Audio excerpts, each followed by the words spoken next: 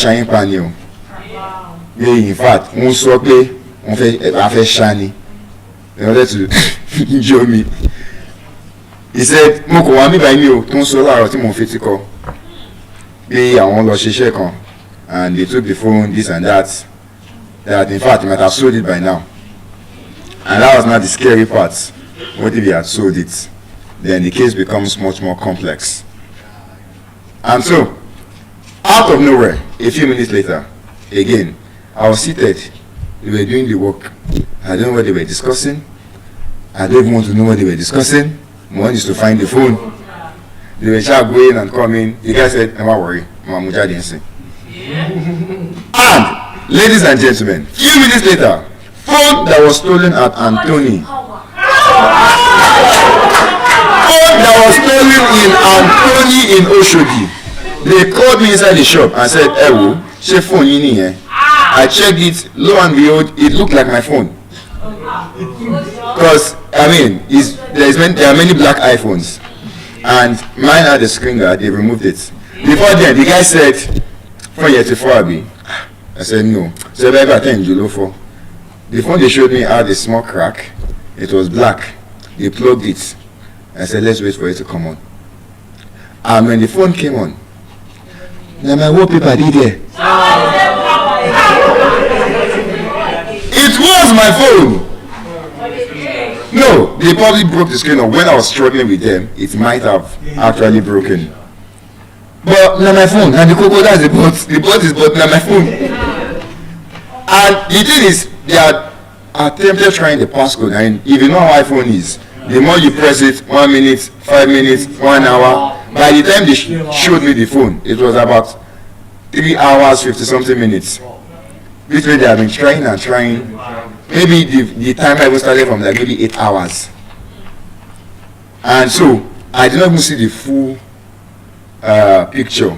It was just like blurry. But I mean, I know my wallpaper. I said, "For me." Like, show me. I said, "Amen, Yena." And one of the guys looked at it and said, "Ewo, you go here." And he said, "I want you to send me money." And so that's how I found my phone, ladies and gentlemen. And ladies and gentlemen, the phone that was stolen 8 p.m. last night within less than 24 hours. In less than 24 hours. I would never have believed in this Lagos. They will steal your phone and you will not only see it, you see it in less than 24 hours. No people. And then give info. But then again, they said it was not in 2 ways.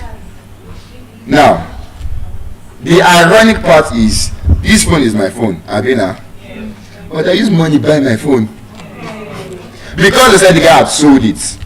They said the guy had already sold it. They said he sold it for 150k. How true that is, I would not know. It might have been a lie, it might not be. 13 Pro Max. They said, well, it's basically useless if it is locked. If it is locked, it's basically useless. So it's just like scrap for them. So they said the guy had already sold the phone. That the person he sold it to, an engineer, said is 150k. And so I would have to pay 150k to that one to collect the phone. That because of the method we were using I was not going to involve the police and all. And because of the person that took me there, in fact, they didn't even want to help me. They didn't even help people there. It's because that one is on Madubu in their words.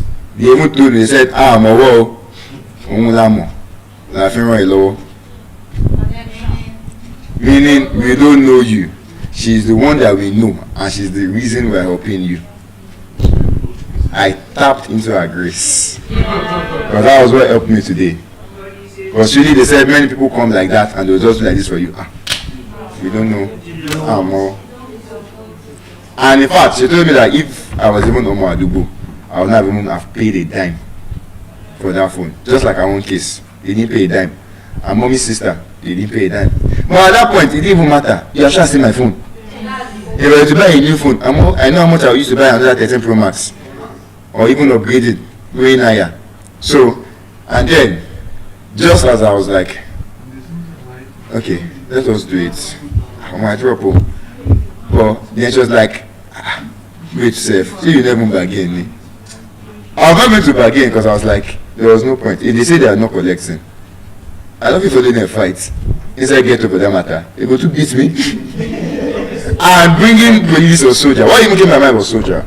I would have done that, but then because of the person that brought me, it would implicate her. Next time they will never help anybody, and they could mark her face. And so I was like, no problem. I was going to pay it. And so I just told the guy, brother, you prefer booking you 75k lower. And that moment, like I believe many of us would have felt because of the next thing I want to say. I expected the guy to say, rah, maybe 120, 100. This guy accepted, and immediately I regretted it. Why did I not say 50k?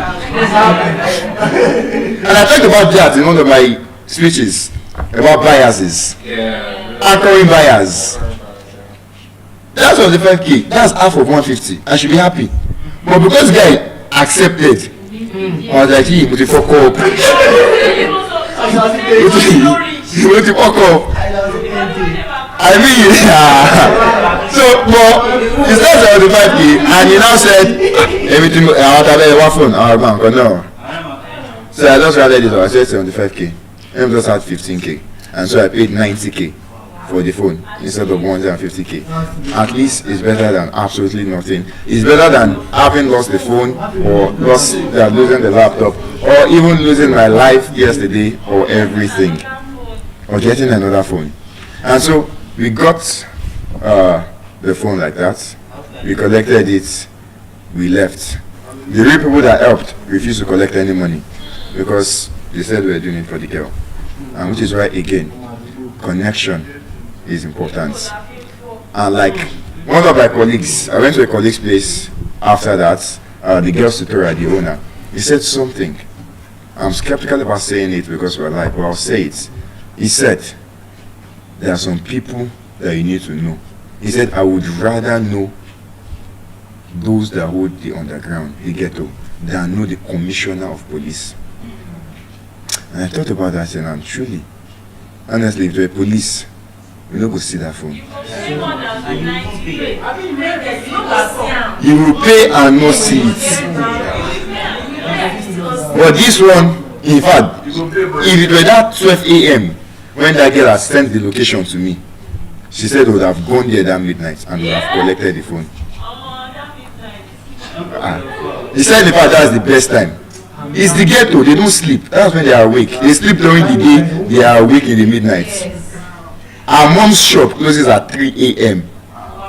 They are selling food though.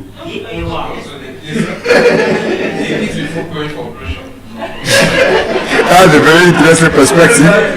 That's an interesting take. So it's the ghetto, but then it brought me to a different light. Seeing people, or maybe saying, being grateful for where I am. Seeing people my age and even older, permit me to use this word, wasted.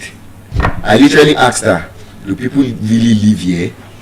Because I don't expect anybody in that sane mind will collect house there. I could never survive.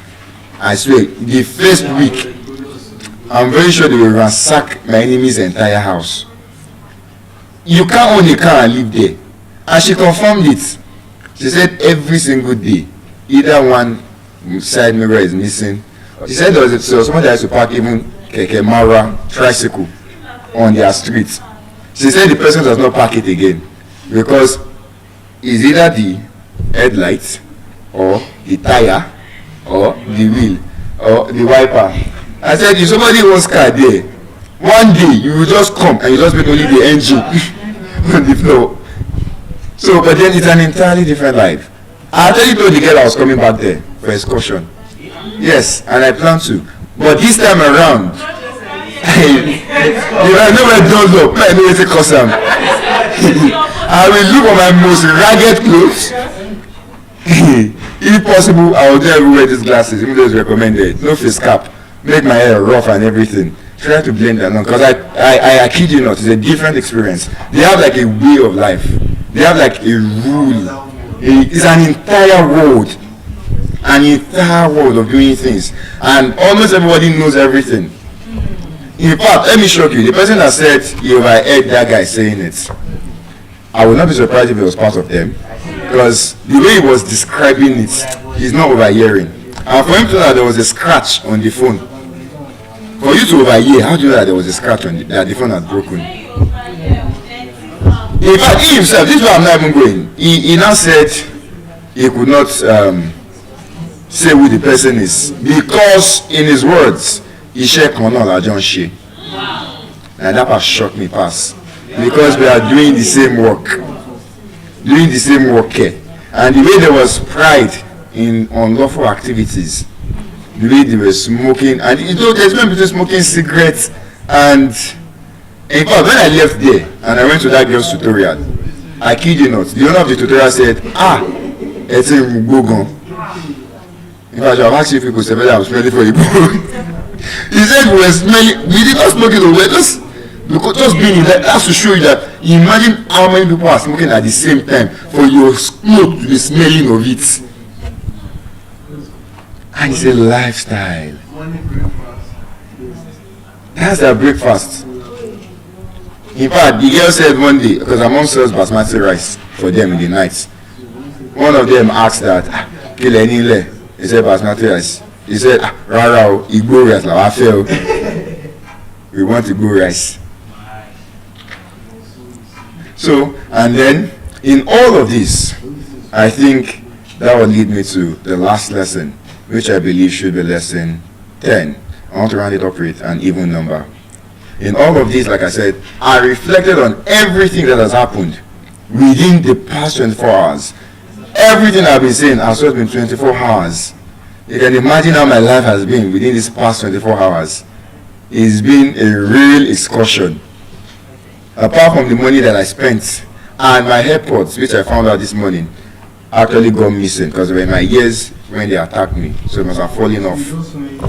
So, well, the AirPods, and I found out again that because I was charging my phone when they attacked me, that it broke in the old force. So the charger spoiled, but that one was not even a big deal. This pouch is new. They threw the pouch that was there away. The screen guard, they removed that one too. I wonder why. So, yeah. But then, lesson 10, I reflected on all of these things. And I think lesson 10 for me, which I would give to you guys, is just one word. Gratitude. Gratitude. Gratitude. Who knows? Who knows? Whether in the process of struggling with them, the machete could have struck me somewhere else, my head, my neck.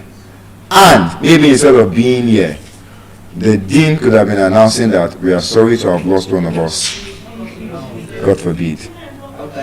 Who knows what could have happened? Who knows whether if that bus had been even 10 seconds late, I had already said the first 2 digits of my PIN, just 4 more. Empty accounts now. Where would I have started from? Someone had just now we're able to do crowdfunding for me. And so in all of these things, looking back, I would say lesson number 10, gratitude. Grateful for having my life. Grateful for finding my phone in Lagos, of all places. Grateful that my laptop is intact. Grateful for experiencing even the ghetto today. And so, ladies and gentlemen, these are my 10 lessons from 24 hours of trauma. Thank you very much for listening with me. And at this point, I would like to hand over the mic to the next speaker. Thank you so much for that powerful speech. It becomes better. It becomes better when things happen and we learn lessons from it, rather than sulking, rather than wallowing in self-pity. We learn lessons. That's what makes us human, with good mindset, positive mindset, growth mindset and mentality. Thank you so much. we've learned a lot from that, your experience. And going further, we will have the growth mindset to do better, regardless of what life throws at us. Because he said he was not expecting it, and he had different stories backing it up that if he was in such situation. Thank you so much. This brings me to my topic for today.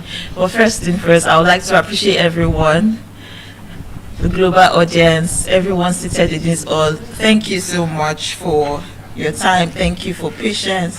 Thank you for listening. And just like the Dean will always admonish us that we are doing something great, and things that are great doesn't come so easy. While I was working here, I had these shaky hands. I don't know why. And I think I know why, and that's what I'll be talking about today. And I had this pounding heart. My heart was beating so fast, it was racing. But this is not my first time here. What's going on? I kept asking myself. But you know what? I had to tell myself, shut up. I had to tell myself inside, shut up. My internal self has to be calm. The nerves has to be calm. Like, shut up. What's going on here? This is not your first time coming to the podium. So why are you having the racing heart? Why is your hand so cold? Why? What's going on? Today I'll be explaining or talking about understanding fear, the two sides of reality. Understanding fear, the two sides of reality. You would agree with me, for whatever happens in life, the words and opposites, we have opposites, words and opposites. Whatever goes up, come down, go, come. You have two sides of a coin. There is one part, the front, there's the other, the back. However you want to place them. Even for your Naira notes, we have the front and we have the back. So, two sides of reality. Understanding fear. The two sides of reality. But what do we understand by fear? What do we understand by fear? It is an unpleasant emotion. It keeps you on your toe.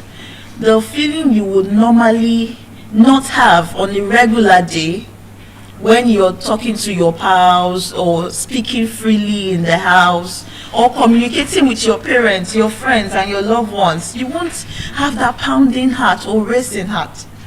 But when it comes to a time or a situation where you get to explain yourself, or where you get to be in front of a particular set of people, or you have to just do something great that shifts you from the comfort zone and puts you on the spotlight, or makes you uncomfortable, that pounding heart comes, the fear comes.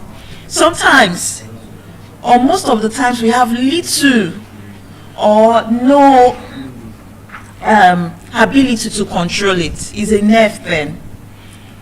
Whether you're young or starting off, fear comes. Whether you're old and doing it, you've been doing it again and again, that fear comes just at the beginning of the stage. But then you have to be able to navigate. You have to be able to walk on it, walk towards it. Growing up, but before I say growing up, the first rehearsal we had for the 20 days of eloquence, my friend had to share the 20 days of eloquence review with me, saying, "Oh, Abigail, I saw your post on Facebook one time like that, and I saw that you participated in a reading challenge, so I'm presuming that at least you are eloquent enough to speak." And I was happy, and I said, "Thank you so much." I was happy because it was like setting me on a new phase, on a new path. Though scary, but I was excited. But as the day keeps drawing closer to when we are to meet and have the rehearsal, I was afraid. Will I be able to do this? Can I speak in front of people? Will I be able, what will people say? What will the crowd say? What will the audience say? What if they are judging me? What if I'm not saying the right thing? What if the WH questions keep coming to nerve me, to keep me locked in? And that day eventually came, but before then, I can remember that I had planned my topic, I had prepared for it, I had gone the miles for it. And mind you, this was not the first time I had spoken to people. I've been speaking in religious centers. I've been speaking. I'm a teacher, I'm a tutor. So yes, I have the privilege of speaking to over 50 students at a spot on the go, and it was really, really good. At the end of that speech, it becomes overwhelming, it becomes exciting for everyone. But that particular day when we had the rehearsal, and I remember standing on this podium after great speakers had spoken, and it was my time, just 5 minutes. I had rehearsed what to say. Well, as I came here, I became tongue-tied. My mouth could not say anything. My mind was blank. No words was coming out from my mouth. And I was shocked. For the few seconds, I was shocked. I didn't know what to say. Really, really shocked and speechless. I was not happy with myself. Though I spoke for the remaining minutes, but I was not happy with myself. I was not happy with myself because I felt down, I felt discouraged. I was Abigail, this is no use. What's going on? Why? I was reprimanding myself. I was so angry at myself.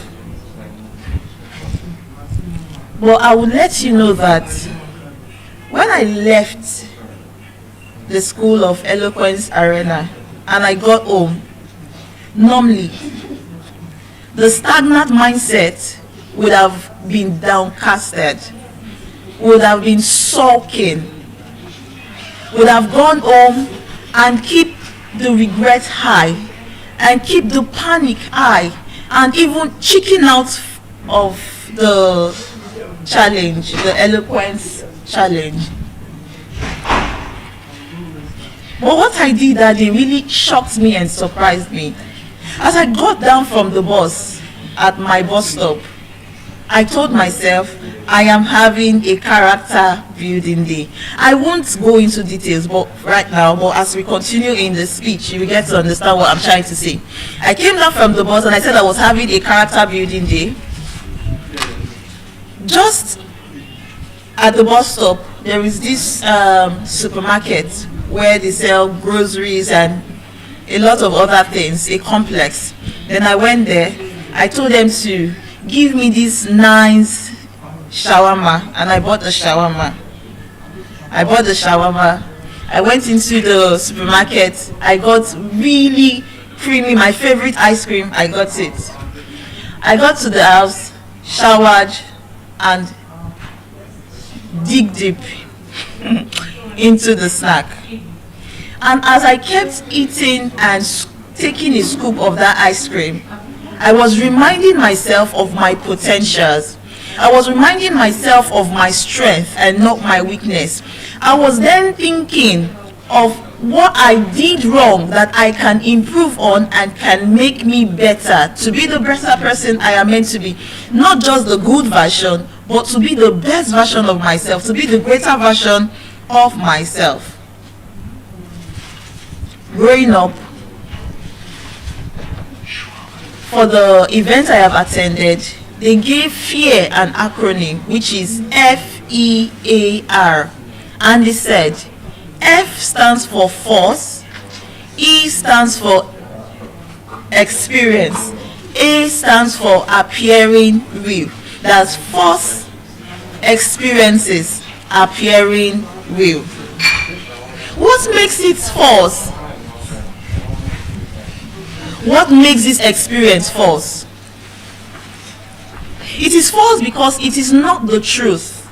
It is based on assumption that you can do a thing but flopped in the process of doing it does not make you less of yourself.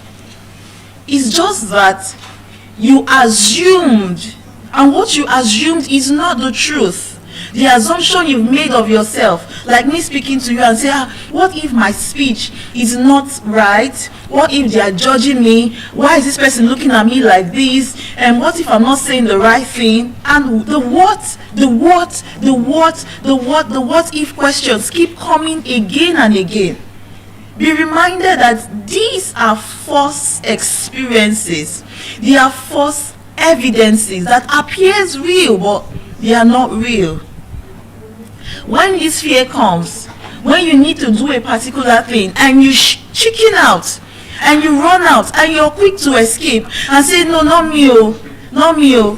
Just like in a meeting where they would call your name or they'll ask, who would carry on this task? It is an open booklet, a blank check. Not because you cannot necessarily do this, but the fear creeps in, and sometimes we don't even know that this fear creeps in as subtle, quietly, silently as they are. But in turns, they become big barrier for us. And why did I say that? You chicken out from that project, or you chicken out from that activity, not because you cannot necessarily do them. You can, but you have this assumption already playing out that what if I don't do it well? What if I do not deliver? These are false experiences that is appearing real, but it is not real. This is also based, fear is not the basics of your inability. You are capable. It is just your imagination that is trying to play tricks on you. It is playing tricks on you, trying to limit your potential, trying to downplay your hard work over the years. So when these experiences come, when these shadows come, when this mindset comes and say, there are better speakers in the hall than myself, when these things come, wanting to downplay your self-worth, wanting to make you feel small, wanting to make you chicken out of that experience, or wanting to make you chicken out of that activity, remind yourself of who you are. Remind yourself of the potential you've got inside of you. Remind yourself of the strength. Remind yourself of your capability, not your inability. Remind yourself of the possibilities.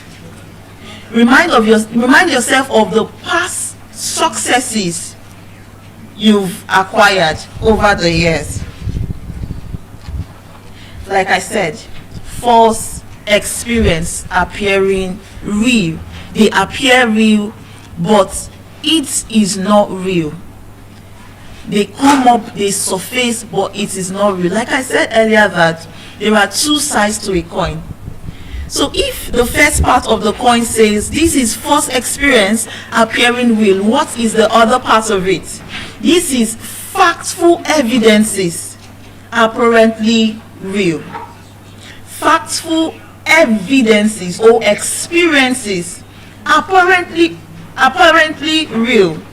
But what makes them real and why are they factful is because, take a look at this, you're unprepared for the seminar or the presentation you are to make in that organization. Or like a class teacher, rather than setting your lesson plan, crossing the T's rather, and dotting the I's, you're like, I'm so tired today, making up excuses rather than doing the needful. This makes you unprepared. Or you have a brilliant idea, but you need to make that mind-blowing speech to whoever your investors is. But because you did not prepare, your lack of preparedness makes it difficult for you to deliver that word-breaking pitch. let me explain to you that this particular fear is telling you that I am here, you need to fix me. You need to fix me. You need to make me competent. You need to fix the competence in me. You need to fix the self-worth in me. You need to fix focus. Maybe you're the kind of person that you hardly focus on a particular task, and when it is time for you to present yourself to your boss in your organization or report to whoever your subordinate is, the fear keeps coming. You are having that pounding heart. You are having the nerves. Your hand is cold and you're shivering and shaking. When that fear comes, think about it. Is it the false experience appearing real, or is it the factual evidence apparently real? When you are having that fear, the thought is coming, you're shivering and you're shaking. Ask yourself, what am I feeling now? Be truthful to yourself. Okay, I have the fear. I'm feeling this fear. But what kind of fear is it? Categorize it. False evidence, false experience appearing real, or the factual evidence, the fact that you're guilty and you have not completed that task, the fact that you did not prepare for that examination. I remember in school and in 100 level, I was brought up in a Christian home where it is just go to church, come back to the house, go to school, come back to the house, then go for errands, come back to the house. There is no other social gathering or social event. So that mentality and mindset took me into the 4 walls of the university. So I was just like a loner in 100 level. I had no friends practically. But the first friend I had or got attracted to me was because of, in quotes, fear. She saw how during exams I'm always seated, but my hand is like shaking.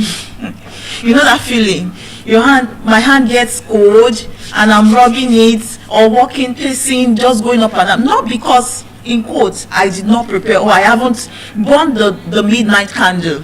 I have burned but the tension of going into the exam hall, not you don't know what you're expecting to see in the exam hall. So that's, I'm not the kind of person that can really keep my nerves quiet. So I was pacing around, and she was just looking at me, unknown to me. I was just doing my thing. But she observed and she told me after that semester that she saw that I would go into the exam hall quite timid, shaky, not entirely composed. But when I am done with the exam, when I have offloaded, I have downloaded in the exam hall, and I am smiling in the exam hall because she was watching my physical behavior. She said, when I am coming out of the exam hall, I am opposite who I went, the personality I went in with becomes the opposite when I am coming out. So for that particular reason, she has already seen in her heart of her that this person is the kind of person that she would want to mingle with. Why that attitude or why that thought came to mind is because when others are complaining, when they are coming out from the exam hall, I am smiling, I am giggling, I'm chuckling, I'm happy, and I am jumping, and I am like going home because it's just like a done and dusted deal for me. So the personalities were different. That was how I got my friend. Now, I'm telling you that fear is a normal thing. And I'm saying it is normal because it's a nerve that occurs to, it happens to whether the young or the old, the experienced or unexperienced, the illiterate or the literate, the scholar or the opposite, whoever you may be, there is this nerve, there is this attitude of wanting to restrain yourself. But ask yourself, is this false or is this factful? Is this something I need to fix? Is it something I need to correct? Is it something I need to change? When you've done that, when you've thoroughly looked at yourself, then the change will come. So the question is not just what kind of fear am I facing? The question should be, what is my response when this fear comes? When it comes, either the false or the factful, when it comes, what should be my response? What attitude should I imbibe? What attitude should I run along with? This brings me to the first part that says, false experience appearing real.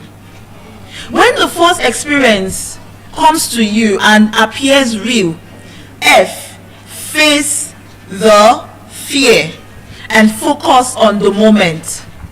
When it comes to you, when that nerve is making you feel like you can't do it, when you're shaking, when you want to hide and crawl under your comfortable space, face the moment, face the fear, focus on the moment, focus on what is at stake, what is at hand, focus on what matters.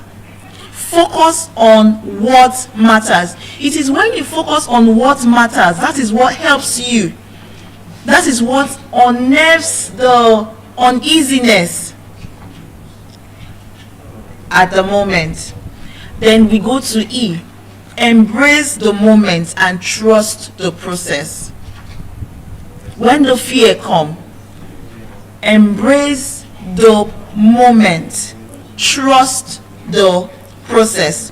Trust that growth is happening even when it is uncomfortable. Trust that growth is happening even when it is uncomfortable. When the false evidence or appearance, when the false experience rather appears real, it is not real, but trust that growth is happening. It is taking you from your comfortable zone into the uncomfortable zone. And when you navigate, when you leave your comfortable zone into the uncomfortable zone, growth is happening. The mindset is shifting. The trajectory is shifting. You are moving on a scale that even you will be surprised at the end of the day. Take the chances and trust the process. When the fear comes, activate the right reasons and align with your WH question. And I will explain this fact. Activate the right reasons. Why am I here? Why do I need to do this? Why do I need to sideline the fears that I do face right now? Activate the right reasons. That my background has always been, oh, this and this and this I cannot achieve. This is my limitation. This is my identity. Your parents could not give you this, and because the limitation is there, it has always been like an identity. But when you activate the right reasons, why you need to upscale, why you need to go beyond what you face right now, trust me, you will take the bull by the horn. And not just taking the bull by the horn, the fear will be subsided, the fear will be eradicated, and that dream, that goal will be achieved. Don't just activate the right reasons. Align with your WH questions. And what are your WH questions? Ask yourself, why am I here? Why am I doing this? Why am I here? I'm doing this for my generation. What I could not, or what my parents could not give me. I want a better life for my family. I want a better life for my children, my kids. This is why I am doing what I am doing. Activate the right reasons. That you are better off. You are better off. You are not begging for the space. You are the space. You are the one that can come into that space and change everything. You are the change. You are the force. Activate the right reasons. R, the first one I talked about, the attitude you are to imbibe, the attitude you are to run along with on the journey as you progress, as you grow, as you move into whatever space you're moving into. When the fear comes, face the fear. Focus on the moment. Embrace the moment. Activate the right reasons. Align with your WH questions. For the R, remember where you are starting from. Remember where you are starting from. And when I say remember where you are starting from, this means that the journey of 1,000 miles starts. The journey of 1,000 miles, what? With a step.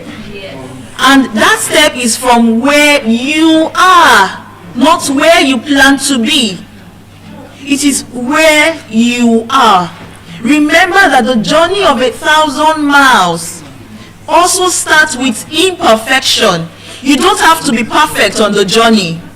So long you know where you are going to, you don't have to be perfect. You don't have to wait till you've gotten it all figured out. You don't have to wait. You just have to take the bull by the horn. So long you've crossed the T's, so long you've dotted the I's, just move. Remember that the journey of 1,000 miles starts or begins with just a step.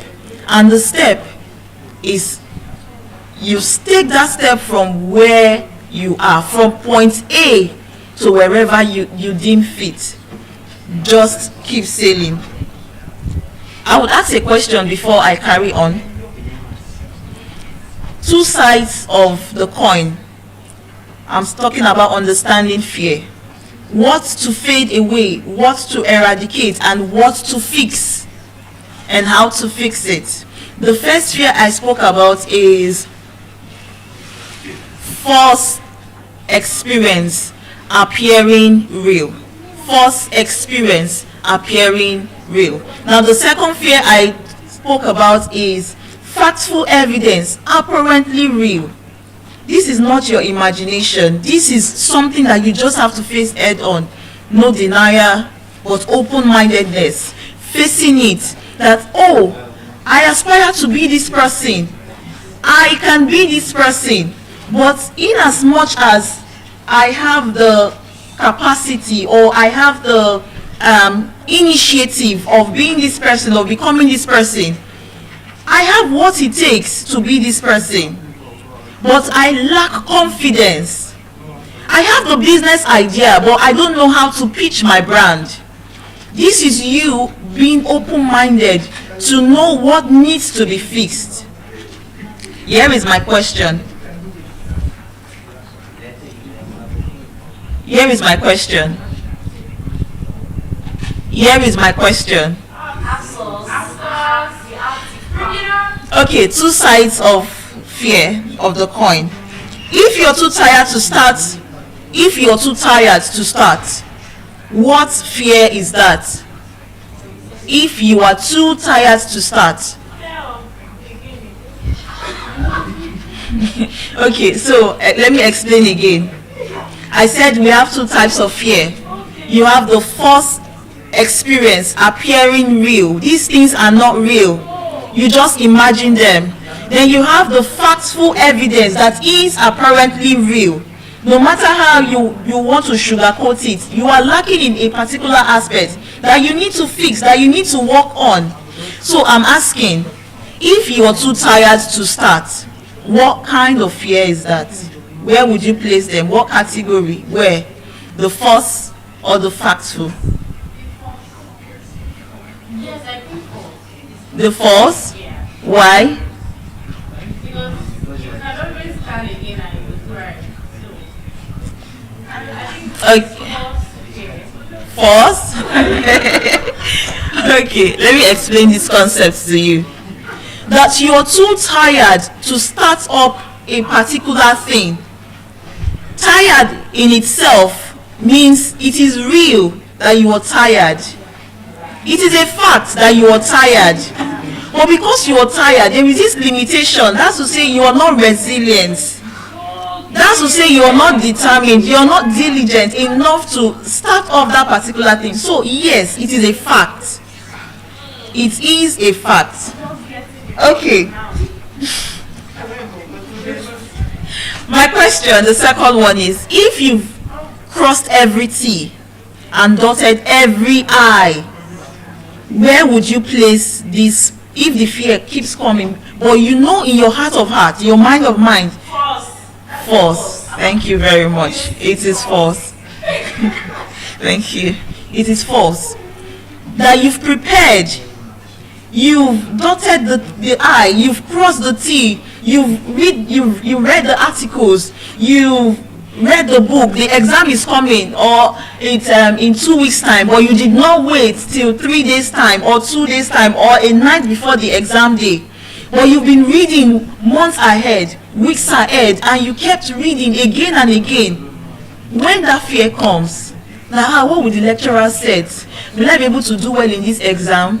I have students that will tell me that, Miss Abigail, I don't know if I will do well, but I have this confidence in them that they will do well because we've crossed every T and we've dotted every I. Like I said, I'm a music teacher and there are exams. We have the Nigeria exams, the Muson, and we have international exams, the ABRSM, the Trinity exams.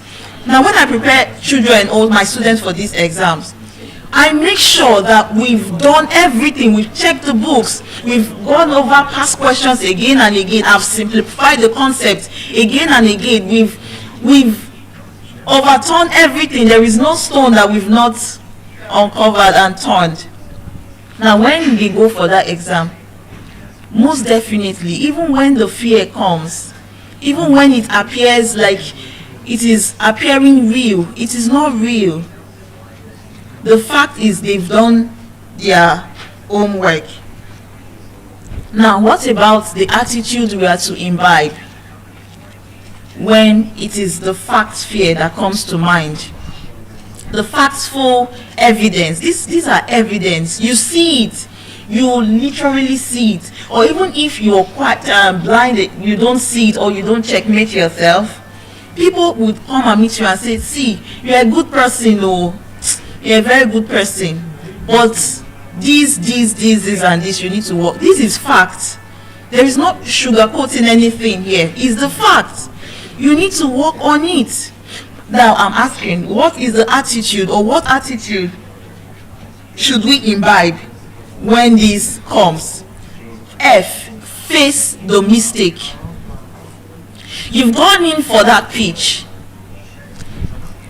but while you were giving that pitch, you didn't do it well because you did not prepare, not because there is one village man or somebody in your village sitting on a hot spot and saying you will not get the contract. No, but because you did not do, there are times where I go for meeting or symposium where whoever is taking that seminar tends to tell us that if you're going for a job interview, like a job interview, make sure you find out about the company. At least make sure you know the mission of the organization you are about going into. Make sure you know the vision. Make sure you know one or two about the company. Go online, go on LinkedIn, do the needful, do the findings. Now when you get to such space, you're not just clueless. So when questions are asked, even when it throws you off balance, at least you can still say one or two things. But just imagine you did not cross the T and dot the I's. Face the mistake. Face it with your full chest and face it with open-mindedness. Don't live in denial. Living in denial do not help anyone. It doesn't help anyone and it does not do you good. Be open-minded. Face the mistake. Okay, I was supposed to do this, but I did not do this. I was supposed to do A and I did not do A. I was supposed to do B and I did not do B. Face the mistake. E, embrace the character building phase. Les Brown would say that because you did not do well while delivering a particular speech, doesn't make you a bad speaker. It just means that you're having a character building day, that there are things you need to work on. Now, for character building day, don't suck in it. Just like the speaker before myself said, a lot had happened to him in 24 hours. But there are key lessons he was able to pinpoint from these things.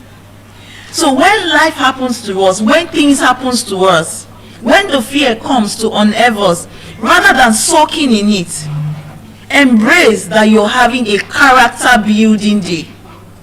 The example I gave was, I came here for the rehearsal and I flopped. Should I let you know that while I was going home, I was thinking, Abigail, this is not actually you, and because this is not you, what really happened? What happened? I was speaking to myself. What really happened? I came up with solutions that will help me. So what I did was, I reached out to my ChatGPT, and I was talking. I just switched on my VN, my voice note, and I was talking. And I was ranting, honestly. I was like, okay, I have prepared for this, and this happened. I know I am not bad at this, and this, and this. This is what I have done over the years, blah, blah, blah, yada, yada, yada. Yeah. Then I told ChatGPT that I am not having a bad day. This does not make me bad. I am just having a character building day. And the response it gave me after listening to my speech and analyzing it was heartwarming. And we made a deal that for every day, ChatGPT has to give me a topic that I would not work on. I would just ask it on the spot. I will ask the AI on the spot. The AI, that's ChatGPT, would give me the topic. After giving me that topic, I would speak on it immediately. And that was what I kept doing again and again. From last month, every day I was speaking and building myself. So I was building myself for the global audience. I was grooming myself. So I embraced what happened in time past. My past, I embraced it. I faced the mistake. I focused on the mistake and got myself a solution that worked. Then we have approach every task with preparedness. Don't go blinded. Don't go blinded. Don't do a thing without at least having a backup plan. Don't do a thing without having a plan that you will just go right in. You will fall into a ditch. But always prepare. Always prepare. Approach every task. If you're meant to do a particular thing in your organization, go the miles. Prepare for it. If you are to be that best student, the outstanding student, if others are reading for, I remember my roommate, nursing student, when others were reading for 5 hours, 6 hours, she reads for longer hours. And this is not like I'm joking. This was somebody I saw. And when she goes into the exam, she does well. Sometimes she even makes me feel small, that I'm not reading for too long. But most times it's not how long or how far, it is how well. But all I'm saying is, approach every task with preparedness. Be prepared. Just like the teacher, be prepared. Be prepared. Cross the T, dot the I. Check up that thing. If you need to go online, check it all up. Just like when we are preparing to speak here, we don't just get the topic and we are good to go like that. We go online. We need to check 1 or 2 things just to verify, so that we don't come here doing the opposite of what we are supposed to do. That's being prepared. Approach every task with preparedness. The last R, the last one, which is R, is rise with improved capacity. This is growth, the growth mindset. Rise with improved capacity. Rise with improved capacity. That you're not just rising, that you're not just clocking years. You're not just going in years and getting older without getting wiser. That you're not just, the year does not come again and you're saying happy birthday to myself, happy 365 days to myself. Meanwhile, you're not rising in capacity. That would be absurd. That would be you being a mediocre. But when the factual evidence comes, rise with capacity. Rise with improved capacity. The guilt in fear. There are a lot of guilt in fear. Regardless of whichever you're going with, there are a lot of guilt in fear. For the first fear that says, false experience appearing real. There is guilt in that particular fear. The false experience appearing real, there is guilt in it. That you hold back from that opportunity. I think it was 2 days back or so, a speaker came here. She's into public speaking. And she said there is a prominent man, I think a banker, if I can remember the example she cited, that he avoided or cancelled about 3 panel sessions, not because he could not do these things, but he had fear.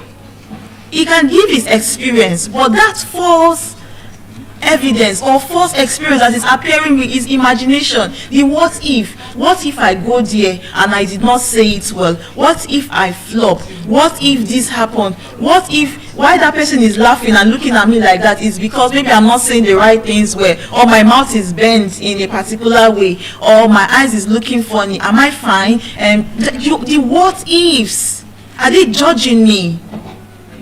Am I incomplete? The what if, these are just assumptions in your head that wants to make you chicken out, that wants to make you hold back, that wants to stop you. Fear stops a lot of people, and the fear does not just appear, like the Nigerian movie. When it is night, you hear this tuku tuku tuku tuk tuk tuk tuk tuk tuk, these Nigeria soundtrack movies. Then you will now see somebody appear to you and start laughing in a really funny way and all that. No, the fear does not come like that. It comes in the form of excuse. It comes as a disguise in excuse. You start making up excuses. And should I let you know that excuses sounds best to whoever is hearing it, like whoever is saying it rather. Excuse sounds best to whoever is saying the excuse. And I could not go for this particular thing because rain was falling. I could not do this because this happened. I could not do that. It sounds best to you and you alone. Meanwhile, there are some people that are crossing the oceans, doing far more. They are going, taking the risks and doing mighty things. But because fear stops you, and it will not appear like I am fear, I am Mr. Fear. It will crawl in excuses. It will crawl in excuses. So you have to watch it. You have to know it. You have to watch it. And then there will be regret. When it stops you, there will be regret. I have seen older people. They may not necessarily tell you openly, but you would see it in their eyes when they see their mates living the dream that they've always wanted to live or be. That person they always wanted to be. The regret for the first experience that appears real, there is always regret. You will see it. I wish I had taken this risk. Meanwhile, you not taking a risk is even a risk in itself. I wish I had done this. I wish I had done that. I wish I had the wish. And that is the regret. The fear that stops you, that makes up the imagination, that makes up the assumption, is always regret based. It is always regret based. So when that opportunity comes, take it. When that opportunity comes, take it. Do it. Go for it. You can build your capacity when you've taken the opportunity, when you've taken space. You can build your capacity. You learn on the job and you keep going. But don't allow the fear limit you. Because I cannot speak well, or because I cannot do this well. No, do not allow the fear limit you. Keep going. And this particular fear also brings self-doubt. I am not good enough. That's what it brings. I am not good enough. I am the smallest in the room. I cannot compose the English properly. I did not go to school. The people I want to talk to, they are millionaires and billionaires. There is something in you. That light, you are different. There is something in you. There is something that is embedded in you, and only you can harness it, and only you can make it happen. So do not allow fear limit you, especially the fear that is imaginative. This particular fear also make you underestimate yourself. I think I faced that when I got a job, and I know I said it in one of my speech. When I got the job, I was the least, not entirely least experienced per se. I had experience, but not as much as my colleagues. So when this happened and my boss is speaking in the room, I tend to hide. I tend to chicken out. But the good part of it is I was not ashamed in meeting my colleagues, in going for it. Even applying for the job in itself was risky, and I was afraid. But I did not allow that fear limit me. I took the opportunity. I built my capacity and I went for it. And the good thing is there were testimonies that I did not just leave the way I came. I left there better. I did not just leave because I never had a certificate in that line of job when I went into the job. But I know I left there better. And the exam I went for, I got an 100 over 100. I got a distinction in the exam. So I had to prepare myself. I had to meet my colleague. I put my pride down. So when this first, will I be good? My colleagues, they are doing this thing very well. Can I measure up? You want to underestimate yourself. But when you have the growth mindset, when you dream big, like Ben Carson said, when you dream big, when you think big, then the sky is just the starting point for you. Do not allow fear rob you of the opportunity, because the regret is something only you can bear. Then we go to the other part of fear.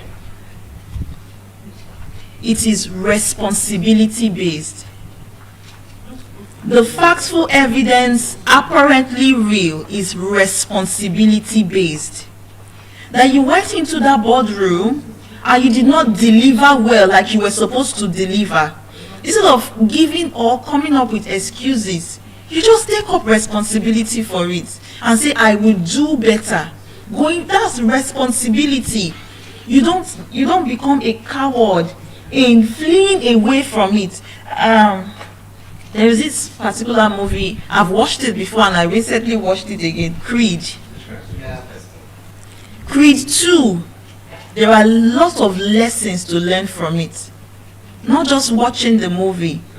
For Creed 2, there are lots of lessons to learn from it. That he was not prepared. Even when his coach was telling him, you are not prepared, and he went in for the wrong reasons in the first fight. He went in for all the wrong reasons. And the coach told him, you are not prepared. The person you are up against is better than you. The person is a rusher. The person's training and the person's mindset is just like the killer's mindset, the killer's instinct. you've not been trained in this particular man. But he never listens to his coach. He went the other way. He got beaten in the match. In the fight, he got beaten. Until he learned from it. He took responsibility. And that was a game changer for it. So when the factual evidence appear, rather than running away, take responsibility. For all my, okay, so today I had to go to work and I came back. After today's class, I asked my learner, how was today's class? Are you happy with today's class? And she said yes, she was happy.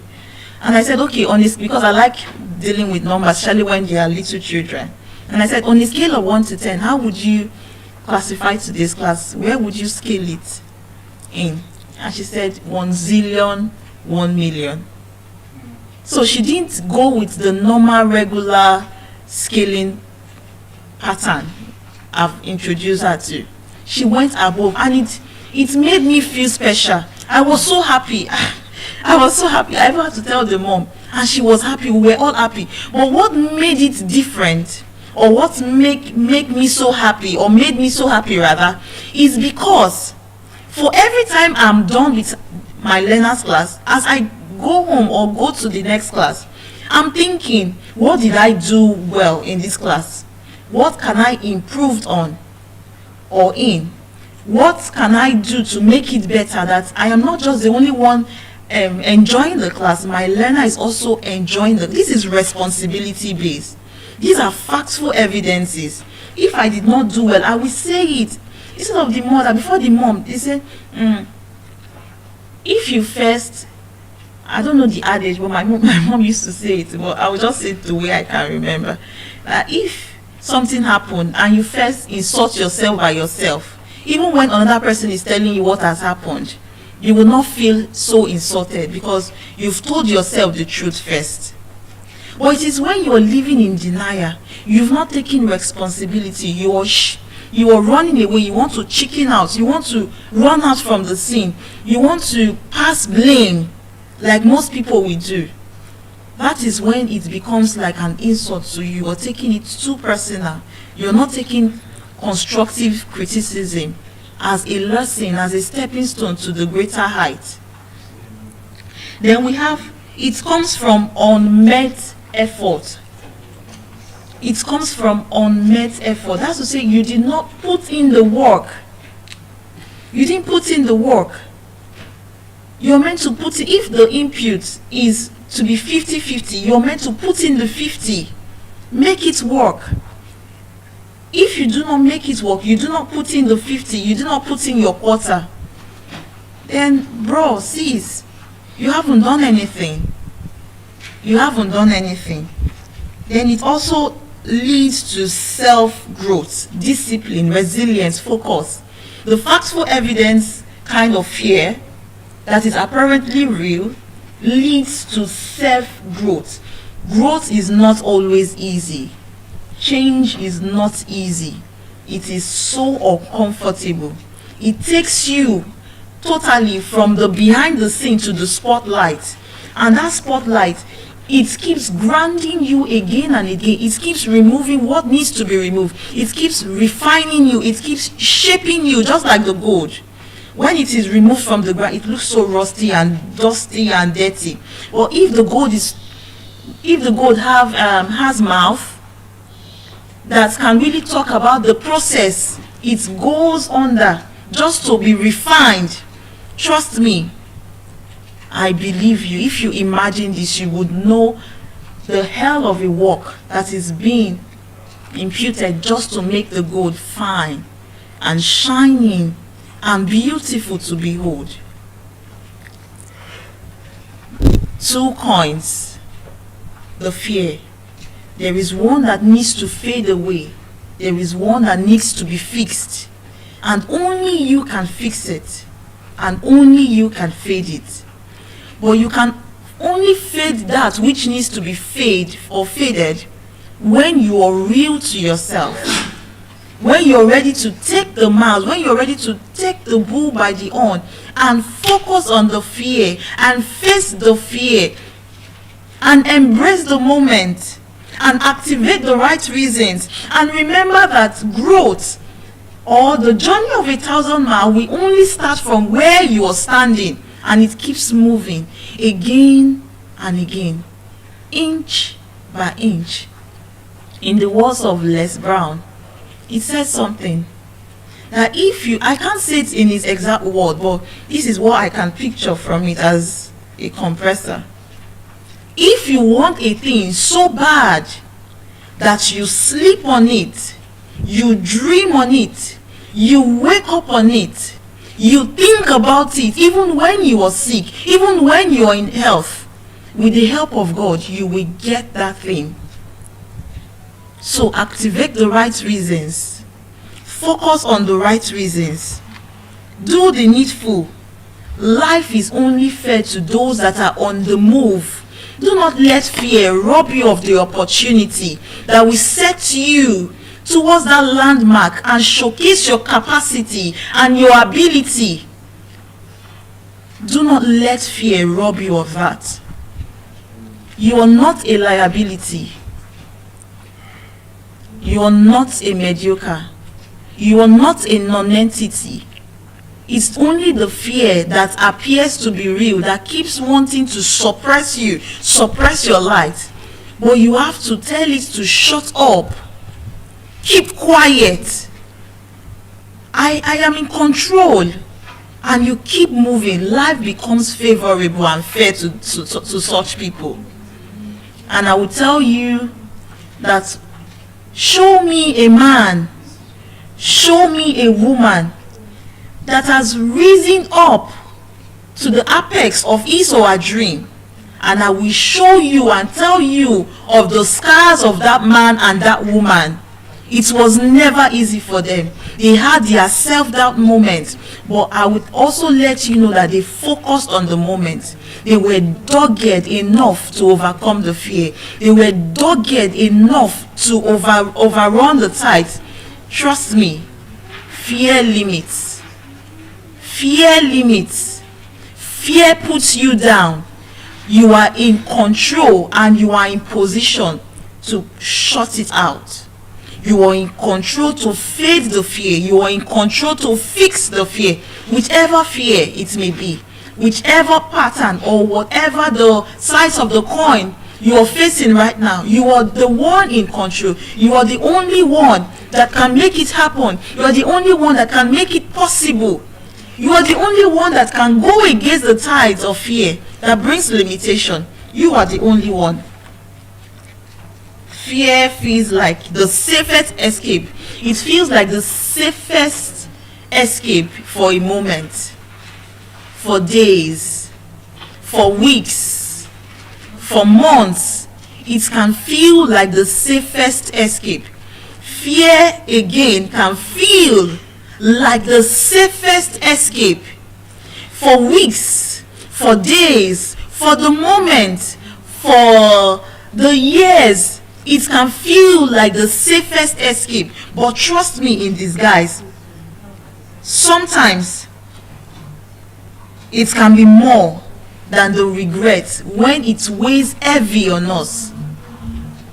When you think of that opportunity you've missed, I told myself, Abigail, you have to be dogged enough and move against the tides, that when you look back on life, you can only tell yourself, I wish I had done or put more input to it. But I would not have that regret, telling myself that, oh, I wish I had done this. Or I wish I had done that. That would not be my lot. Because I am going against the tide. I am facing my fear. I am taking the moment.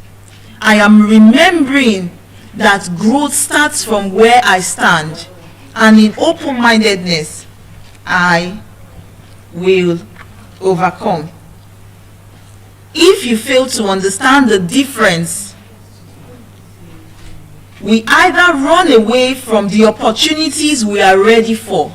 If you fail to draw the thin line, if you fail to understand the difference, if you fail because it is you that should look inward, It is you that should tell yourself, it is you that should sit down to check the loopholes, to cross the T and dot the I. It is you that can only do that. If you fail to understand the difference, we are either running away from the opportunities we are ready for, that you are prepared for, or we jump into situations we are not ready for, and these situations can cost us. There are two things here. If you fail to understand, it is either you run away, you chicken out from a particular opportunity that should set you on the limelight, or you jump into a situation that you are not ready for, that you've not built capacity for. The opportunity may be there, but because you've not built the right capacity, because you've not studied, because you've not gone the miles to be the better version of yourself. Sometimes you can start from the good version of yourself, then you keep moving, you keep arising to the better version of yourself, then you go up to the best version of yourself. You keep rising, but don't wait till it is best. You can start from the good, then move to the better, and move to the best. Question the fear when it shows up. Ask yourself, is this fear that I am having right now the informative fear, or is it the imaginative fear? The fear I am having right now, the shaking hands, the pounding heartbeat, or the raising heart, is it the imaginative fear, or is it the informative fear? If it is the imaginative fear, make it fade away. Focus on the moment. Activate the right reasons. And if it is the informative fear, make sure you are building yourself. Confidence can take you far, but competence will keep you.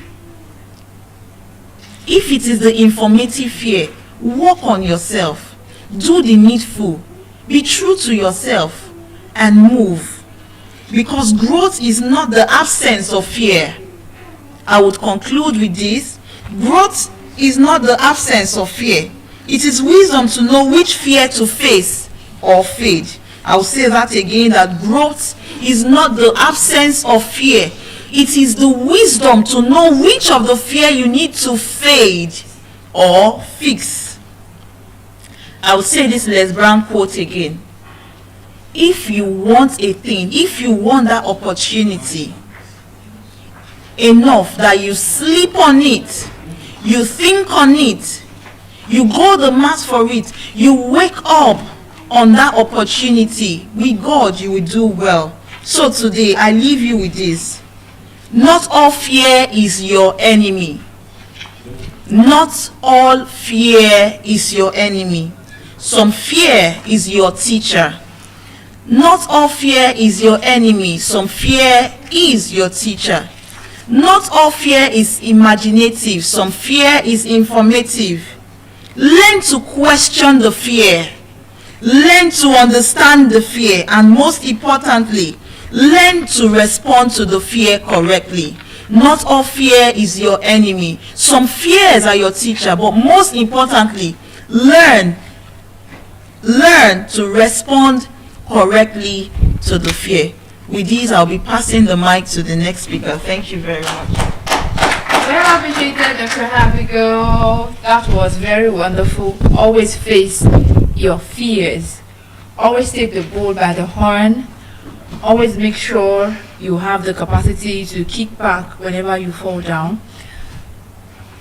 Greetings to Nigeria, Africa, and the global community, the President and other citizens of Nigeria. My name is Adegoke Felicia Oluwatoyin, and I'm going to be talking about how to win an entrepreneurship argument. How to win an entrepreneurship argument. I actually have lots of feathers to my heart or to my cap, as the case may be. I am an administrator. a guitarist, a music minister, an early years educator, and some others that I do not remember right now. So before we proceed, I'm going to be asking, each and every one of us, for those who are still active, those who are still with us, who are not asleep, what is your brand, or like what aspect of business do you do? Yes, what do you do? You're the business into footwear. Oh, you sell. Oh, that should have been obvious. I never noticed. I just know that your footwears are always on point. Anyways, yeah, okay. Miss Angela, please, what do you sell? Okay, I know that you sell pastries, cakes. You used to catering, and there's one other business too. There's one other thing you used to do. Gift package. Thank you. Okay, Auntie Eunice. So, what is your business? What business do you do? What business do you do? I'm asking this so that we will know what business do you do. Like your business, your site also. That's what we're talking about. You have, okay, thank you very much. How to win an entrepreneurship argument. How to win an entrepreneurship argument. No, I'm going to be talking about some points on how to win an entrepreneurship argument. That business that you are venturing into, there have been people who have been into this business for decades and they are succeeding in that business. So from point one, as you step into that business, as you decide today, I want to start selling trips, I want to start selling footwear, I want to go into catering business, you have declared a war on existing business owner in that line of business. So the point number one is in that argument, you have started a war. To an extent, you have gathered some share of the market, or you are trying to gather some share of the market to yourself. How to win an entrepreneurship argument. Number two, make sure that you do not fight the last war. Fight the last war in the sense that make sure that your strategy is not the last strategy that happens in the market, because if you are fighting the last war, if your strategy is the last thing they're talking about, there will be somebody cooking up your strategy. Don't forget, I was talking about strategy as a continuous planning done by an organization with an uncertain result or decision that could come up from those planning. Consistent and continuous planning, continuous decision that an organization takes, that an individual takes, that a nation may take, an institution may take, in order to have a competitive advantage. But on another hand, strategy is known for one thing. The end product of strategy is undecided. The next thing for you to know as an argument on how to win an entrepreneurship argument, have deadlines for your goals. Have deadline for your goals. At the end of 3 months, I have to have this number of customers. At the end of 2 years, I want to have this number of customers. At the end of this, our product should have gotten to this location, and that location. The next one, how to win an entrepreneurship argument. You need to build a formidable team. You need to build a formidable team. What does it mean to build a formidable team? Like one of the speakers I once said, if you are still the only one doing the operational part of that business, you are not making the decision of make or buy. You are making the decision yourself. You make purchasing the decision yourself. You make the marketing decisions yourself. You make the selling decision yourself. You make the operational decisions yourself. It is a pointer that business is still moving on shaking legs. It's still moving on shaking legs. I really am not going to take time. So the next one, you have to build a span of control. As an entrepreneur, you need to build a span of control. What is a span of control? A span of control are the number of individuals that a manager can actually handle. For example, in your marketing department, your sales department, your sales manager can only manage 10 to 15 salesmen. You do not need to actually overwhelm that particular sales manager with 50 salesperson. So span of control, how to win an entrepreneurship argument. So next, I'm going to be talking about, before I talk about the Abraham Maslow hierarchy of needs, I'm going to be talking about 5 types of strategy. Please, if you are a business owner and you are going to have a team someday, I want you to listen to me attentively. Is it my mom? No, not my mom. Someone I really respect so much. When he wants to give a quality advice, Yoruba people will say, don't put it in your hand. Don't put it in your right hand, so you don't use it to hit.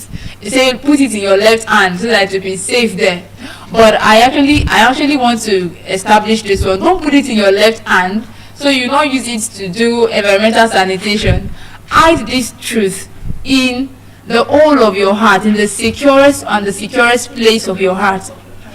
So I'm going to be talking about 5 types of strategy that have actually worked across an organization, across businesses, across countries. Number 1, the first strategy is the shared strategy.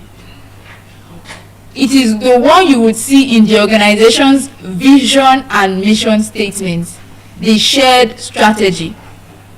This is the one they will tell you, this organization is meant to, we are meant to be the number one clothes brand in Africa. We are going to be we are aiming at producing up to 500 million clothes in 5 years. They will tell you that one. This is the vision that most the organization knows. You as an individual in that organization, or consumer, the end users, the customers all know about that strategy.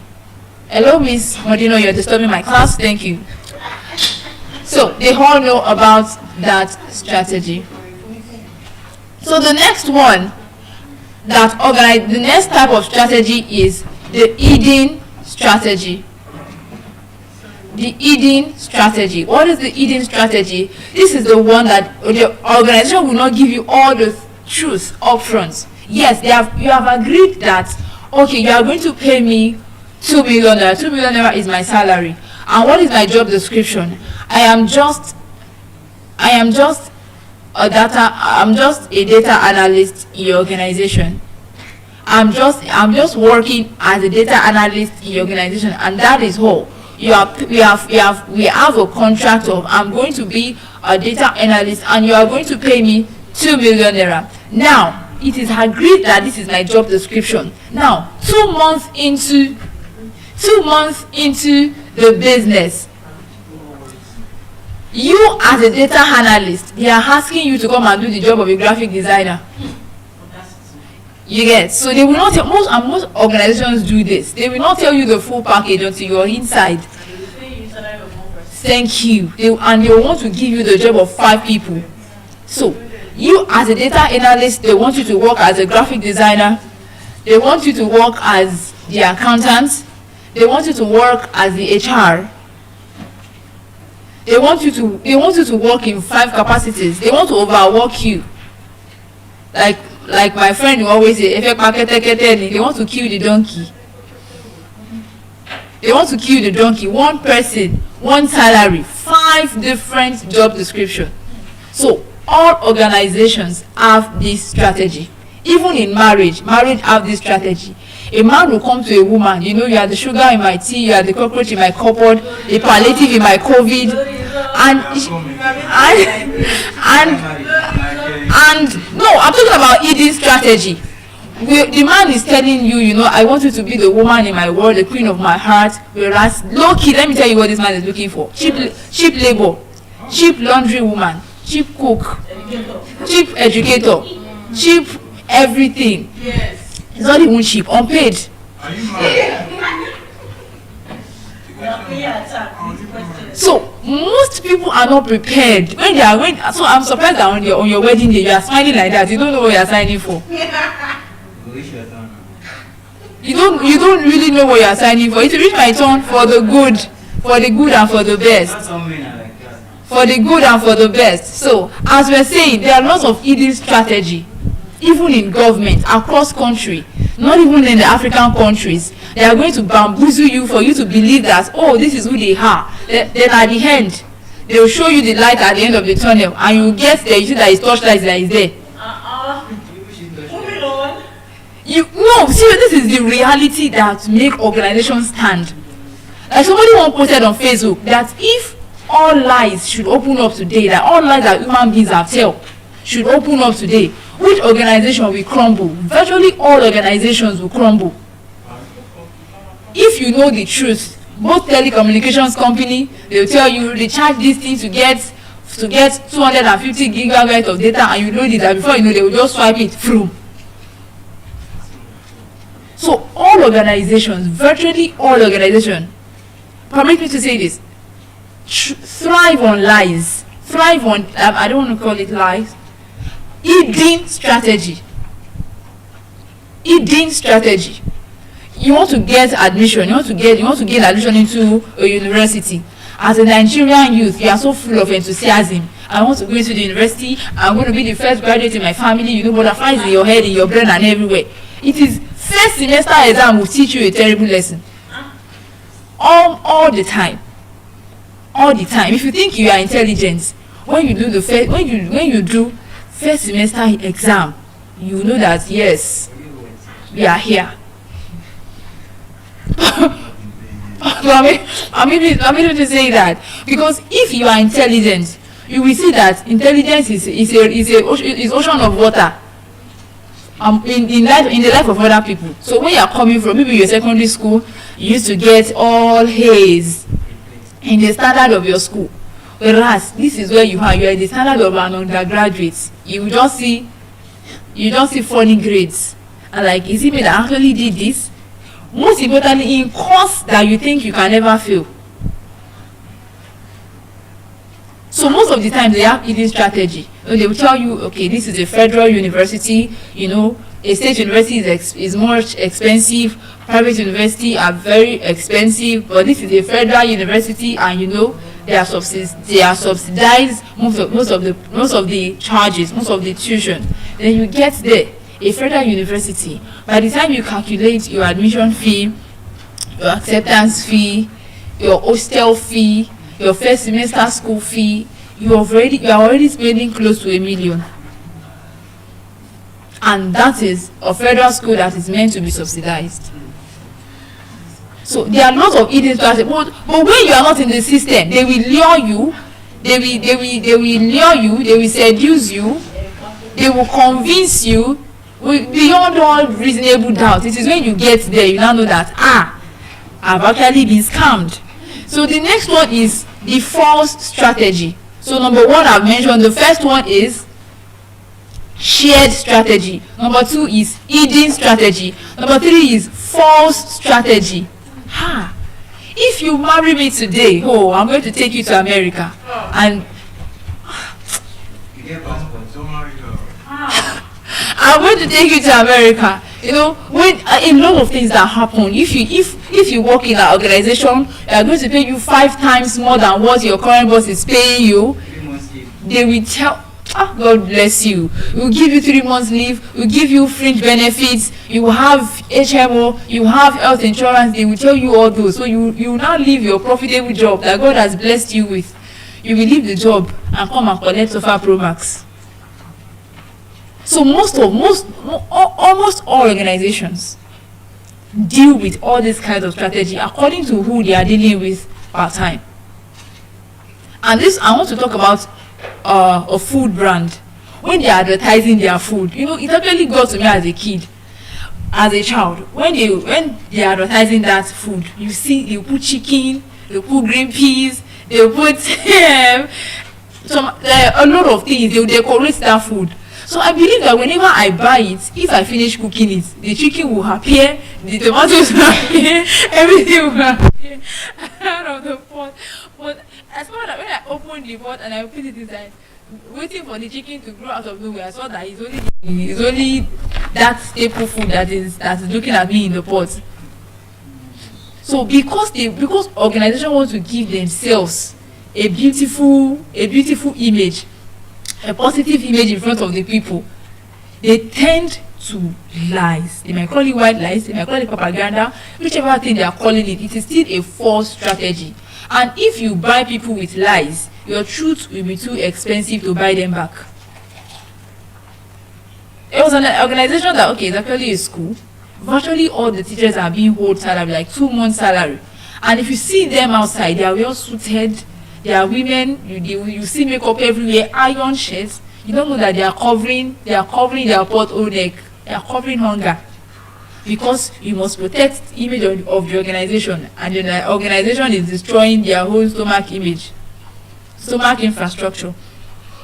So the next one is learning strategy. The fourth one. The first one is the shared strategy. The second one is the hidden strategy. The third one is the false strategy. You get into that place and you see that, oh, it is not like this. Like the white people will say on when they are doing their cultural traditional wedding, they will say, "Idi okolon for sure, okolon daughter." Like husband's house is sweet. It's the husband that will wash the clothes. It's the husband that will grind the pepper. It's the one that will cook the food. So it is just like a fun song, but it is what some of the things that they deceive people into doing. So talking about the learn strategy, in this learn strategy, when you enter into, okay, the man that I had encounter with robbers has actually left. There are some things that in Lagos you don't need to be taught. Once you step onto the soils of Lagos, you step on the soil of Lagos, something will teach you. Your eye go shall clear. Somehow your eyes is going to be clear. There are nobody going to teach you where to put your leg, how to talk, how to sit down, how to stand. By default, even people who grew up in the countryside, in the villages, maybe in the southwest, in the southeast, in the south, or in the northern parts, or in the middle belt, once they come to Lagos, they kind of be like, this place is they just hear about the opportunities. But the first time you are going to board a Danfo bus in Lagos, and you want to board bus in the same way you are doing it at home, no, it doesn't work that way. Nobody will tell you that if you want to board a Danfo, you have to run. You run it, even if you are carrying turbo engine, you run and follow the Danfo. That's when the Danfo will know that you are serious. As you are coming down from the Danfo, you are running down. You are running inside, you are running down. So I want to look at this. So there was a certain man of God, I think, when the first time he came to Lagos, he was like, why is this place so disorderly? I'm like, that's our way of life, and we love it that way. He said, you see inside the bus, somebody will be preaching, somebody will be selling markets. this one will be selling drug, and these people are fighting. This one is fighting conductor for change, and everybody is just rowdy. But if you are not in that kind of bus, you should know that you have been kidnapped. Yes, example was if a Danfo bus carried you, maybe the bus carried you from Oshodi to Yanopaja, and that bus did not enter petrol station, did not enter fuel station, you should know that you have entered the wrong bus, because they don't used to have fuel all the time. So we're talking about learning strategy. Like in an organization that you go to, you just learn that this is the politics that work here. You learn that there are some people that are more powerful than the HR. They don't have the seat, but they are the kingmakers, and you have to respect them. Just like in Hollywood, there are some people that are stakeholders. You don't know their face, you may not even know their names, but they are the stakeholders. You can't actually succeed in that field without their approval. Like I said, no people that matter. So in every organization, in every line of business, is it in economics, is it in education, they are stakeholders. And once those people vouch for you, you have already won the battle. The final one is the realized strategy. By now, you know that if you want to board a bus, you want to enter a bus, you know that you're supposed to run. You know that you're supposed to hold your change. On the normal morning, on the Lagos morning, you want to enter a bus, you don't have change. Something is going to do you. the conductor will it might even cut away with the rest of your money, and there's nothing you will do about it. So in your own interest, so that you not fall at owner's risk, in the night before, even if it's 200 change, get it. Even if it's 100 naira change, get it. Types of strategy. So we have the first one. So it is with the first one is the shared strategy, the hidden strategy, the false strategy, the learning strategy, and the realized strategy. So now I'm going to be going to the Abraham Maslow hierarchy of needs. Abraham Maslow hierarchy of needs. This had the remote control by which people in governments, people in organization, international institution, this is the remote control that they play humanity with. Like someone has always, every man has a prize. Every man has a prize. It is just that they have not really discerned your prize yet. If you are saying, oh, I can never do this, I'm very strict, I'm a very difficult person, yes, you are difficult, but your difficulty, they are going to purchase it. Every man has a price. So I'm starting from, it's like a triangle, and from the lowest of the lowest base of the triangle, we have the physiological needs. Why that person is buying from you, why that person is voting for you, why that person wants to be your friend, why that person wants to marry you, why that person wants to travel. Everything is inside this need. So we have the physiological need, which is like the normal, your food, shelter, clothing, everything that that makes you just a normal human being, that makes you just want to exist. Like natural instincts. Many people, that if you don't work, you will not eat. If you don't work, no money. If you don't work, no shelter. Lagos landlord, they will show you pepper. So that is motivation one why people go to work. First motivation why people go to work. So now you are providing that for yourself or for your family members. The next on the hierarchy of needs, on the second part of the triangle, is safety and security needs. Safety and security needs. So when you earn enough to get yourself a house, you can wear good clothes, you can feed your family, the next thing is, how secure are all these things that I've gotten? You begin to think of, I think I need to move to the mainland, and I think I need to move to the highland.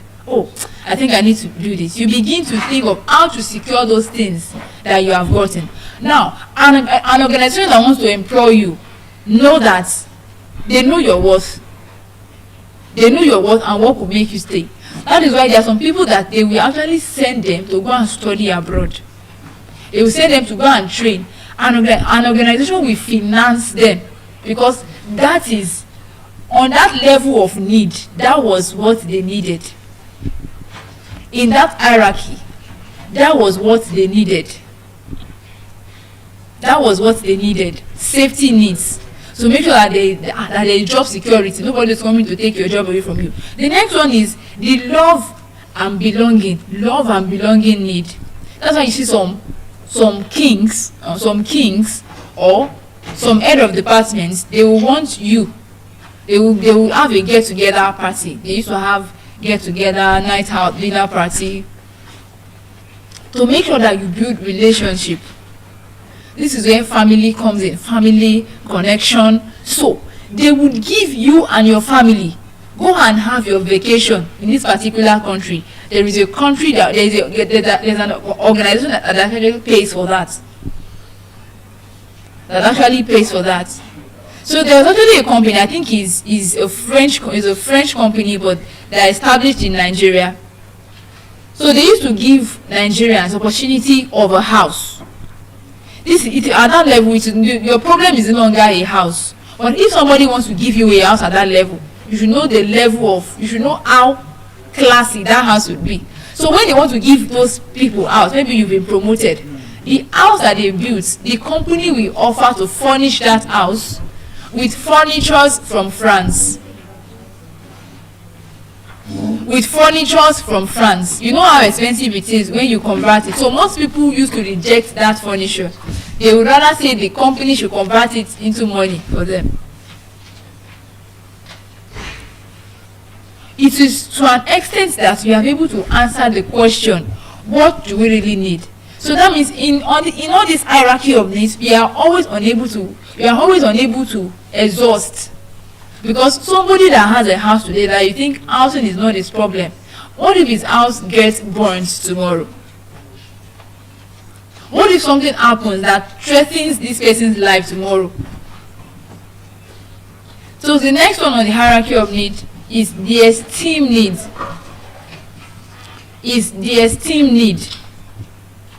Somebody may be working in an organization for like 10 years, and you will notice that for that 10 years you've been on one position.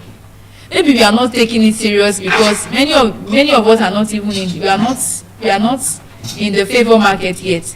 You will be on that first position for 10 years, and fresh graduates will meet you there. They will leave you in that position and they will be exalted over you. Fresh graduates will meet you there, they will leave you there and they will place them over you.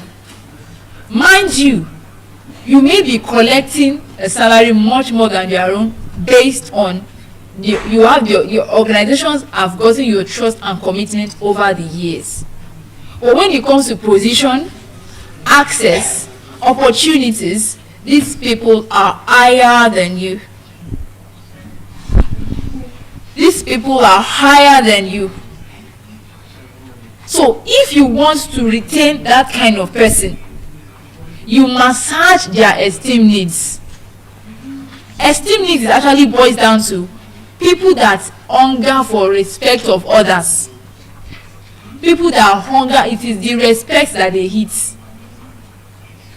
Like some Yoruba people say, so it is not actually what they want to eat, but that is what will preserve them. That is what will make them feel like, oh, this organization really wants them.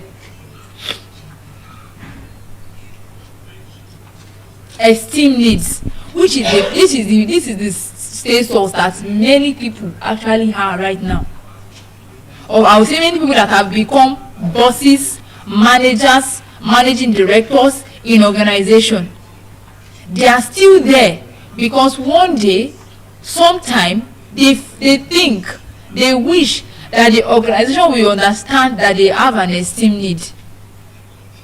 I have served in this organization for like 20 years, and there is somebody, a graduate who just finished today, maybe because a graduate has learned AI, he has learned database, he has learned data connection. You now make that fresh graduate to be my boss.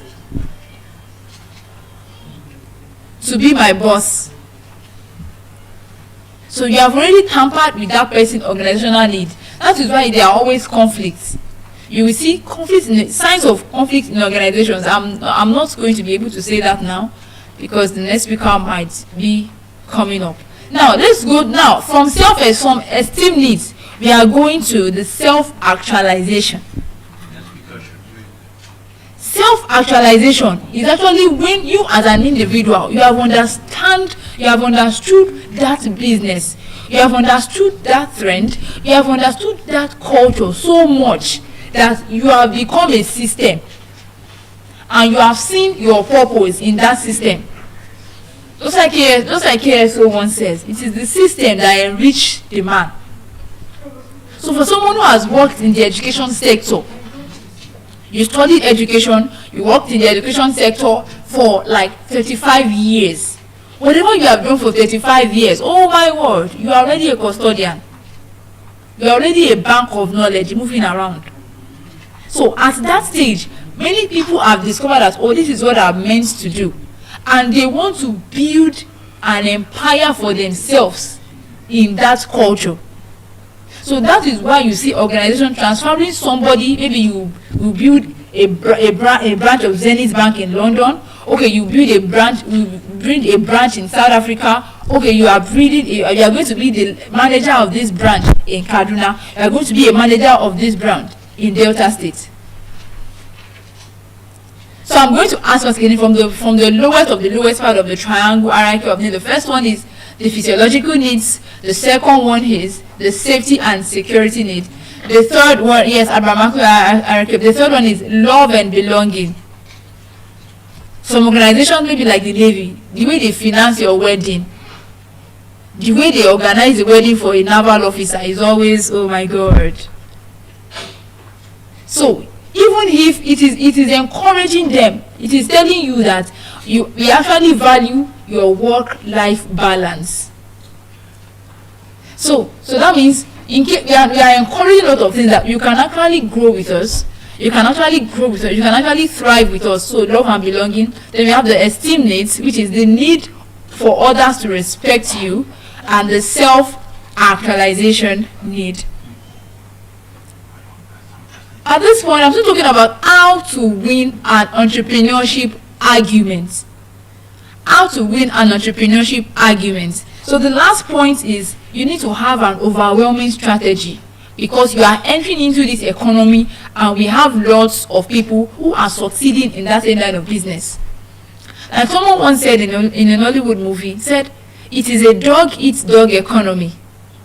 And if you are not equipped enough, they are going to eat you for lunch. So, a particular beverage company, I'm very careful not to mention names, they enter the market because they want to produce for rich people. So they were producing in tins, they were producing in tin of milk, they were producing in liquid, in quantity that rich people, esteemed people want to buy from. But there is other brand that is trying to penetrate that same market. Now they said, oh fine, this other person has taken the rich people. Now let us make a feasibility study concerning all the poor people we have in this country. When they calculated all the poor people, now if up to 100 million or 50 million poor people buys this one unit every day, you can imagine a product that is sold for, at that time, 20 naira. If 50 million poor country people buys a product of 20 naira in one day, that was their strategy. Now please note that the rich people that buy this other brand of beverage, they will not buy every day. They might buy maybe once in 2 weeks, maybe every month.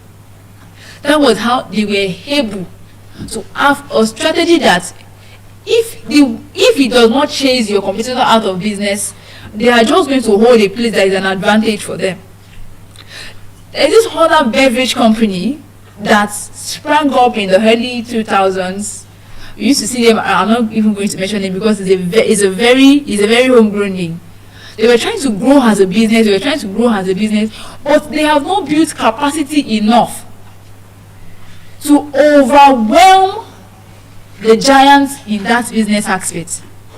So you know what happens whenever they get to the market, this other company begins to take part of the rewards of their business, because you can't even track them. They are not strong enough to take logistics. So they began to use part of their logistics for themselves, because the people don't even know the difference between these two products. So that is where it comes in. Your brand should be different enough. Your logo should be different enough. Don't build a look-alike brand. If you want to design, okay, you are into gadgets business, and you want to design the logo for your business today, you are not designing your logo. It's not looking like Apple logo. You are going to cry. You are designing your logo, you are making your logo look like a very popular brand. Yes, it might even get you the profit at the long run. But at the very, very long run, all your profits, you think that company is not seeing you. Yes, they are seeing you.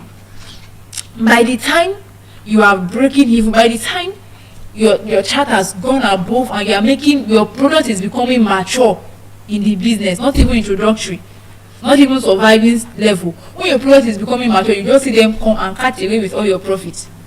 So be careful enough to build originality, to build intentionality and trust when it comes to winning an entrepreneurship argument. As I bring this to a stop, what have you made? What steps have you taken in your business? What decisions have you taken to win an entrepreneurship argument? What entrepreneurship steps have you taken to be a brand that cannot be ignored? What steps have you taken to be a force in your line of business? Do not forget the strategy. Strategy are what give you a competitive advantage. Strategy is what makes you win the argumentative argument. I remain Alegoke Felicia Oluwatoyin, your favorite diction coach.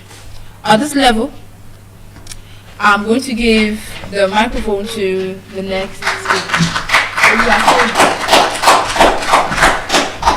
Good morning, everyone.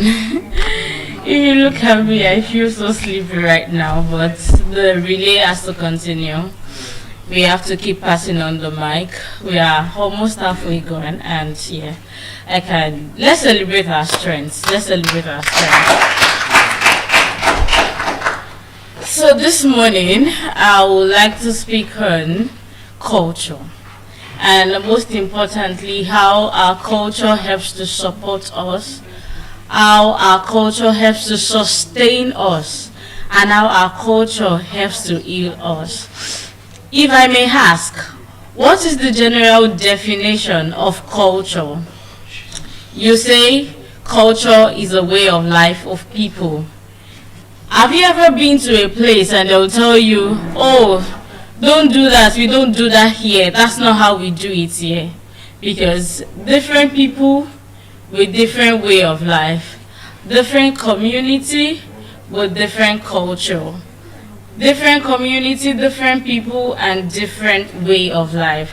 And today, I'm going to be showing us how our culture, I'm talking about the Nigerian culture, how our culture supports our physical health, how our culture also helps strengthen our mental well-being.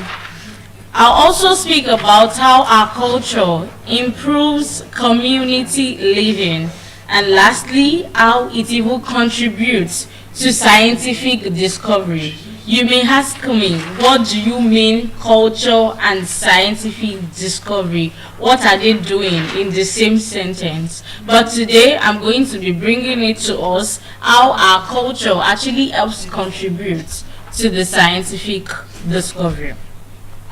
The first one I'll be talking about is, of course, we all know how Nigerians carry their baby. You know, you carry your baby, a newborn child, you put it on your back with your wrapper. Are we aware of that? Of course we are. And we know that is only common here in Nigeria. Outside of the country, they do not back their baby. In fact, when they see a Nigerian backing their child, you know, putting their baby on the back, they are always surprised at what's going on here. And over the years, you know, we just do this based on, yes, that's how my grandmother has backed me, and that's how I'm going to be backing my own child. We just see it as normal. But medical condition shows that children who were not properly carried, you know, when you back your child, there's a way your child's leg is forming the M shape.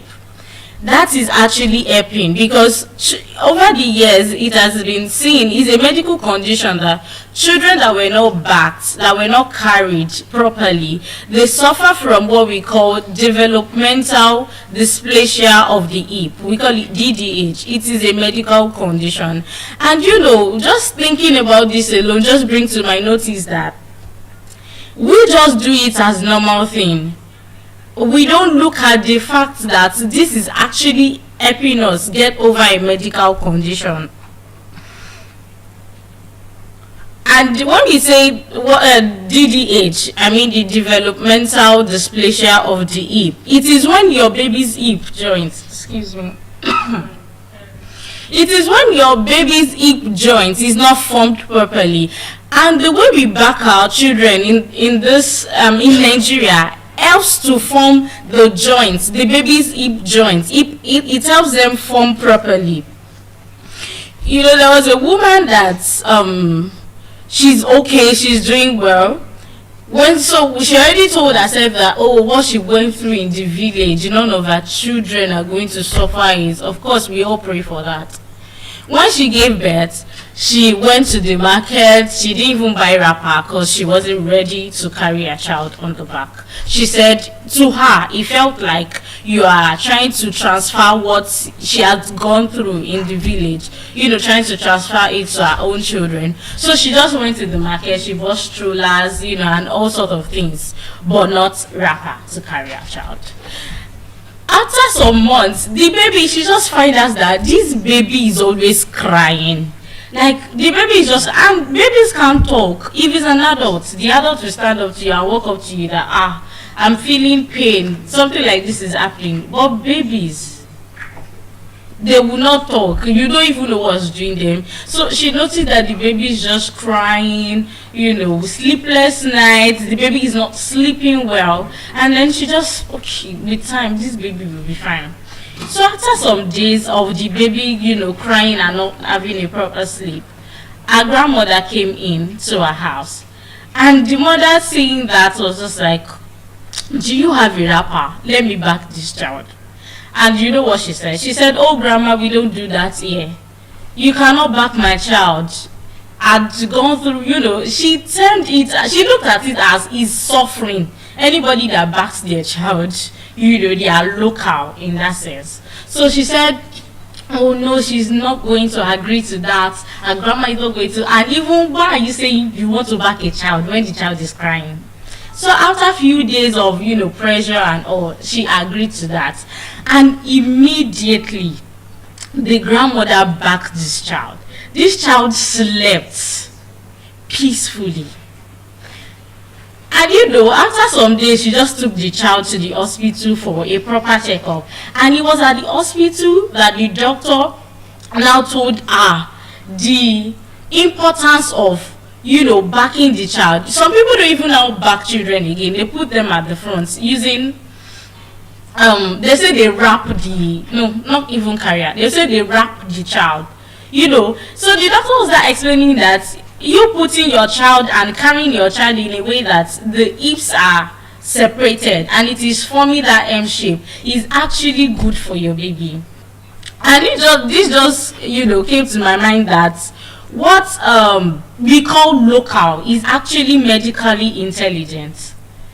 Of course, when you see a mother backing a child, you feel like this person is local. You don't want to do the local things. You want to do the modern things. But what we call local is now medically intelligent. You know, our culture generally is just intelligence passed down from generations to generations. We don't see it as, you know, something important because it's normal in our environment. But when you get something from other people, you feel like, oh wow, and we've been doing this, so we never knew that it's a big deal in that sense.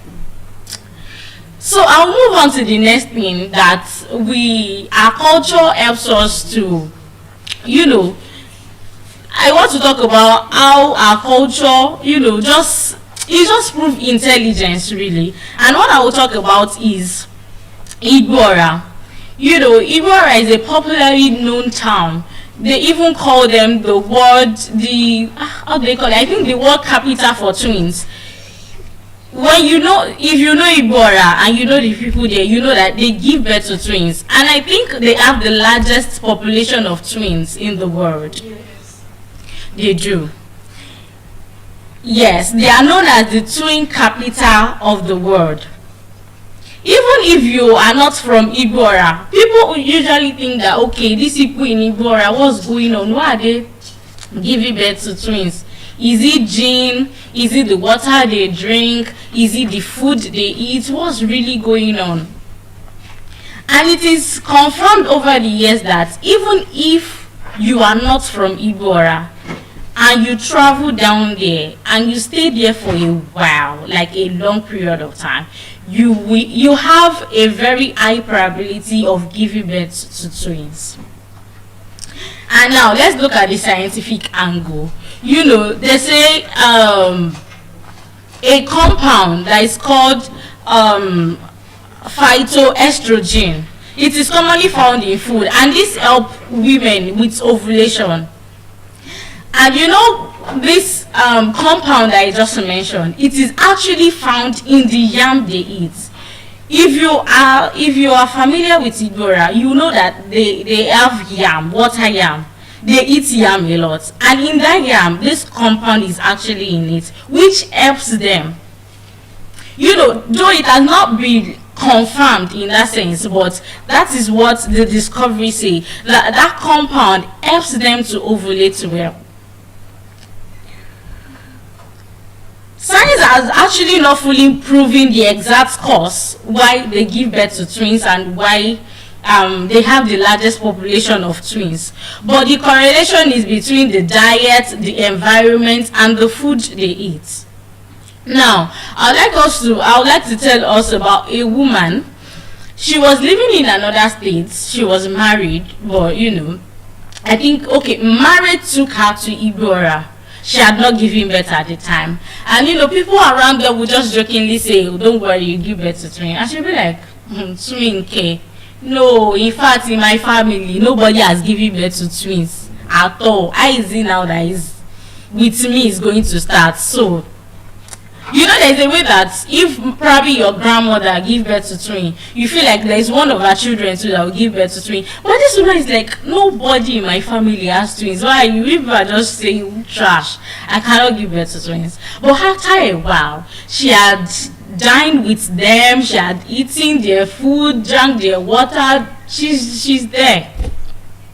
Then you know, she was just living her life, and one day she found out that she was pregnant. Of course, no big deal, you can be pregnant, until she went for a scan and the doctor told her, "Congratulations, hope you are ready." And she's like, "Ready for what?" And the doctor said, "You are carrying a twin." She was shocked. She was surprised.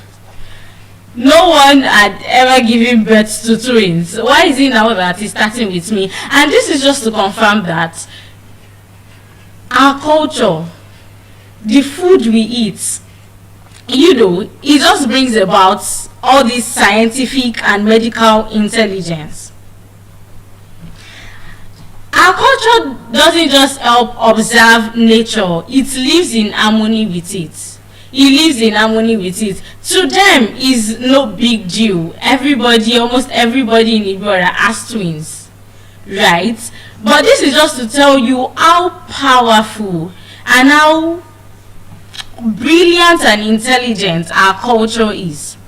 Now, another angle, our herbal medicine. I'm sure most of us, while growing up, maybe not most of us, but for me, while growing up, I remember sometimes when I fall sick, my mom would just be like, "Oh, I'm coming." She already went to the backyard to look for some certain leaves that I don't even know the name. She will just bring everything together. She will boil it in a pot. She will pour it in a bowl and tell me to sit over the cooked concoction, and then she will cover me with blankets. You will literally be begging her, "Mommy, I am hot.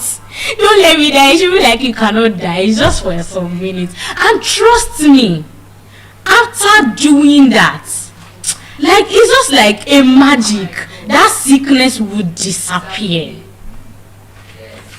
It will disappear.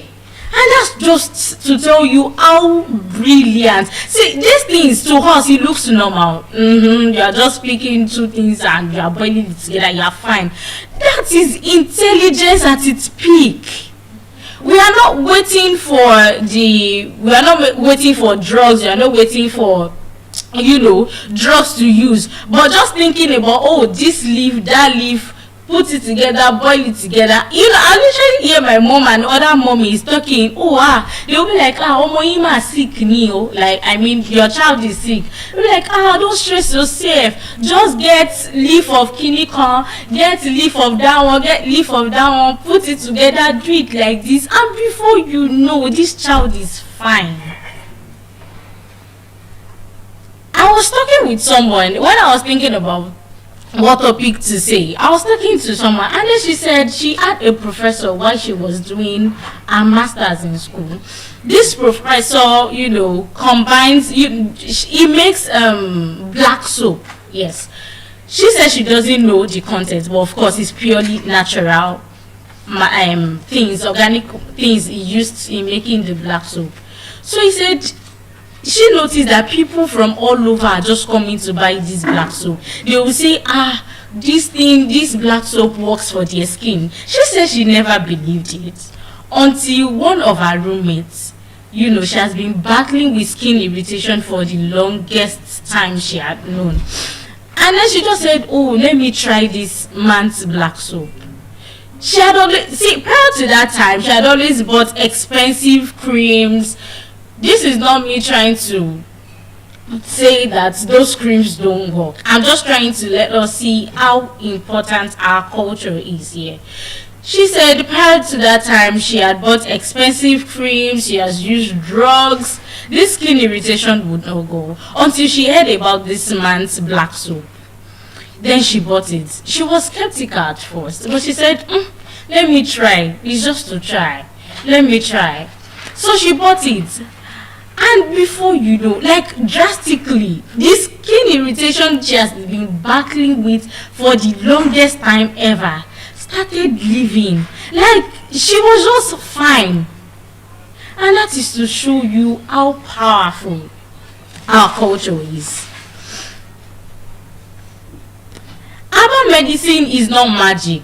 I'm not saying that, you trying to mix this leaf and that leaf together, you are performing magic. It is not magic. It is just purely plant-based pharmacology.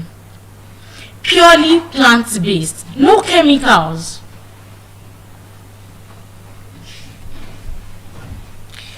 There was also a lady that was also battling skin irritation issue. You know, until she, for the longest time too, she was also using all these, you know, imported creams and the likes, expensive one at that. She would not even go for the cheap one because she was rich. So she would not go for the rich one. But these things, they will leave. It will come back. It will leave. It will come back. It's like, you know, you're trying to see that you are making progress, and before you know, you are back to square one.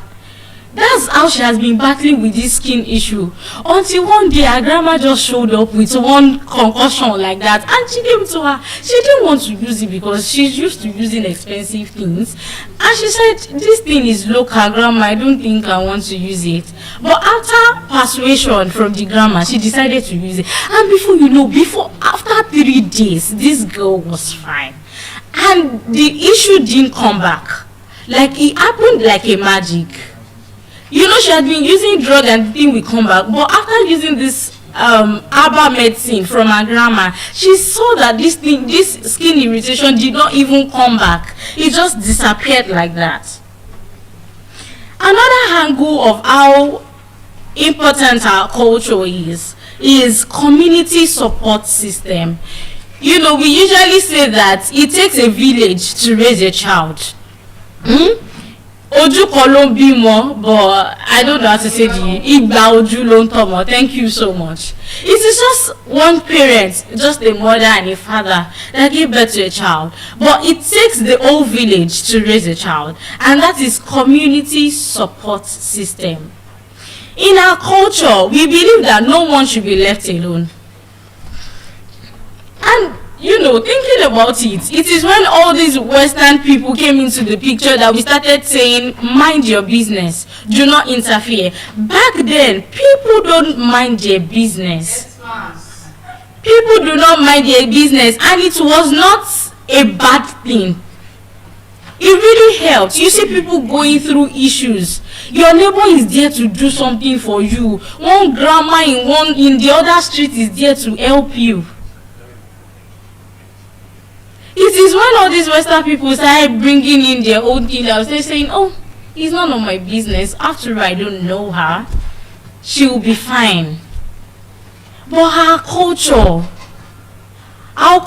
is never, our culture has never said, oh, this woman, leave her alone. I was talking about postpartum depression in one of my speeches. And it just shows that our culture really helps reduce postpartum depression. A mother gave birth, she's back from the hospital, the neighbor is already carrying bowl, the neighbor is already cleaning the house, somebody is already saying, oh, don't stand up, sit down, we are here for you, we take care of the baby. In fact, the mother only gets to carry the baby when she wants to breastfeed alone. And that's our culture. I don't know if you are proud to be a Nigerian, but I am definitely proud to be a Nigerian. Aside the old negative things about Nigeria, Nigeria has powerful things. Our culture. I would like to take, cite an instance of a woman who lost her husband suddenly due to illness. So the man died and leaving her with 3 children, herself alone with just small business. In fact, when her husband died, she thought that was the end, How are they going to survive? And before you know, somebody from somewhere in the street is already saying, Mommy Tola, Emma worry, Mama Sonwo, that is, don't worry, I will pay. I will pay for your children. Another neighbor is already saying, don't worry, I will take care of your food for 1 month. That is our culture, community support system. Our community is not just cultural, it is mental health protection.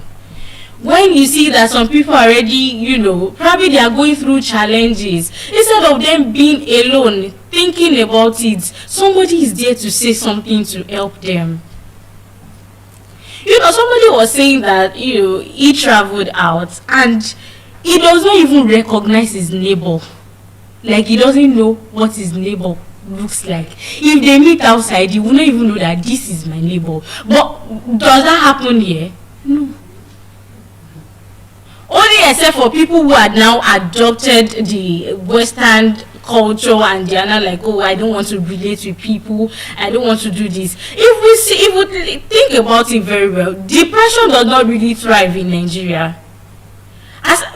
I'm sorry to mention the name of this country, Korea. Before they are saying that this person has committed suicide. That's because there is no community support system.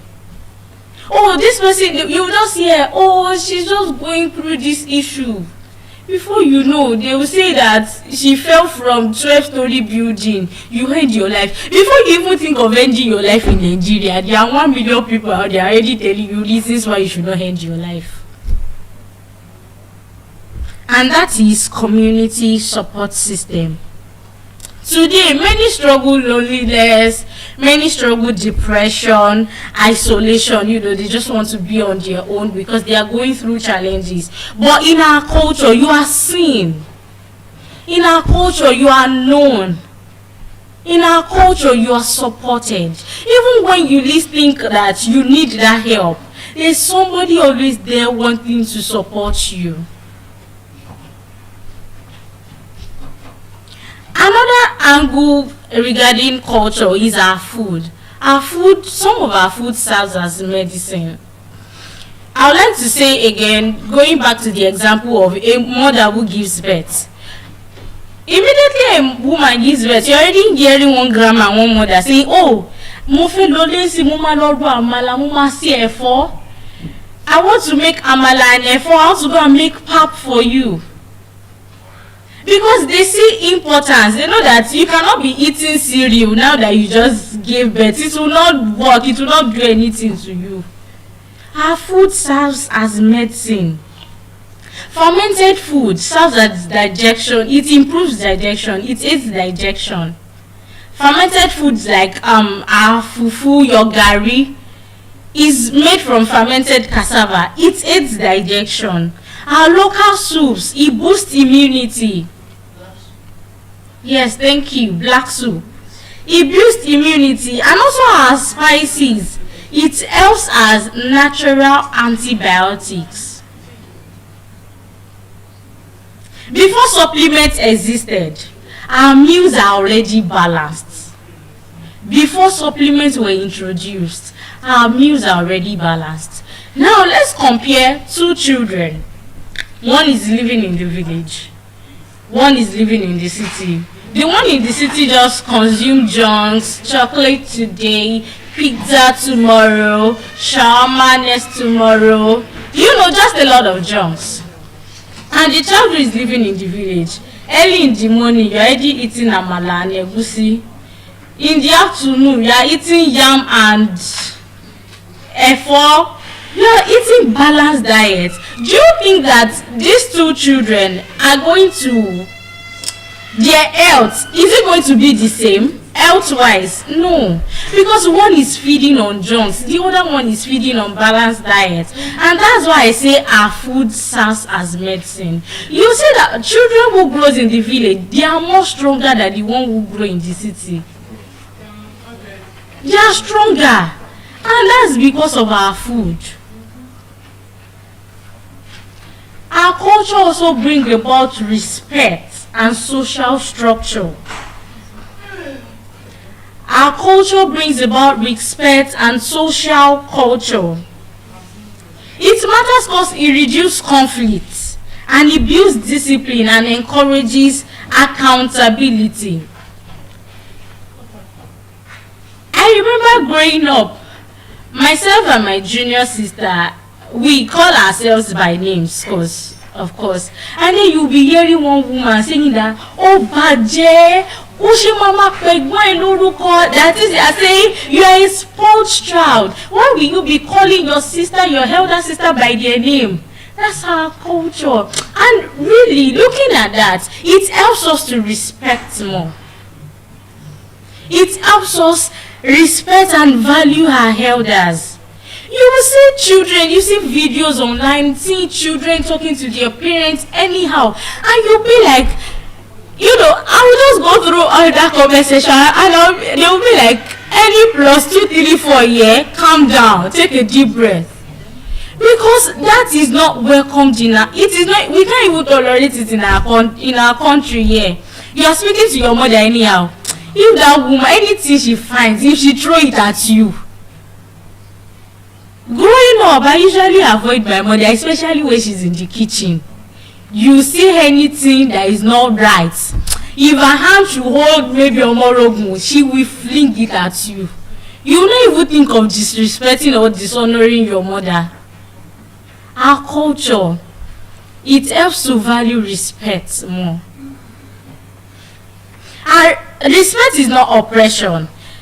Respect is not from you trying to oppress somebody. It is social stability. Now, our culture, beyond when there was no books at all, we had stories, moonlight stories. I don't know if anyone here has experienced that, where your grandmother will tell you to come out in the night and they are sharing beautiful stories. Even before books existed, we had stories. We had moonlight stories, we had proverbs, we had folk tales. And these were not just entertainment. They taught us morals. They taught us wisdom. They taught us critical thinking. These stories are not just to entertain us, just see it as a way to pass over the night. In these stories, you are learning valuable things. You are learning morals. I remember then they will be telling us story of the tortoise and the king, telling us different stories. Now, I think I would like to share few of those stories to us. Tortoise and the birds.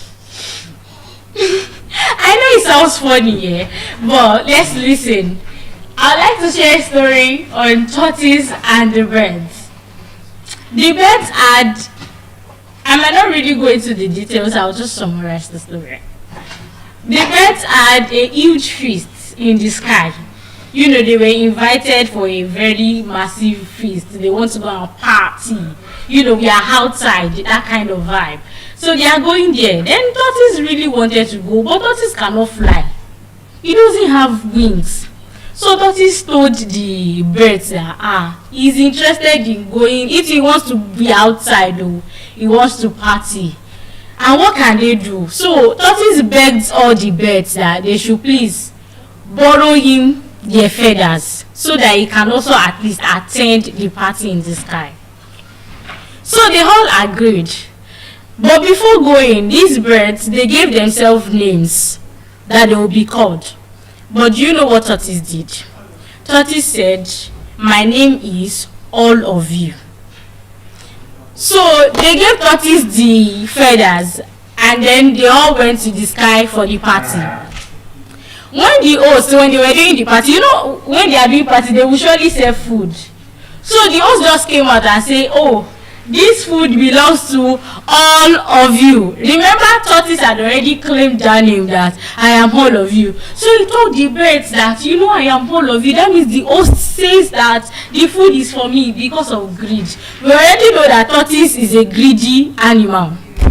So tortoise finished all the food because, of course, the food is meant for all of you. So all the birds were hungry. They collected.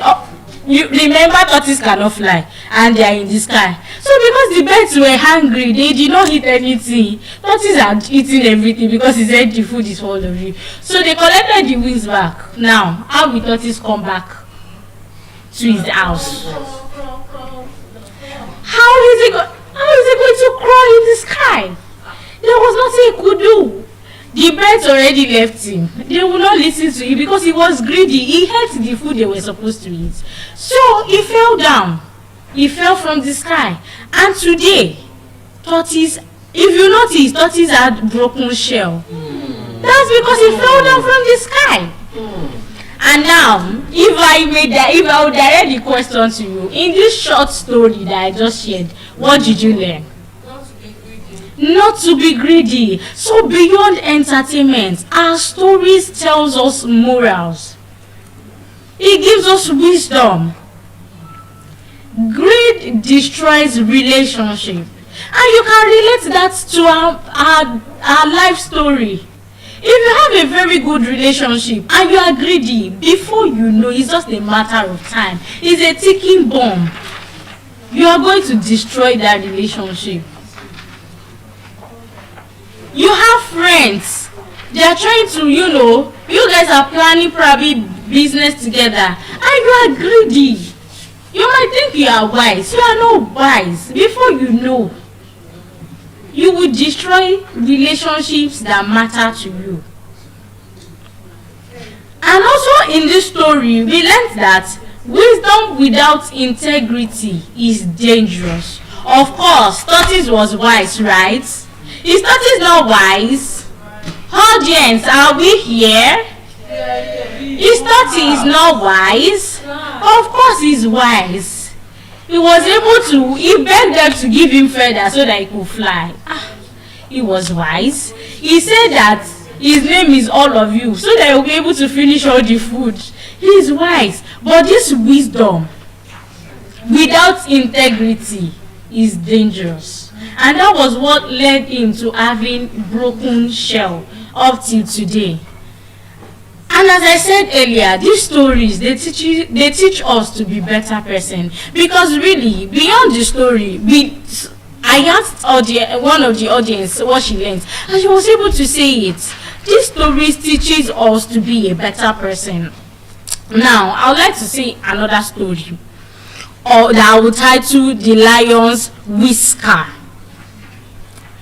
There's this woman, she could not control, as I said earlier, I'm summarizing the story. There's this woman, she could not control her stepdaughter. You know, there's usually this relationship between a woman and a stepdaughter. It's rare for you to see a woman and a stepdaughter that are really connecting, so to say. So this woman was finding it hard to control her stepdaughter. So she was always angry. So she went to a wise man. And you know what the wise man said? The wise man said she should, if she can get the whisker, that is hair of a lion, if she can get it, then her problem will be solved. How will she get this lion whisker? So day by day, she always try her best to familiarize herself with the lion. She will go give the lion food so that at least this lion will recognize her. And once the lion recognizes her a bit, she will have the chance to go closer. Because before you can get the hair of a lion, you have to move closer to the lion. So this woman, it did not take just one day. It took several days for her to be able to achieve going close to the lion. And she being proud of herself, she waited too long to get the hair. So she plucked the hair of the lion. And then she went back to the wise man, so proud, like she has achieved something. Do you know what the wise man said? The wise man said, if you could be patient with a lion just to get lion's whisker, why can't you be patient with your stepdaughter? And that dawned on her that truly she can be patient. And this story teaches us that patience builds what force cannot build. She's trying to control the daughter forcefully, forgetting the place of being patient. Lion that is not human, she was patient with lion, but she could not be patient with her stepdaughter. And this story is just telling us that patience builds what force cannot build. And then it helps me to see that transformation also takes time. Transformation doesn't happen over the night. It doesn't happen within the twinkle of an eye. It doesn't happen within minutes. It takes time. You want a change, it takes time. It doesn't just happen overnight. It takes time. And as I said earlier, these stories, you can just relate it to your life. You will learn something from the story. It's beyond the entertainment. And don't forget, I'm telling us about how important our culture is. Now, another folktale. Are you enjoying my summaries? Yes, please. I know some people are not paying attention. You're tired. And really, we are strengthened. We have to keep this going. 480 hours in view. Another folktale of tortoise and the king's drum. Once upon a time, there's this king who had a magical drum. This drum, anytime they beat the drum, food will appear. Food that will go enough, like it will go enough to feed the entire villagers. So everybody was always happy anytime they beat this drum, because they know that they are about to eat in surplus and abundance. But remember, the greedy tortoise. He was thinking, how, people are eating all this food alone. This food can only belong to me.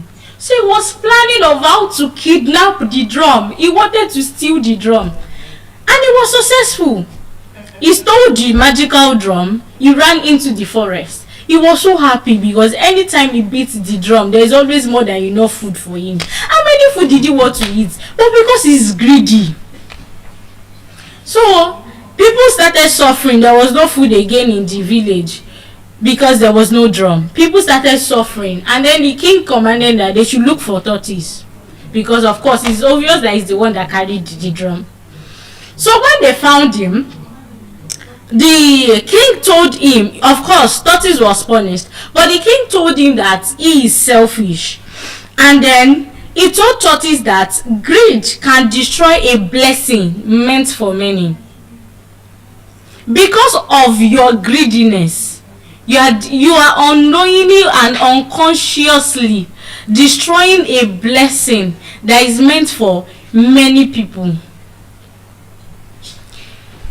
When you are selfish, you are indirectly harming your community.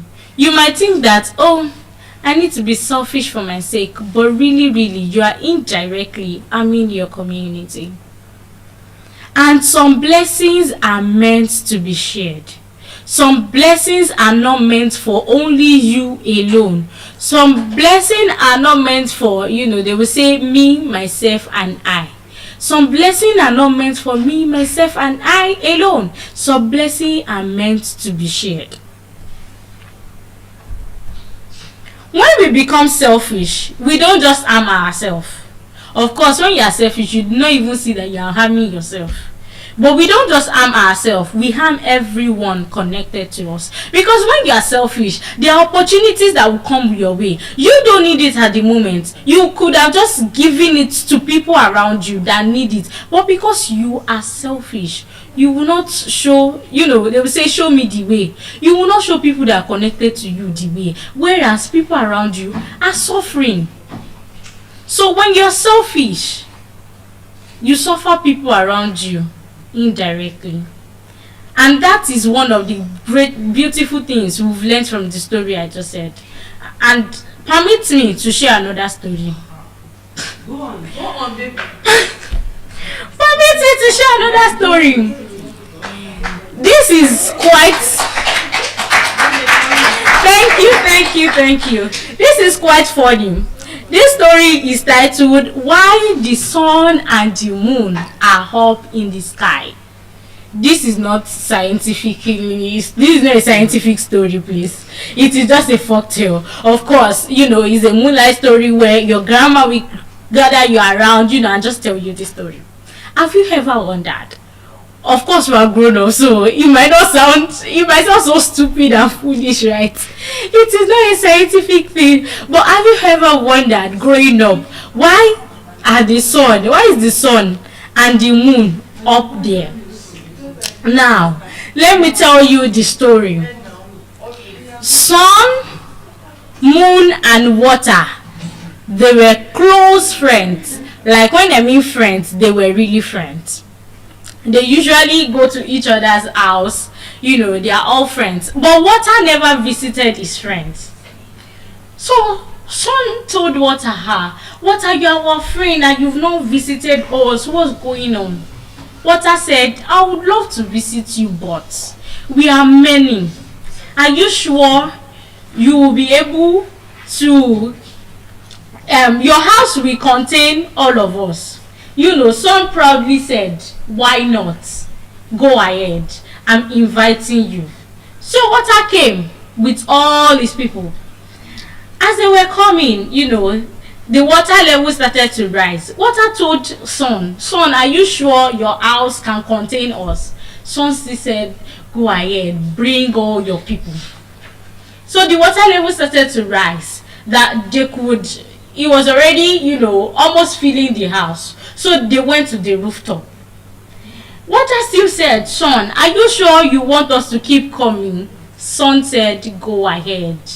We want to see you. So Water came in his full force and he filled up the whole building. And that was why they escaped into the sky, because Water would not allow them stay back. And these are the lessons. As stupid and foolish that story sounds, there are lessons from it. It shows that when you lack of preparation leads to consequences. You are expecting opportunities, but are you really prepared? When the opportunity comes your way, are you not going to...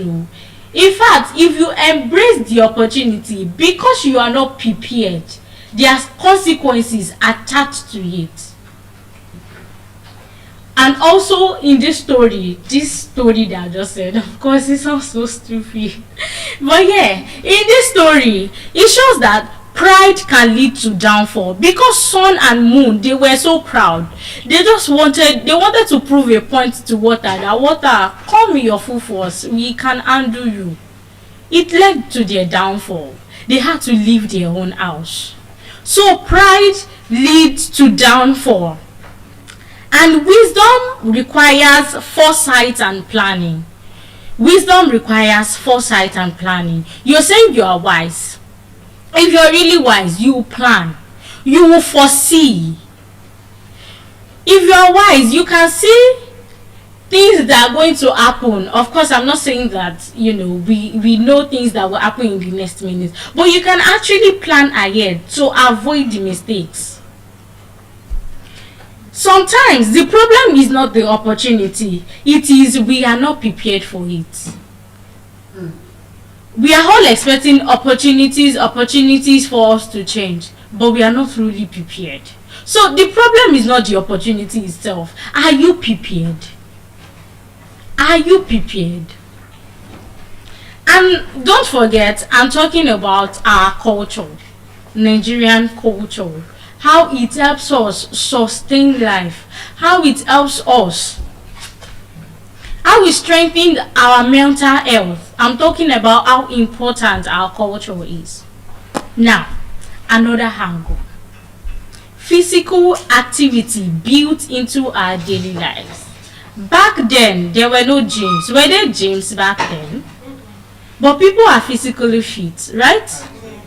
They are very, very fit. I remembered that year. That should be in, I can't remember the specific year. My great-grandmother was still alive. As at that time, she was 102, if I'm not mistaken. I always told my daddy, oh, daddy, please, I want to see this woman. And, well, unfortunately, it was the year that we really decided to see her that she died. So we didn't get to meet her.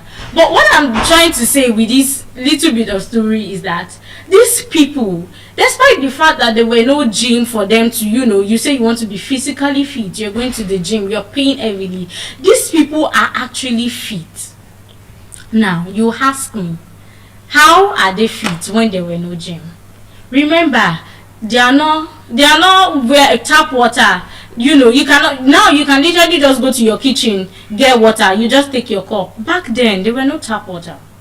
They will have to trek kilometers to river to fetch water. That trekking, what do you think it is? Exercise. They are not going with just small buckets. I think I've seen these pots where they used to fetch water. That pot itself is heavy. They lift it. Just empty pot itself is heavy. Not to talk of filling it with water. And you see them trying to lift these things up by themselves. They are building their muscles just like that. And that, our culture, has helped us, it has helped physical fitness, physical activity. It built it into our daily lives. People will trek kilometers just to get water. They are walking long distance. There is no car. There is no, I want to go to the estate gates now. Let me just, go into my GLE 350. You're just riding in your Benz. You're going to the supermarket. There's a friend of mine. He just finished his NYSC, but he's lucky he has a car. So there was a day I was telling him, we live in the same environment. So I was telling him, I had a long day today. I would like to go on a walk because I realized that walk is actually therapeutic. So I told him, let's go on a walk together. Do you know what this guy told me? He said, I cannot walk long distance. I will be tired. I'm used to driving. I'm like, God, when? And this is just to show us, sorry for that little digression, it's just to show us that our physical activities, our daily activities, helps us to be physically fit.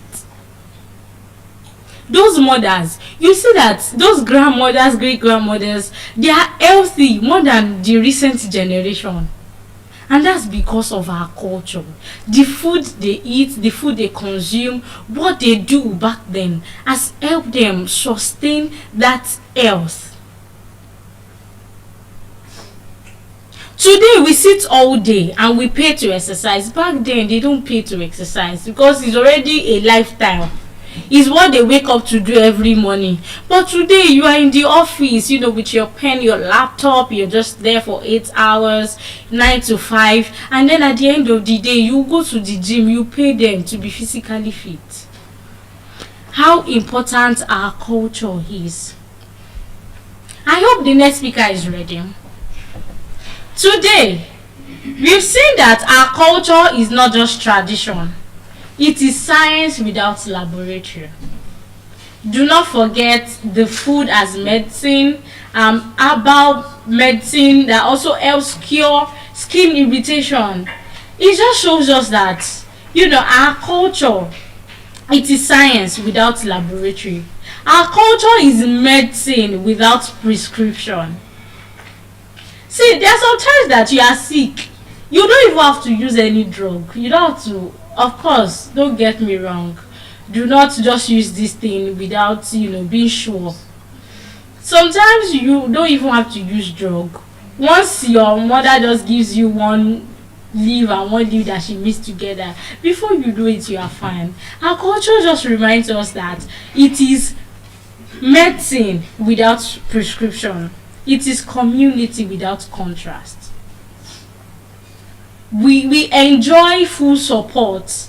Our culture just, our culture is just opened. You don't even suffer loneliness, you don't suffer depression. We'll see that suicide is not high in Nigeria. In other parts of the world, any small challenge, they're already thinking of suicide. Nigerians will say we go again. We go again, and that's to show us how important our culture is. The danger is not that our culture is wrong. It is that we lose it before we understand it. We lose our culture before we understand it. There are some people now, in fact, I have them as all mates. If you are doing something that is related to Nigeria, they will tell you are local. And you ask them, where are you from? Are you not from Nigeria? Why are you trying to say that these things you're doing is local? And that's how we lose our culture day after day, day after day. There's a food, people that stay that, that are with me in the lodge. I'd always said, I think I've even said it more than 2 times. I said there's a particular food that I miss eating. If you know it, egbo and ewa. That is her food. But because of civilization, technology, people term it as local. We can't find that food. I remember women in those days, they would just be hawking it. You would just come out of your house, bring plates. How far? Alright. I don't know what they call egbo in English, so I might not be able to. I don't even think it has an English name because it is our cultural food. Importance of culture. If we are not, careful, we'll lose this culture.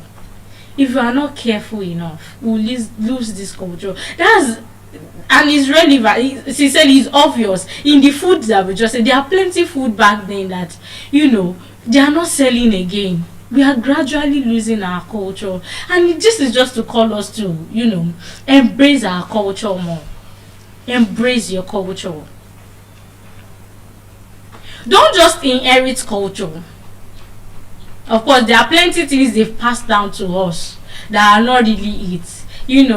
I remember that I remember my dad would say that if you sweep in the night, do not pack it because there's something that will happen.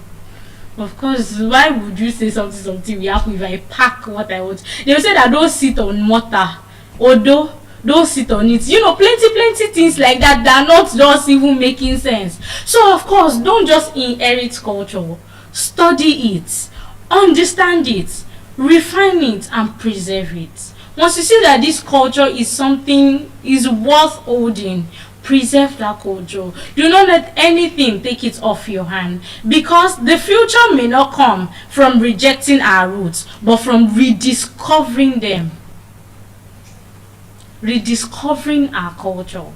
There are things that we've neglected, but if you go back and pick them up, you see that it is actually important in our daily life.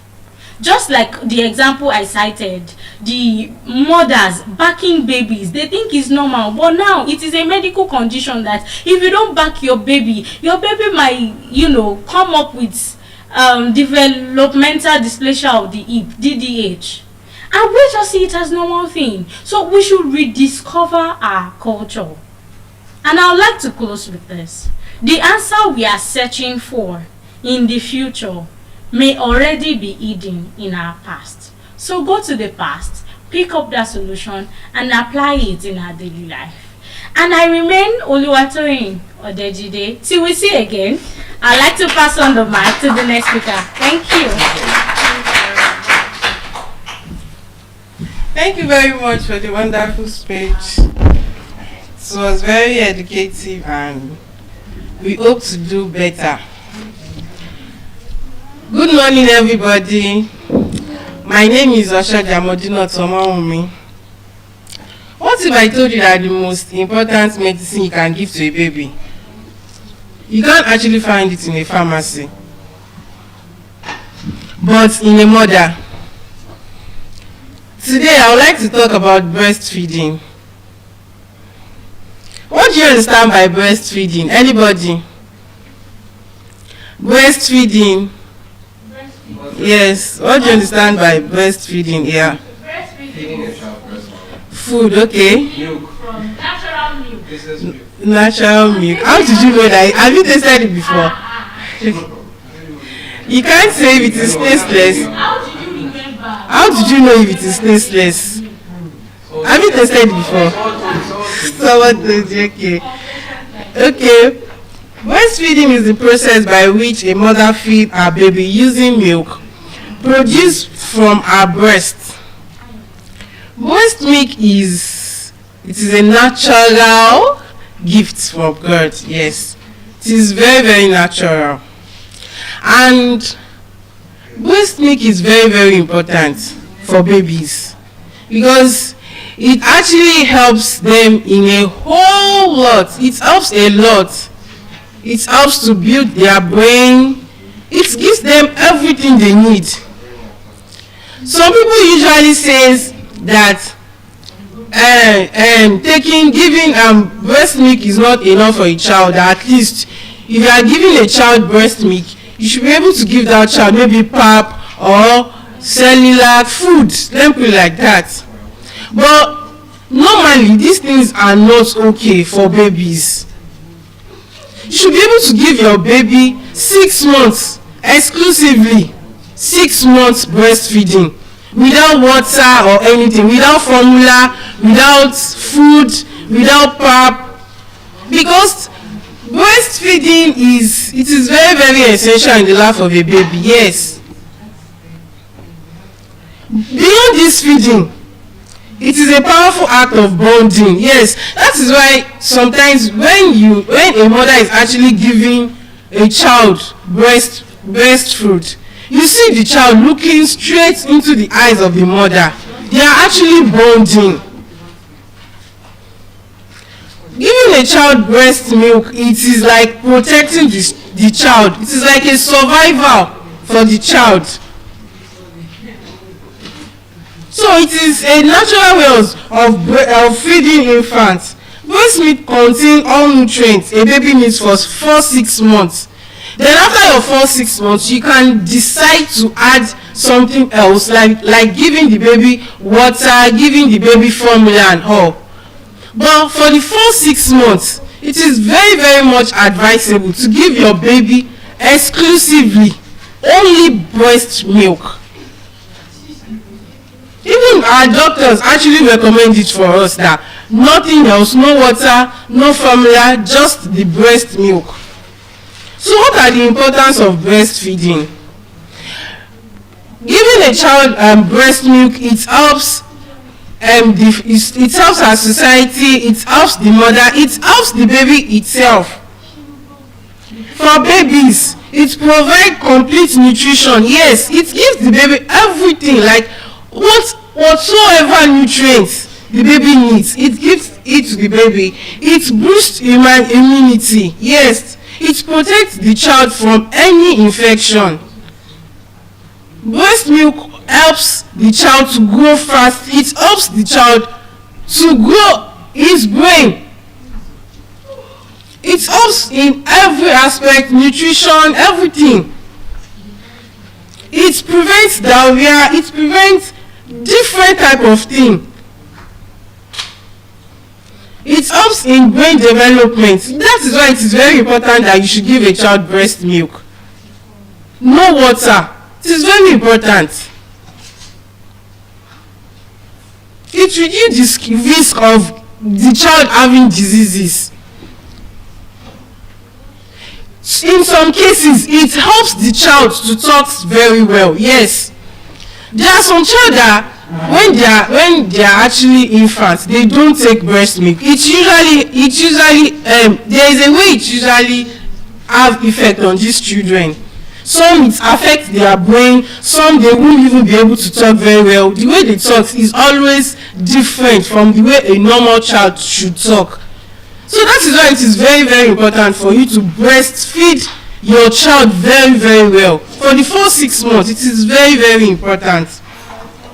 Then for the mothers, it helps their uterus return back to normal size. Giving a child breast milk helps the mother. It also helps the risk of breast cancer. Yes, very important.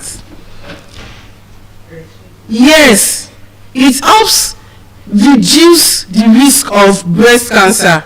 Even ovarian cancer, it helps. Giving a child breast milk. So that is why it is very important. You just have to do it. Let's put aside the fact that some children some mothers after giving birth to their child, they lose their life. That one is understandable. But you that you are hale and healthy, nothing is wrong with you. What should keep you from not giving your child the breast milk that you have? It's not as if you have any health issues or something. You actually have these things. I actually have a person that she's not capable of giving her breast milk to her child, but she actually have somebody that can help her give it to the baby. So why not do it? Because this thing is very important. Most especially, there is this particular breast milk that come out of the mothers. The first breast milk that come out, it is always yellowish in color. It is very, very okay for the child. Most people used to pump it out. It is not necessary. You don't have to do that, because that particular breast milk is very, very important for the child. It helps the child a lot. So for the society, it reduces healthcare cost. Yes. If you actually give a child breast milk very well, you don't have to say, you are going to the hospital today, your baby have health issues tomorrow. No, it will reduce the risk of healthcare costs. It also helps in healthier production of children. You have children that are hale and healthy, they are okay. It strengthens family connection. Yes, because when you have a child that is healthy, you don't have to worry about something is wrong with my child today, something is wrong with her tomorrow. No, because he or she is healthy, she's okay. So I used to feel like, do you actually know that breastfeeding, there is a lot of challenges mothers face while breastfeeding? Mothers face a lot of challenges while breastfeeding. Anybody, do you have any idea? Anybody, do you have any idea? Yes. What did you say? Challenges mothers face during breastfeeding. Their breast. Okay. Anybody? The baby can experiment. Exactly. So one of the Mommy said the baby can injure. exactly, most especially, it happens a lot. Most especially children that love to take breast milk, that sucks a lot. So mothers used to feel that pain and discomfort while breastfeeding their child. So it is one of the most challenges mothers face, that physical pain and discomfort. Their time is taking, it is always time taking, it is always time demanding, because you feel like, I have work to do, I have to clean the house, I have to wash my baby clothes, I have to do this before I take care of myself. Giving a child breast milk, it is time consuming, it takes your time. Plus the fact that you have to be like your baby, positioning your baby. Yes, most most especially during antenatal, they used to educate pregnant women how to position their child, because there is a way you position your child while breastfeeding him or her. It is very important so that it will not affect her. Some people, when they are not enlightened, when they did not go for their antenatal early, they don't have the knowledge of baby positioning. They don't know how to position their child. These things are very important. It is one of the challenges mother face. Lack of support, yes. At least the husband should be able to do that. Okay, you are breastfeeding my baby, let me help you with this. Okay, you want to do something, let me help you with that. At least. But when there is lack of support, it is one of the challenges mother face. And there are some times that you have no milk supply. Maybe somebody that maybe she is not feeling okay, she can't eat at that particular moment, there will be decrease in supply of milk, and the baby will not want to hear there is no milk. It is not possible. The baby will want to eat. The baby will want to have that his own milk, want to breastfeed.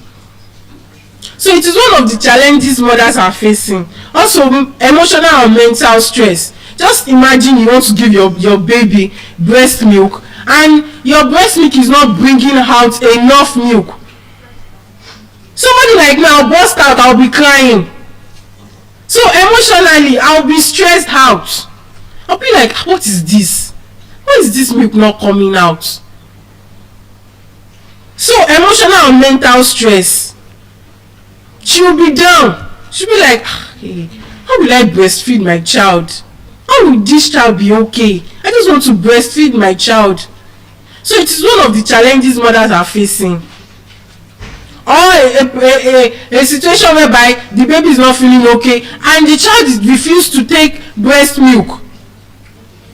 Whereas her breast is going to be filled already. That discomfort will be there. She will not feel herself. She just wants to give the child the breast milk, but the child is not feeling okay to take the breast milk at that present moment. These things are the challenges mothers are facing. So what comes after the challenges? What can we do to support them during these challenges?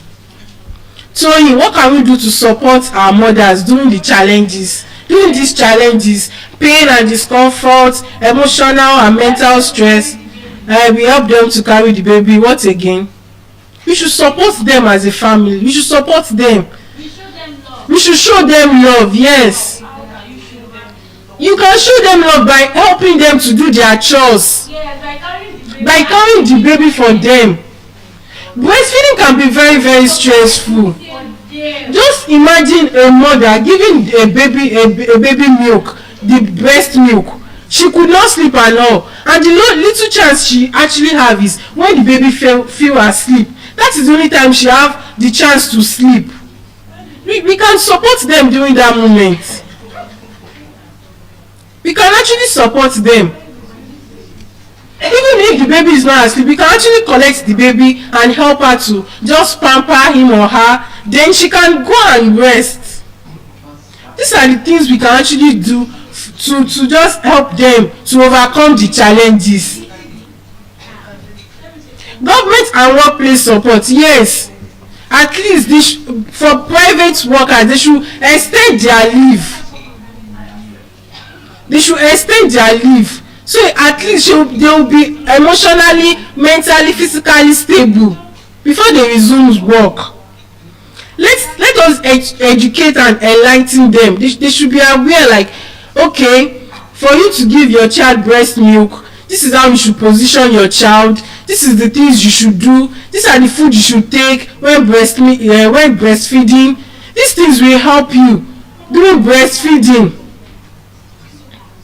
You should educate and enlighten them, because just imagine a 15-year-old girl that is breastfeeding. What do you want her to know? You just have to enlighten her. You have to educate her. This is how you breastfeed a child, because she's still a child. Herself, she's still a child. To not talk of she's not giving a child breast milk. You can't expect her to know everything. It is not possible. So you just have to enlighten them This is how you should do it. You should position your child like this. You should do this, you should do that. You should tell them. Even some people of my age don't even know how to breastfeed a child. So you should let them know this is the right position. Because if you actually position a child in the wrong way, it's going to affect the child. Community acceptance. We should accept them as a community. Like, okay, we should know that there are some situations whereby a child will start crying in public because she wants to take breast milk, and the community will be like, you are giving your child breast milk outside, you are not even ashamed.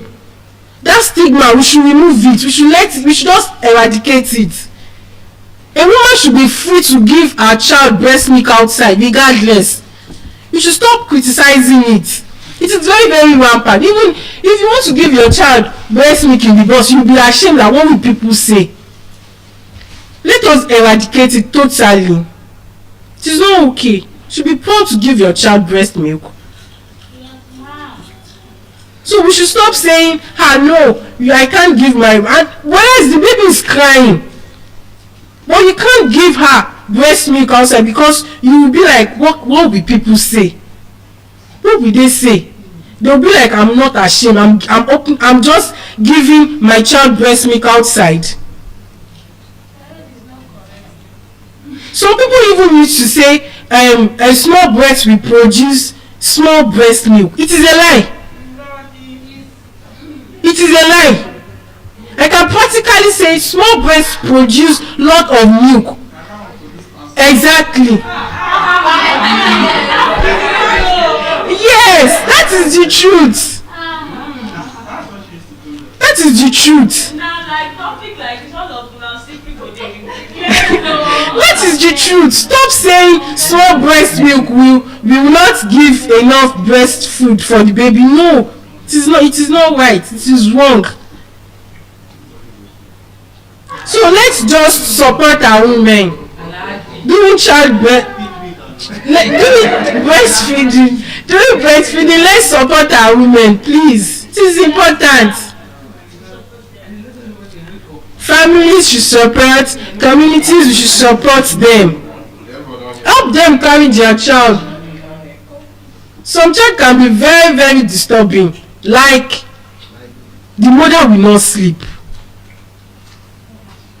Exactly, will be crying because of breast milk.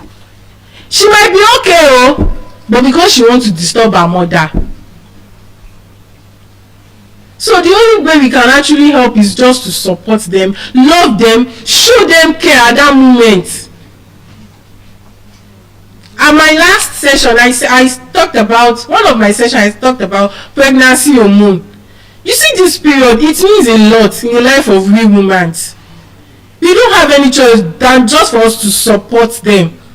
During pregnancy, we need support. After giving birth, we need support. Even during breast milk feeding, we need support. Because these stages are very, very delicate. If the person is not strong emotionally, physically, psychologically, she's going to turn to something else.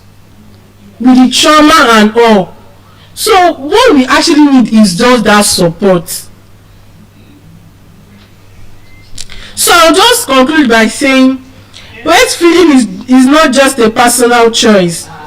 It is a public health issue, a foundation for life, and a gift no machine can replace. Yes, no machine can replace it. No machine can replace that breast milk. No machine. Yeah, nobody can replace it.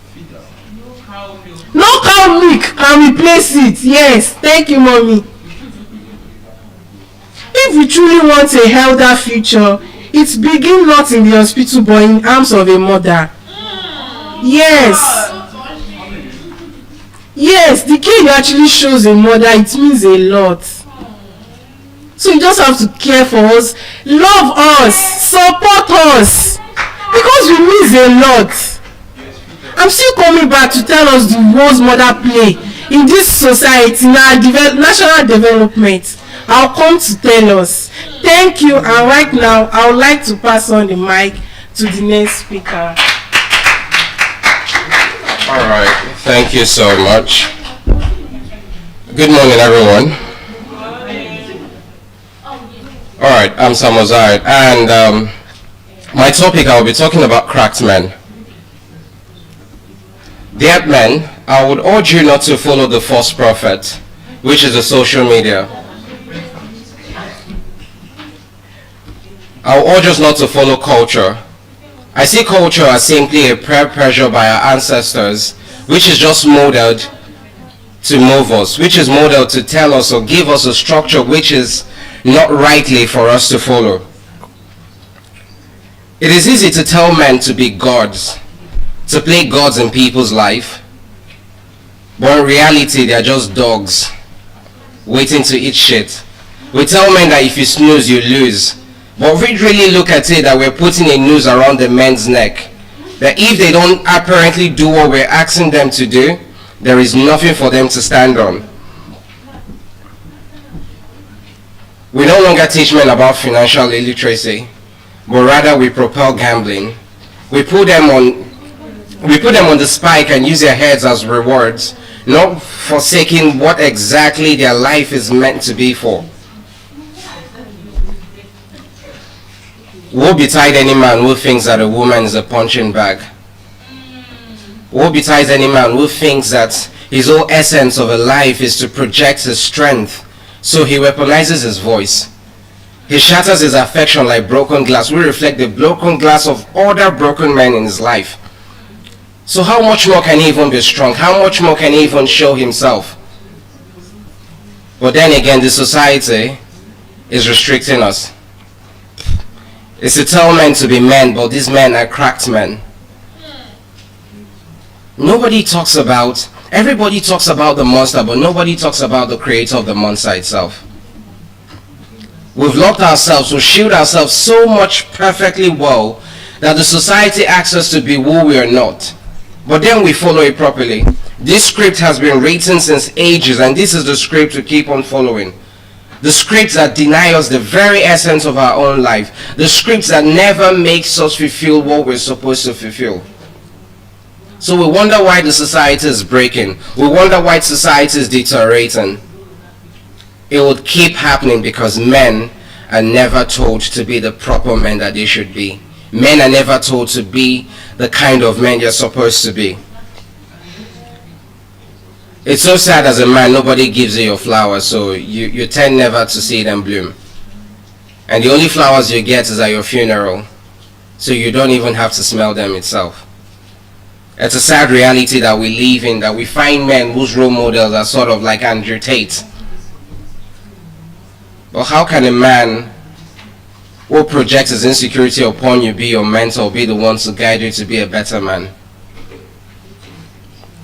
We have men living off the footprints of their ancestors, trying to live up to a society, trying to live up to a standard that really doesn't exist.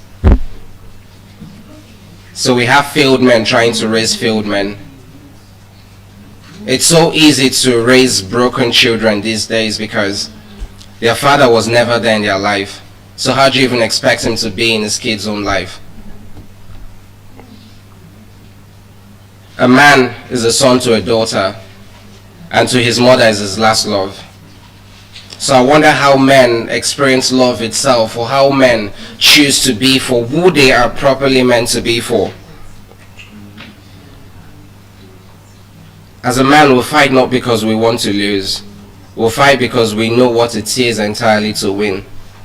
So every man is struggling to be at a battle. Every man is trying to take away this facade, take away the mirage of success, the mirage of being excellent, or the mirage of exactly being what he is meant to be for. I hope that in its entirely sincerity, men should have their voices. And it's very understandable that Kemi must have taught him how to understand chemistry even before he knew what chemistry was. Probably his innocence was stolen away from him, and the only way he could do that is to do the same thing to other women. prick no get shoulder, but they pull man for trouble. So he never really understands how to caution his sexual discipline.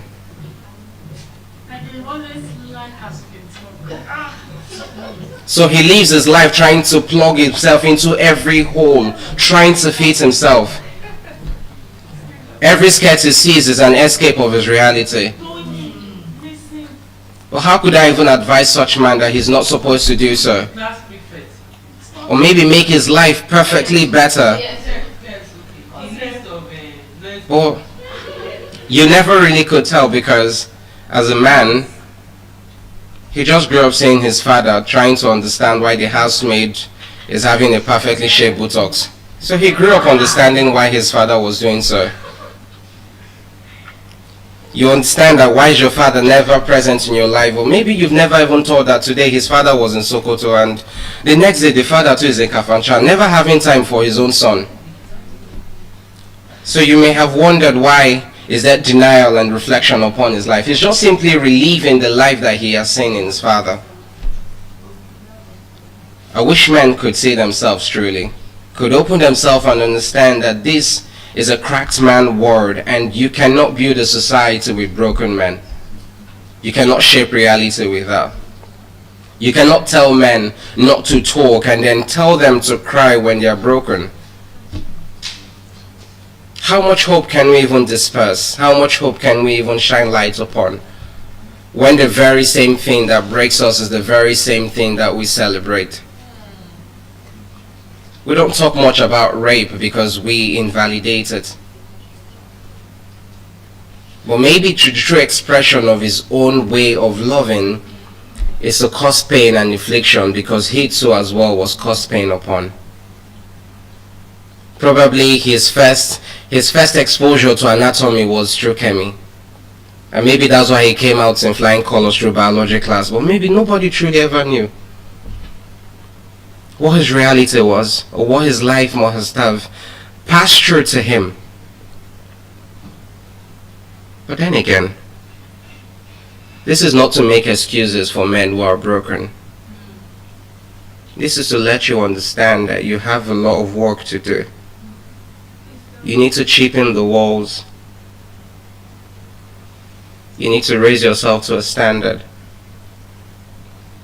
If you're so broken, then how can we even trust you to protect the society and protect the people you claim to love? So how can we even trust you with our wives and with our daughters?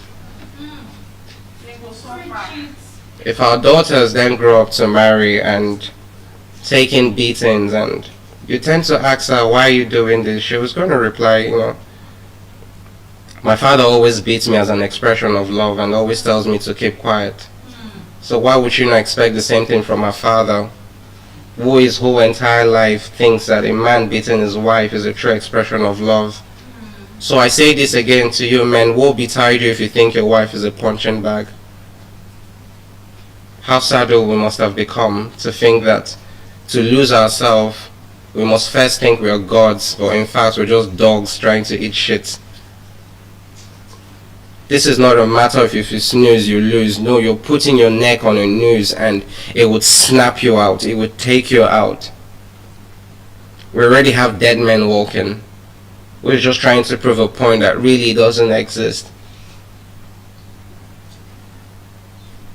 This is a cracked man. This dopamine of be a man, be strong, face it head on. How can you even face life head on if you don't even know what you're fighting for? We have men chasing purpose but losing dreams. We have men trying to find themselves but never truly understanding what they are supposed to become. We have men suppressing their pain, leaving emotions at the door. How can you feel when you've locked yourself out? How can you even barricade yourself, or most importantly, make love count?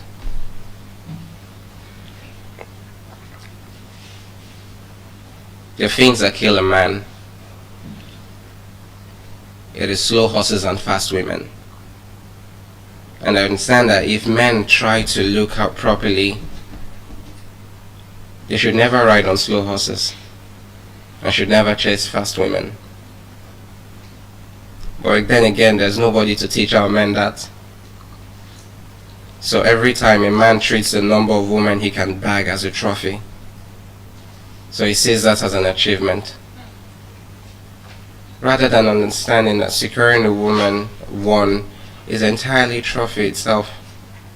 But no, the society promotes us being promiscuous and tells us that, oh, one is never enough. You should add one more, as long as you love the other one just like you did. But have you forgotten that you cannot love two people the same way equally? Your love will be divided and shared, but we don't understand this, because each time we give excuses for the failures of men, and then we find times to justify it. You can never even love two children the same way. Two twins can never be loved the same way. You can't even find the same person twice in the same person. So what makes you think that cheating is going to validate your purpose? Dear men, this is my letter to you, not to be a cracked man.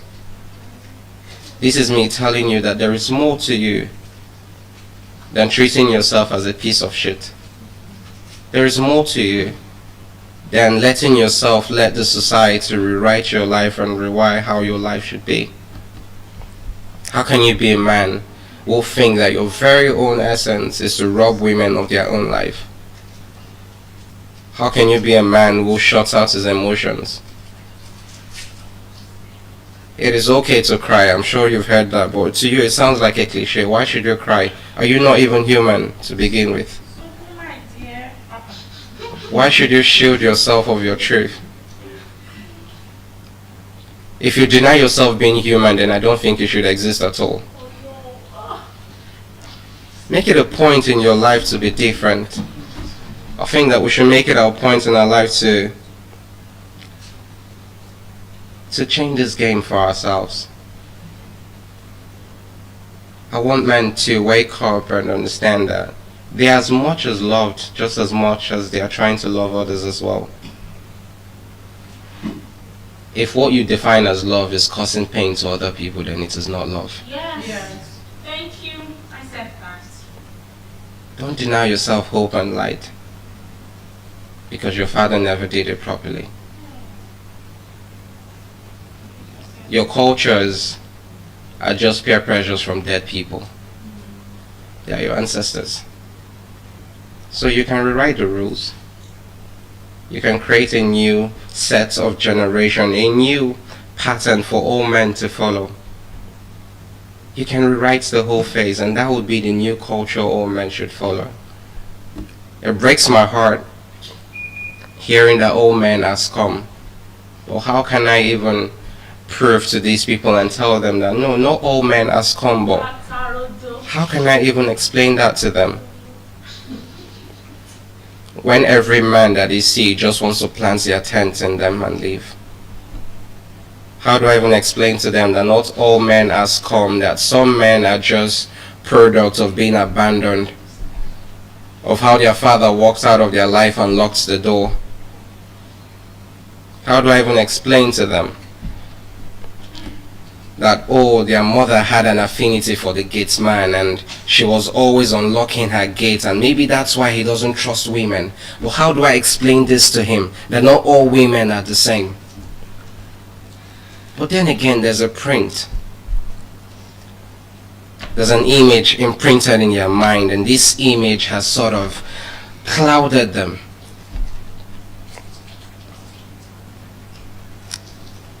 So I may not blame you for what may have happened in the past, but I will definitely blame you for how you continue to act, because you're responsible for your life now. There's no silly excuse from being a cracked man. There's no simple excuse. There is nothing to validate your choices right now that you're making. There is no point trying to create more a facade or an illusion of options. We hear people saying, "I'm man I be, so I guess hustle with I won't do." If you're a man who doesn't stand for what is right, you're just simply a fool.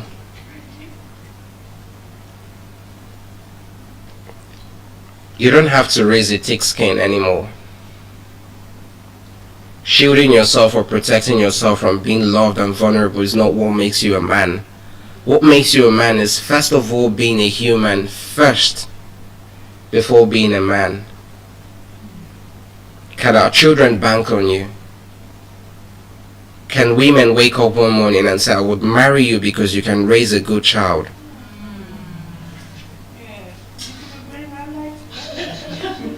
Can people look at you and be proud of the man that you're becoming? We should be proud to call you a father of our children. I wonder how, even deep down, you've not even asked yourself that question, because if, as a man, you've truly looked deep into yourself and asked yourself, can I raise a child? Will I be called a proud father? Then truly, I'm sure you would change your actions. Because some of us, maybe we deserve the name scum and being called a dog because we don't even think like we're not one. We don't give it the benefit of a doubt. So this night should be your revolting point. This morning rather, it should be your revolting point. Maybe your new resolution is not going to make money. That should pause. Maybe your new year resolution is not to excel in your career. Because it would make no difference if you're a cracked man and you have wealth. You'll just simply be a dysfunctional man who has a lot of money. How about your New Year resolution starting from now should be being a better man, and being a man that people can be proud of? How about we shift the culture? We take it to a paradigm shift. I'm afraid that history is repeating itself. I'm afraid that history has repeated itself, and history keeps repeating itself. I'm afraid that men and boys do not have parents to look up to because their parents are absent. Today the mother is somewhere else, tomorrow the father is somewhere else. I'm afraid that children now understands the combination of alphabet, and it was not even really ABC that they learned, it was STD that they learned. I'm afraid that children now grow up thinking that molestation is actually the way to understand how our body works, how mommy and daddy is the right play to play. I'm afraid that the culture has been like this for so many years and we're not ready to shift it. Please stop trying to repair broken people. You're not even a therapist, and even if you are, it is not your job to do so. Let people come to you healed.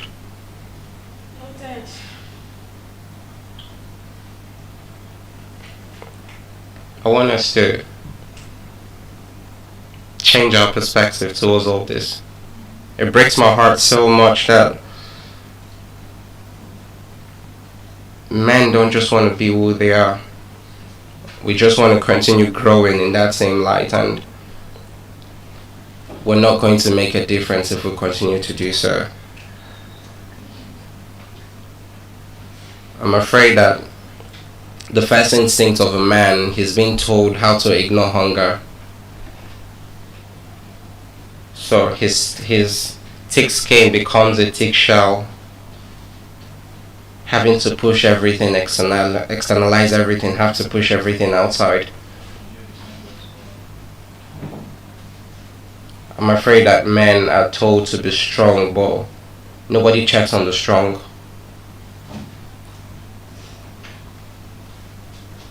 I'm afraid that men are being told that they are weak, but yet there is no launching pad to carry them.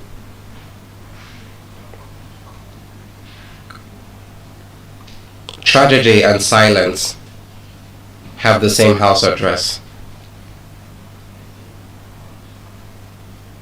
And I want us to know this for certain, that a man being silent is a man who is passing through tragedy, and it's a linear path. They live in the same place. And no matter how complex this may sound or how complex this could be, it shields you. I wonder what kind of man you want to become.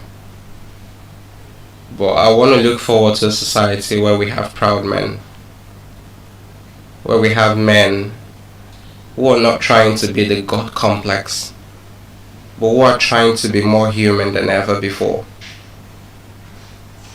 Men who never let their father's past influence them.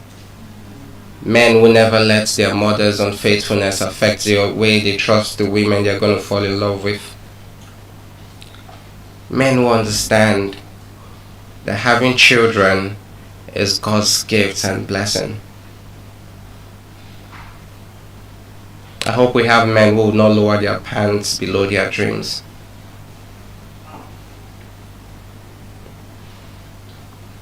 Men who will not get high on their own stupidity. Men who will no longer validate how cracked they are, or validate how the society keeps pushing them to do things they are not supposed to do. It's a culture we have to shift. It's a culture that you and I are responsible to shift. It's a culture that we're responsible to change. Because if we don't, we'll damage the society. We'll damage everywhere. So dear men, please, I want to urge you to please have a community where you can vent. Have a set of people you can talk to, people that can listen to you. Stop being a one-man soldier. Stop being a one-man soldier. Have a community of men that listens to you, that could advise you, that could talk to you. Men that you could lean on, and even if you cry, they understand your standpoint. You can't do life alone, so I wonder why you're trying to just be that solid man. Being a man is having a support system. So have a fraternity that you belong to. Not a cult, please. Please, not a cult, yeah. A fraternity is a group of men, right, that have similar goals and objectives. You should have a support system that could lift your hand up, that could somehow direct you. So even if your knees are feeble and weak, you cannot stand, there is somebody to pull you up. Have a support system. And please promote a balanced trait. It's very important as men, we should have a balance to strike.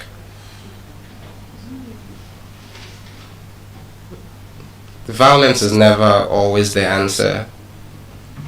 Taking advantage of the 8 years old girl coming to do her assignment is not the answer. Taking advantage of women is never the answer. Working your life out and never having a time or break is never the answer for you. There's a better way to be a man. There's a better way to live your life appropriately. Don't deny yourself that light. Don't take that away from yourself. And sometimes, look into yourself. If If in your family you have a track record of certain patterns in your family, I think you should treat it. If your dad is a drunk, there's a likelihood that you could become one. If your dad loves women like the way he changes his boxers, I think that you should watch yourself. It's easier to say you're not going to be one. It's very, very much easy. It's very, very much easy to say. Then probably you find yourself, flirting. It always starts like that. You have a girlfriend, but you have like 3 other side pieces just for the entertainment. But then again, watch yourself, watch your root. If there are roots that you're not proud of, please treat it. Treat it. Don't give these vile things a room to grow in you. Don't give these vile things an audience in your life. It's a struggle to be a man. It's never easy. I'm not going to tell you that it's easy. In fact, as a man, life is leading you by like 3-0. You're already at loss as you're just being born. You're at loss already because you just fight battles that are just bigger than you. Have you even wondered that as a man you can go missing, for some hours or even days and nobody would really be bothered? But a woman always has curfew. She has to be home a certain period of time. But you can play ball till like 12 midnight. Nobody is really going to care. They just feel that somehow you'll find your way home. Somehow, while you're out there doing whatever you're doing, you can be able to protect yourself. It's not bad. But I think where I have a problem with this is, what if men were cared for just as the way we care for our little girls? What if there was a curfew too for him and he has to get home on time? What if there was so much concern for the young boy? He too would understand that he deserves to be protected and loved too as well. Because the neglect that we think happens, it starts from while to small. Those little actions, it shapes a lot in our lives and has a lot of driving force. So check your roots, men. Check your root. What is it about your mom that makes you think that women cannot be faithful? Or how much she must have treated your father? Not all women are like that. And please, men, stop projecting your fear on people. Stop projecting your fears on people. When you project your fear on people, especially the woman you might want to marry, what happens is you begin to find fault in everything she does.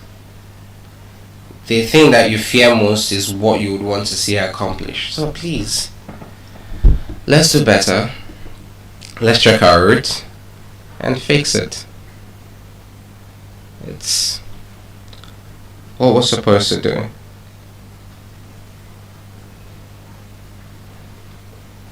History should not repeat itself anymore.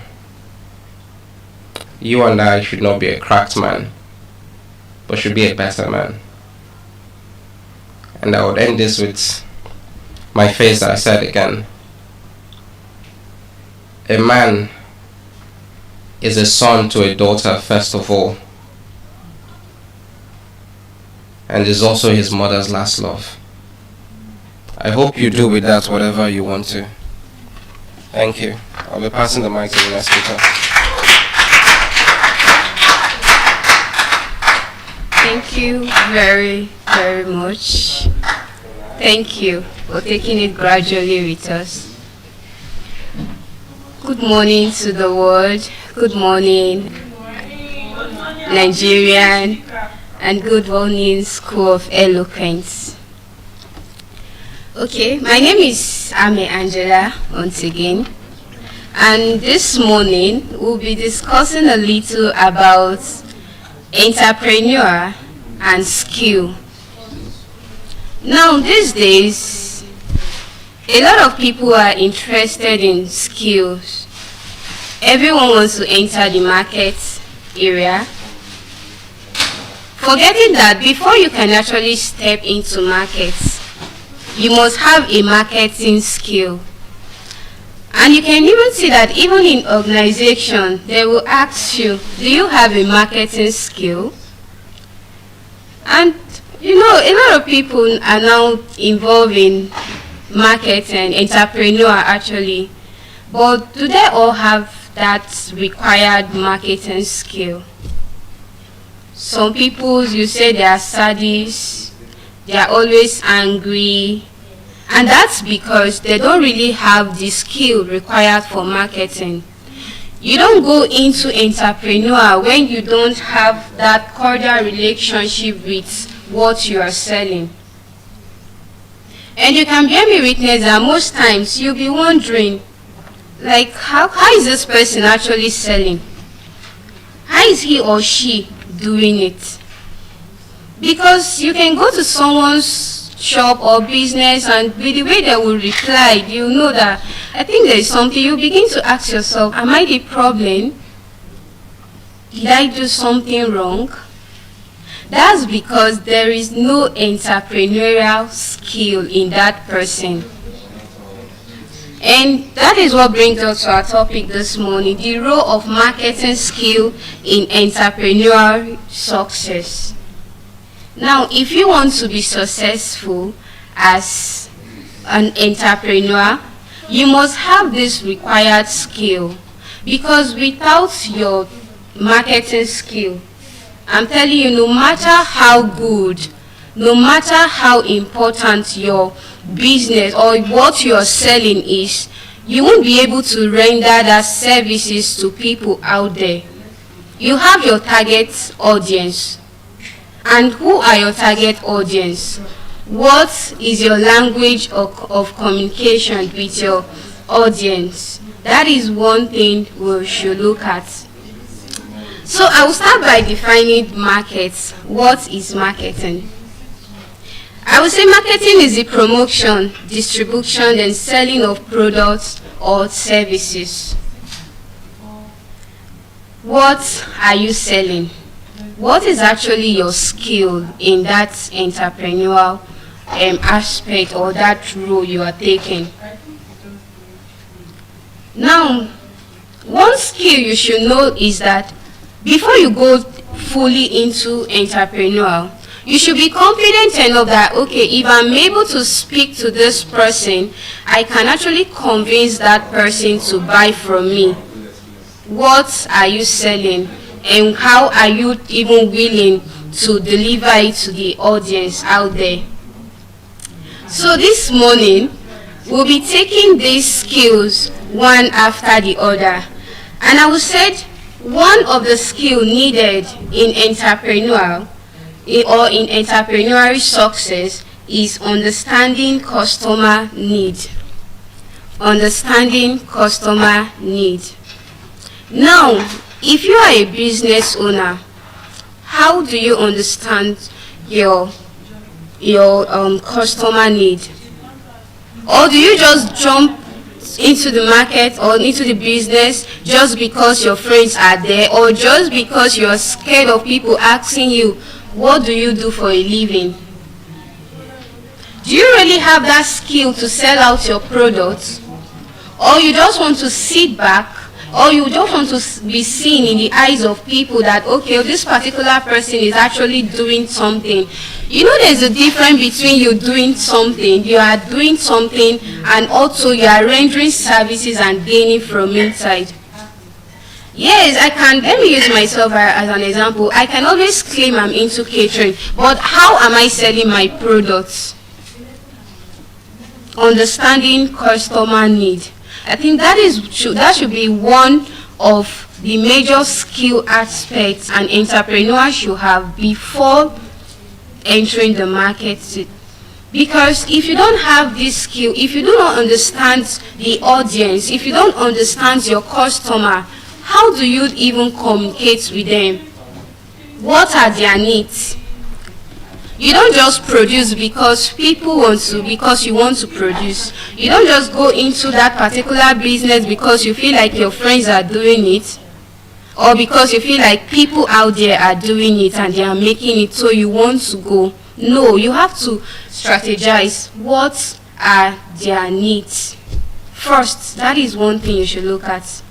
What are their, I was listening to someone online, I can't even remember the name, and the man was seriously discussing that, okay, if you should come to Lagos State, you will see where there is Igbo kitchen, Yoruba kitchen, Calabar kitchen. Go to other states, it is popular. You see Calabar kitchen, you see Igbo kitchen, you see Yoruba kitchen, Ewedu and this. He was actually saying it, but he said he noticed that all these places he has actually gone to, there is nothing like Hausa kitchen. Where is Hausa kitchen that they can access? Okay, if I come to this place, I'll be able to get maybe masa and wena. I'll be able to get awara. I'll be able to get mi and kuka and tuwo. You can't see it. And definitely there are lots of people that actually need that. Sometimes people just want to feel at home, like, okay, this is my identity. I want to eat that homemade food. Like, you want to actually feel it. No matter how touch you feel you are, you definitely need that food once in a while. And so you can't actually get it. And then you see a lot of Northerners, I want to go home. I miss our food so much. You don't have to miss it when there are other people out there that can actually do it. What happened? Is it that we are not thinking, or we just want to follow what other people are doing? You understand the need. You look at your area. This particular place I'm staying, what is there? What do they need here? I can't be selling vegetables when then I know that, okay, a lot of people there eat mi and kuka. If I know that, okay, they actually need mi and kuka in this particular place, I should be able to learn it and then go about it. And also maybe tag it like, you tag it like the Hausa kitchen, and you'll see that you will have a lot of both the indigenous and non-indigenous, because even non-indigenous at times will want to actually taste from another place. They want to actually taste another people's food. So that is one skill you should have as an entrepreneur. Look out for what are the needs of the people. You don't just settle for one thing because your friends are doing it.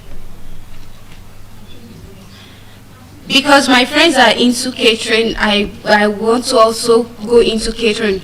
Do you really, who are your targeted audience? That is one thing that is one question we should always consider, and we should always ask ourselves, what are their needs? You don't go into it because people are actually doing it. You don't go into it because you just want to have a skill. You don't go into it because you want to avoid the question of what do you do for a living. So that is one thing, that is one skill we should look at first before entering the market. As an entrepreneur, look out for what are the needs of your targeted audience. How do they want it? And then we'll be looking at the second one, which is creating awareness and visibility. This is actually very important. I was having a conversation with someone, I think some days back, and he was like, you are into catering? I said, yes. You make care? He said, okay, among your friends, you've actually met with in this co-development, how many of them know that you are into catering? Nobody. You are not here on my first. Thank you, my love. So, so you have to be visible. You have to make yourself visible. You don't hide your glory, because if you hide yourself, you won't actually get to the goals you want to achieve. You won't get to that position. You will never get there. That is one thing you should look out for. Creating awareness and visibility. How do you create awareness? Do you really shy away from telling people that you are into so thing, or you're doing this? Do you shy away from creating awareness? They'll be like, carry your business, carry it on your head, speak about it, show it, demonstrate it. How are you creating your own awareness? Of course, you can be posting on your WhatsApp status every day, but your WhatsApp status, you've forgotten that most of your WhatsApp status are just limited to your families and friends alone. And your families and friends are not your customers. You have to take your business out there. You have to make yourself visible for people to know what you are doing. In that way, that is the only way they can be able to patronize you. Your targeted audience are not your families and friends. Yes, your family can support you. Your family can buy, your friends can buy from you. Most times, your friends buy from you because they just want to support you. That is just the honest truth. Your friends buy from you because they want to support you. Your family buy from you because they feel like it will be cheaper for them. Your family buy from you because they know that, okay, you can actually give it out to them the way you purchase it. So there is no game. It's either you're making 100 naira, 200 naira, which is, although it's not bad, but that is not actually like your goal towards that business. So your friends and family are not your targeted audience. So create awareness. You can choose to print your maybe small flyer, have your card. You know, I felt so embarrassed one day when I told someone I'm into catering, and then I make surprise package. I also make gifts box. I made gift. I was like, Angel, where is your card? I said, I don't. I was shameless. I said, I don't have. He said, you don't have? How do you sell yourself to the audience? You just talk and you go. So you can talk, and then people can come back later. Like, okay, let me look at this card. I think I want a bouquet for someone, and then they can contact you. And I actually picked interest. You know, when I was doing the first time I did a yogurt parfait, I was trying to like advertise to a woman around my side that owns a mini superstore, and she was like, when I brought it, I was like, where is your sticker? I said, I have no created sticker for my parfait. And she was like, I can't help you. I won't take it. I said, but mine is nice. I gave her that. She said, it's very nice, but I can't take it. You don't have a sticker. And I felt so, even despite that, okay, I actually have a sticker of my brand, but my parfait doesn't have a sticker. And she was like, she can't take it. So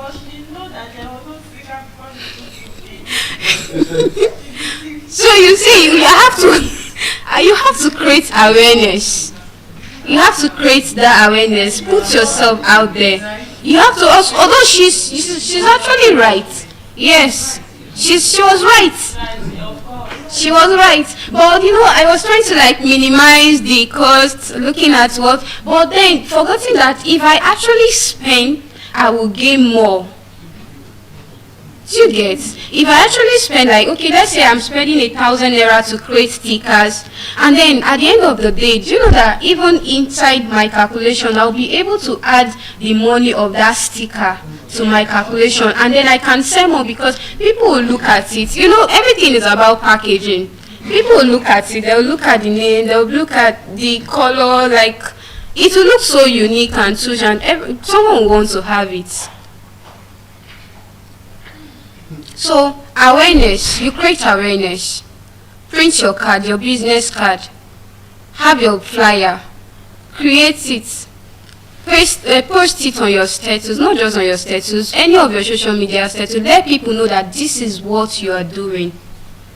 I think that is one skill an entrepreneur should have. You don't just be an entrepreneur with, what are you doing? I'm an entrepreneur. How? And you cannot really tell about it because you don't have identity. You cannot really show for what you're doing. You just have words of mouth, orally. There is nothing like, there's no show for it at all. So for anyone here who wants to go into entrepreneurial, please, these are some of the skills you should look out for before you try to take some certain decision. You must have planned, how do I go about this? How do I talk to people? Who are my targeted audience? So the number 3 we'll be looking at building a strong brand identity. Building a strong brand identity. Build a brand that differentiates you from other people. Nigeria will say copy. No copy in business. Build your own brand. A brand that differentiates you from other people. A brand that speaks about you. A brand that, at least when someone here, they'll be like, yes, you should go for that. Let me use Dangote Cement as an example.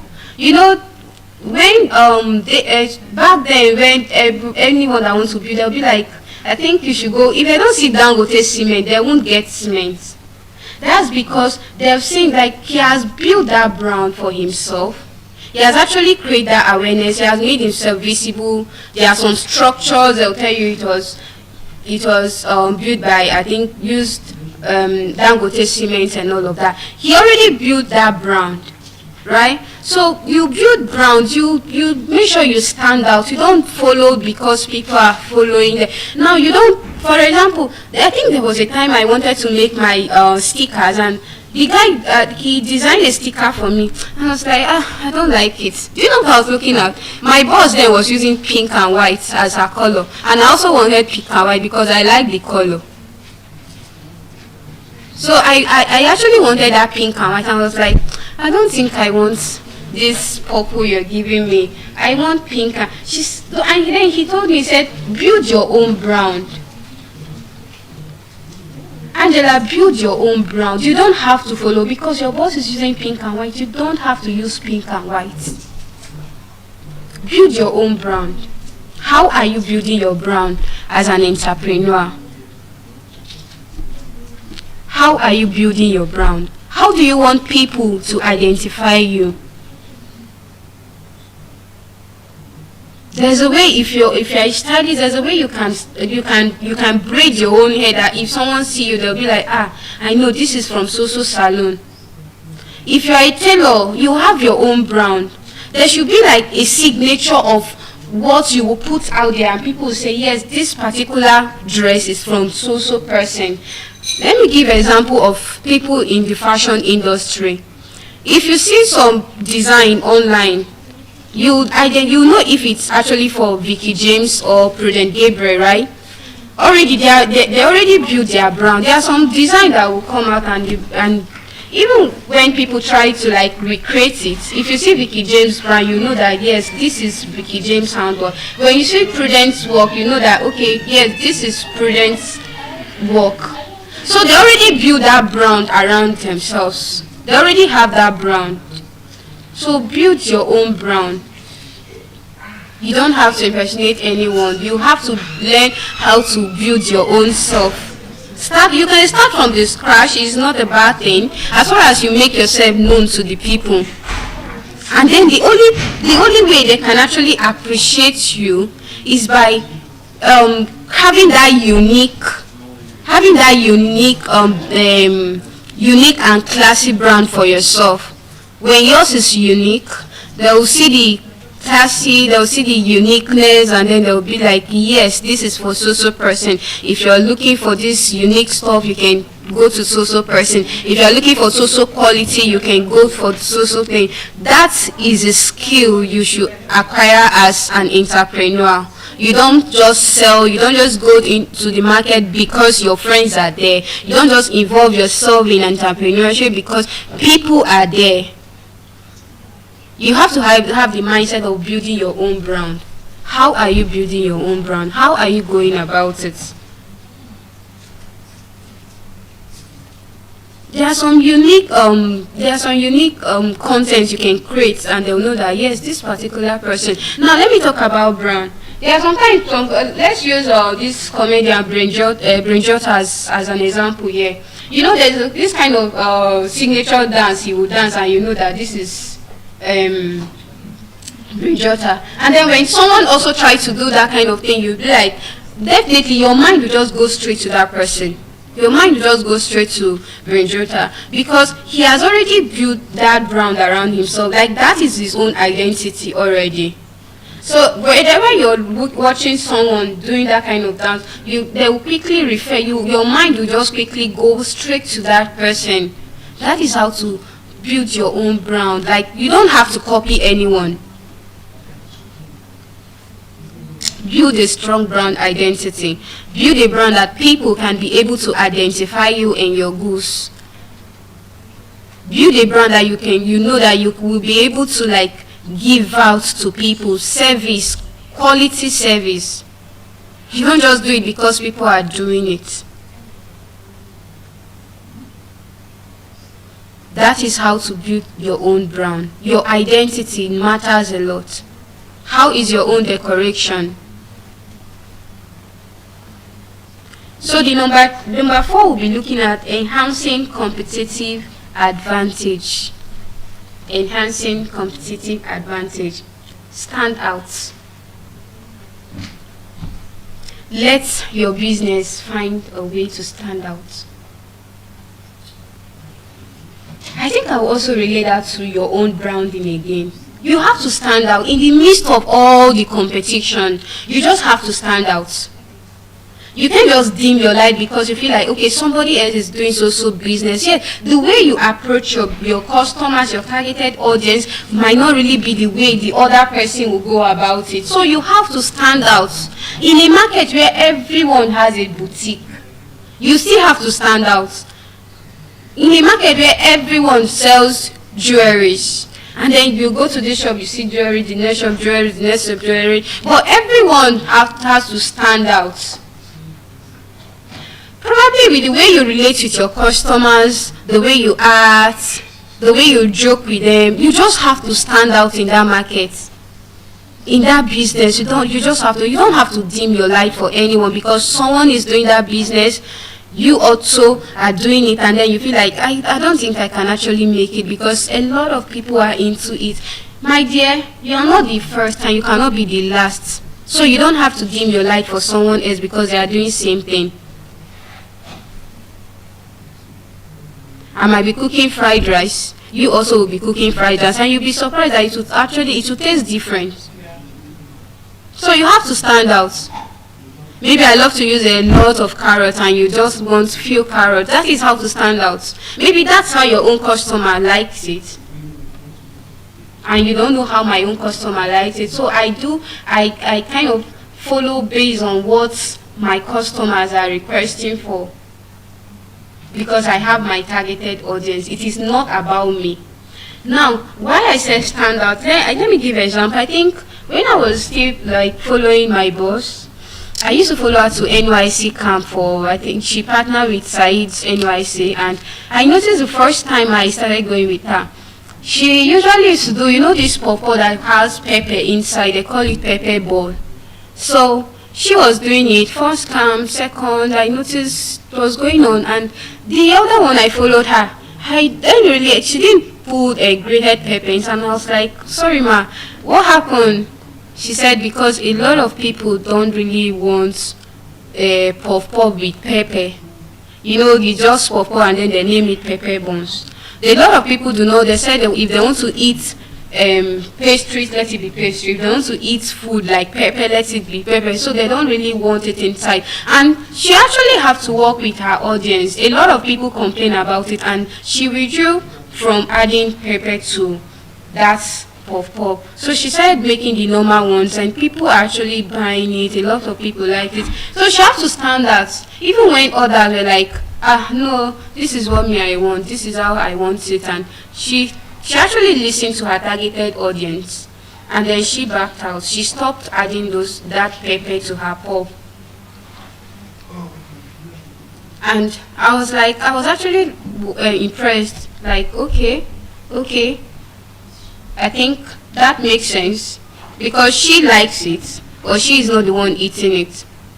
So she has to listen to the people.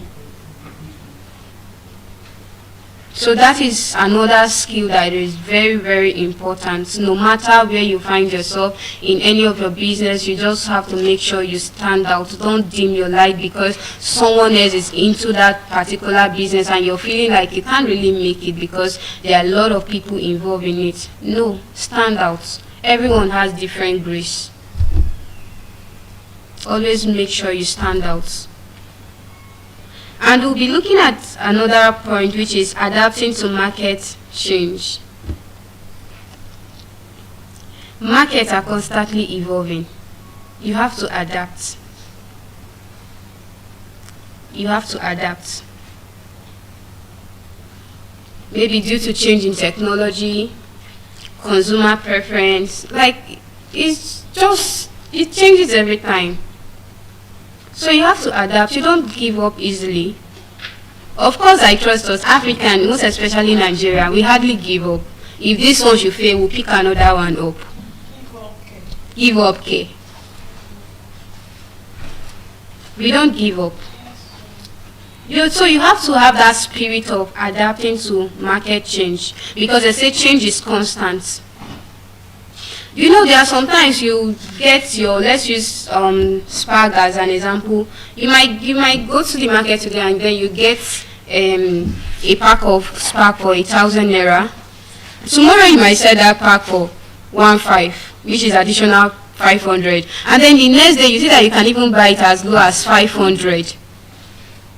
You don't have to keep regretting. You just have to manage how you kind of add your own little interest to your business so that you don't lose.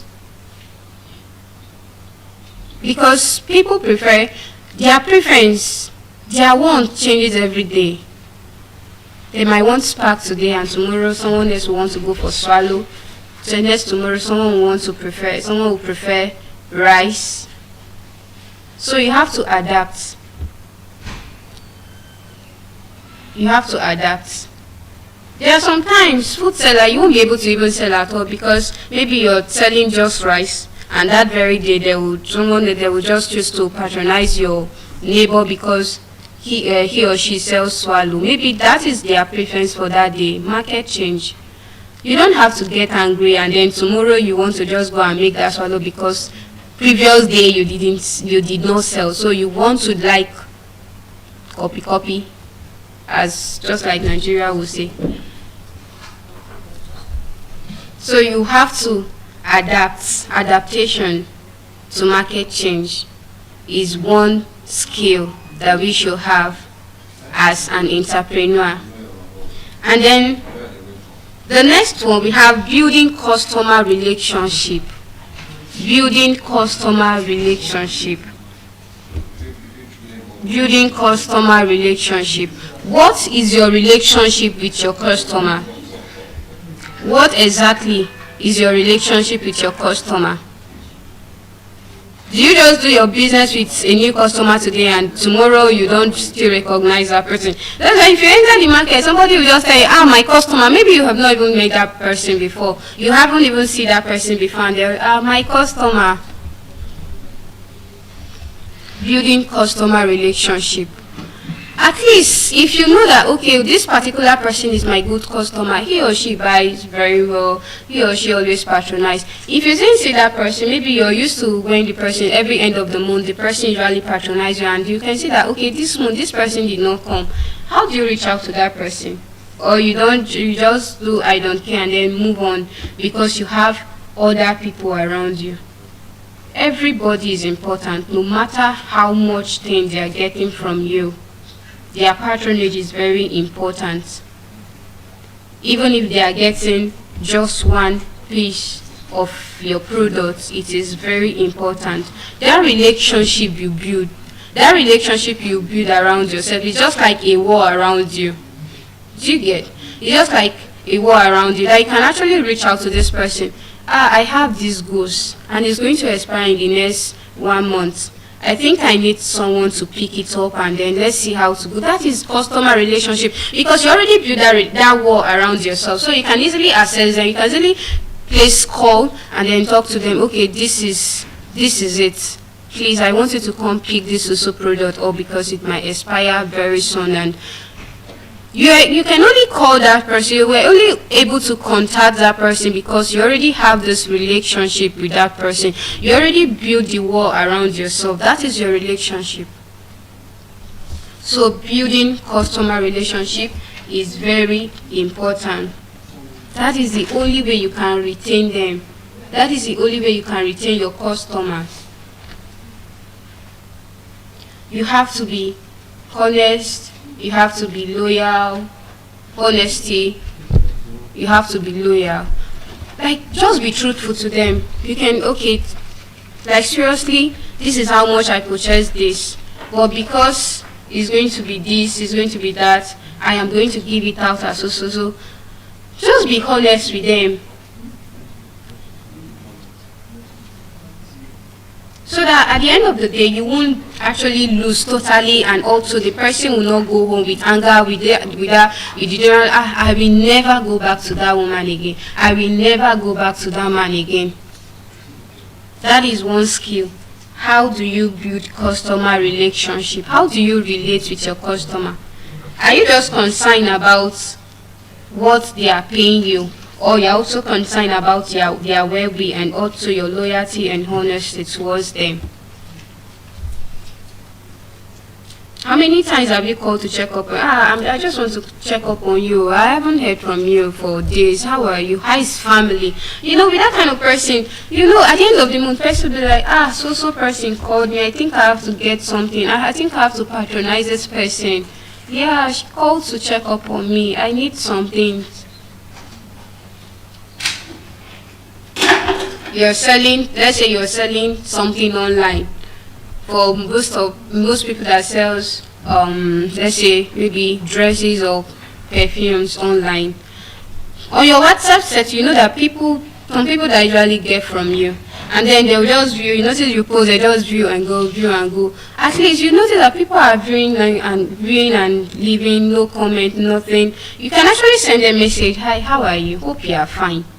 It's not because you actually want to like talk to them or you're looking for somebody to conversate with. It's just because you want to put yourself in their mind. You are building this relationship that, okay, they should remember that you are into so this. Maybe along the way you can ask, hey, what are you getting from me? Won't you patronize me? That is the relationship.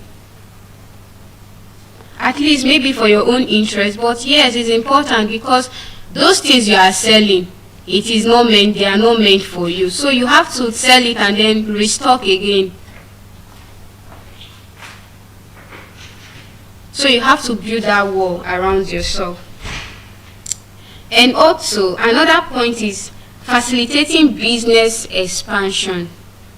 I'm sure everybody wants to grow. You don't want to remain one side. Who wants to remain stagnant in life?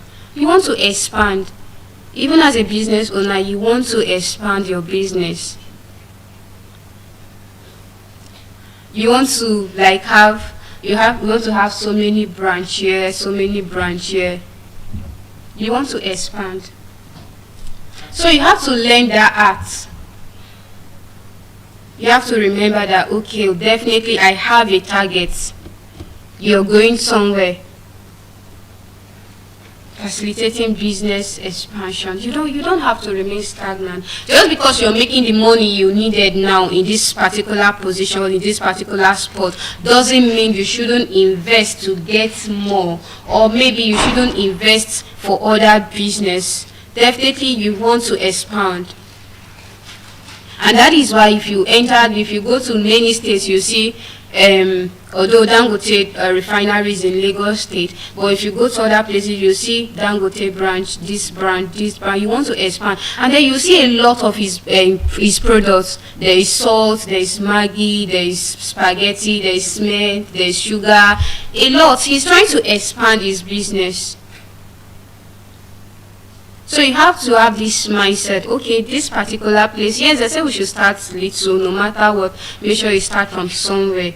Yes, you're already starting from somewhere. Are you actually starting from somewhere because people are telling you to start from somewhere, or you just want to avoid that question? What do you do for a living? What skill do you have? Or you really want to expand? You know, I think my boss was just telling me that when she went for her own advanced class, and there's a woman she met there. She was working for their boss actually, and she was so dedicating to her, like, and I think after she said she excused herself to pick on, then she was telling somebody, and make sure you get the 2 bags of rice, get so bags of flour, get so bag of flour. So she was actually curious, like, okay, where are they bringing it here? She said no. She has her own business. She actually expand. Although she's working for that person, but she have like more than 2 branch. She opened, like, okay, people can actually help her to run that business. So she's trying to like expand, so she don't depend on just one income alone, because honestly, one income can never be enough. So you have to expand. And then another one is communication skill.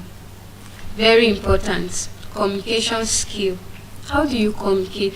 You know, I met someone, that was it last 2 weeks. I wanted to get a product, and I was asking, she was like, are you going to buy?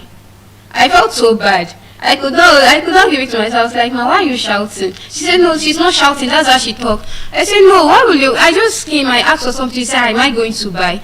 You think I don't have the money to afford what I'm asking for? She said no, because people will tell her to bring it, she'll not bring it out now, they will not know, but I said no.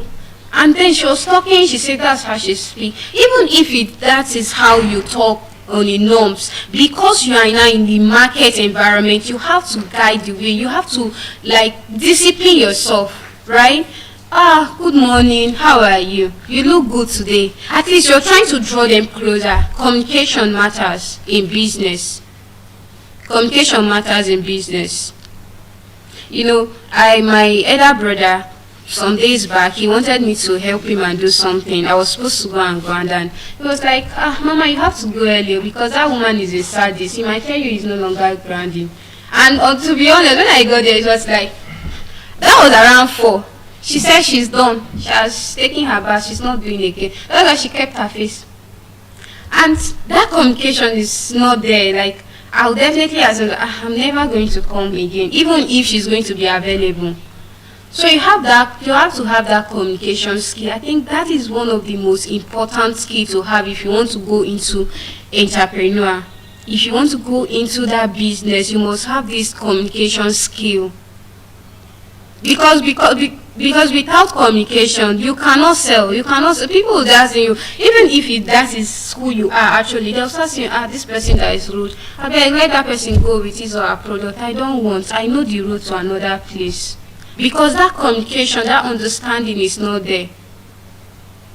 How do you talk to your customer? How do you relate with them? What is your attitude or your body language towards them? You go to some shops to get something and somebody will be like, don't disturb me, is that the only thing you are getting? And you just woke me up because of this thing. You get, so that communication is not there. You know, there's a way you talk to someone. Is this the only thing you're getting? And you actually woke me up. How are you? Like, you try to like keep that communication, and maybe they'll be like, I think I need something else, and then they'll pick another thing. Is this the only thing I get? Are you getting more? Are you getting? Do you care for this? Do you care for this? You already have that communication, and then they'll tell you like, okay, let me think. I think I need something, and you see they'll start buying. But if you don't have that communication skill and you feel like I can actually go into that business and you make it, is a lie. Because I feel like communication is one of the most important skills. If you're going into business or anything at all, the way you communicate with people really matters a lot. It shows the kind of your personality actually. You know, a lot of people, I won't call that misjudge, because first approach matters a lot. First approach matters a lot. If I come to get something from you the first time and then your attitude is not welcoming, I will probably not come there again, because I will start making research for another place. Wait, I think I'll have to check for another place. Moreover, yes, I know you won't be the only one that is into that particular product. So I should be able to get it out there. Make sure you communicate very well. Communicate in a way that people will be able to assimilate. Because you don't know what people are actually going through. You don't have to add to whatsoever they are going through. A lot of people are already going through a lot. And a lot is actually passing through them. So you don't have to add your own problem to them. That is why you have to learn the art of this communication. I don't know, I have this attitude of, maybe I can see someone and I'll be like, good morning, how are you? You look good. You know, you can actually put smile to that person's face by saying that people are actually going through a lot, and all they need from you is that good communication, that greeting, that understanding one. You try to okay, reach out to them. How are you doing? Although you're not expecting them to sit down and start narrating their stories or what they're actually going through, but it's just for them to have this feeling that at least someone really cares about me. Some people come to market to get things, and I will give one example. Early this year, I and my brother actually, I'm sorry to say this, my mom was down, or she's down actually, and we got to the hospital. She was almost dying in our hands. We were crying. So I went to the nurse. You know how mean some nurses can be. So she was like, I think we'll stay on that queue just to get the receipt before they can give her bed and something. And she was actually taking her time. That she was arranging her bag, she was arranging this, she was arranging this. That is like a lot of people have a button that you can press and they will just blow. You don't know what is actually wrong with them. So my elder brother was already boiling, and he's not the kind of person that talk. If you see him talk, he doesn't talk. So I was watching. I came and I was like, what happened? She said, look at her, she's not responding. She said she's coming. She just wants to settle down. Settle down? You want to settle down? This woman was literally dying. And then you want to settle down? How? And it was actually it's an urgent case because an old woman bleeding, it wasn't easy. We were losing her, and you said you want to settle down. She was taking her time to arrange her. She said, where is my receipt, sir? And then I have to I was like, and funny enough, this particular girl, she looks like my age. So why are you, I have to, she was, I said, do you think we are illiterate here? I started shouting. Even my elder brother did not believe that I can actually react that way, because he doesn't talk. He was trying to maintain that, okay, he's an elderly person and he doesn't want to blow. When I started shouting, even he was surprised. And then after everything, he said, Mama, you can talk like this. I did not say anything because already I was swollen She has stage 3 cancer. She's still in the hospital. Thank you. So, and after I shout, I have to are you okay? What nonsense is that? I started talking and I was talking and talking. That was when other people were like, hey, yeah, I think you have to attend to them, you have to attend to them. And she now finally wrote the receipt very sluggishly. I just told her, I hope this doesn't happen to you someday. And I left there with anger. That attitude, I wouldn't want to go back there again. While we were leaving, while they transferred us from that particular hospital, I was supposed to make some payment, and then I have to go back to her again because my elder brother was supposed to get the receipt, and he was like, he's not going back there. That if he should go back there, he's going to beat up that girl. So I went there and I told her, you have a very bad attitude. Imagine you were the one in our shoe that very day. She said, I don't know it was that woman. I said, you don't know. Also, if it was to be another person, this is how you would have reacted, right? You cannot communicate. They are talking to you and you're like, I have to settle down. No, I'm just coming. and then you're arranging your bag, you're arranging this. The communication, the way she even spoke to my elder brother was so rude. That's why I think that was actually what got me angry. Like, why will you be talking to my elder brother like that? Because he doesn't talk. You know, it's not every man you can actually talk to them and go scot-free. Some people will react. But I have this person that he doesn't, no matter what, he will only get angry, shake his head and leave. But I couldn't take it. So that communication, there's a way you speak to somebody. There's a way she would have actually, okay, I'm sorry, I'm just coming. I would just want to do one or two things. Let me just quickly. You know, there's a way she can actually talk and then people will calm down. A lot of people gathered and they were waiting for this girl. One, you came to work late. And secondly, you said you want to arrange first before you can attend to people on queue. This is not ShopRite. This is not eatery. This is hospital. Like, people are there because of problem. And then you said you want to settle down first because it's not in your family yet. You don't know how those people are actually feeling. So, and, you know, acting very rude was something that no one can actually take. You know, a lot of people can be patient, but please, as they are being patient, even if the pressure is much on her, she would have just shut her mouth at that moment, not telling them she have to arrange first. You know, there's some kind of word that triggers anger. So you have to have that communication skill if you actually want to go to the world and make relationship work. Communication. I'm sure even in relationships they will tell you know how to communicate. There's a way. There are some people that are not even supposed to speak out. I'm sorry to say, because if they should speak out, it will cause more harm than good. So if you know you don't know how to communicate, just shut your mouth. Just be patient. Seal that mouth. If your speaking out is going to cause more harm than good, then please, just shut it. Don't talk. But then, in business, you have to learn how to communicate, because if you don't communicate, your product is going to remain with you. Yes, that's the truth.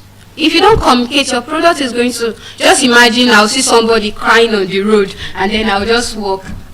Oga, take. I'm sharing my flyer. Take. The person will like look at me first. They will not collecting it, or probably they will just say it in my presence, or the person will just shout, "Can you get out?" Do you get? At least if you see that kind of thing, you have to good morning. Do you want to talk? Do you want to talk about what is wrong? How are you? Like, try to check up on the person. Communicate first. Know the root of whatsoever is going on with that person, and then maybe along the line, probably if the person chooses to speak up, fine. If the person doesn't want to speak up and he wants to be left alone, you let that person be, not talking to the person in pain about your business. So if you actually want to make it in that business, you have to embrace your communication skill, because that is the only thing that can place you out there. Imagine people saying, that girl that don't know how to talk to somebody, don't go to her shop, I beg. I don't want problem. I don't want to get angry. That man that is always a sadist, I don't want to go close to the shop, please. I don't want to get angry. They are trying to avoid the way you communicate, because you can't really communicate in the way that can give them peace. You will rather add to their problem. So please, if you are an entrepreneur, you have to embrace all these skills that we've listed out, because it is through that skill you will be able to achieve your purpose. I'm sure everybody wants to make profits.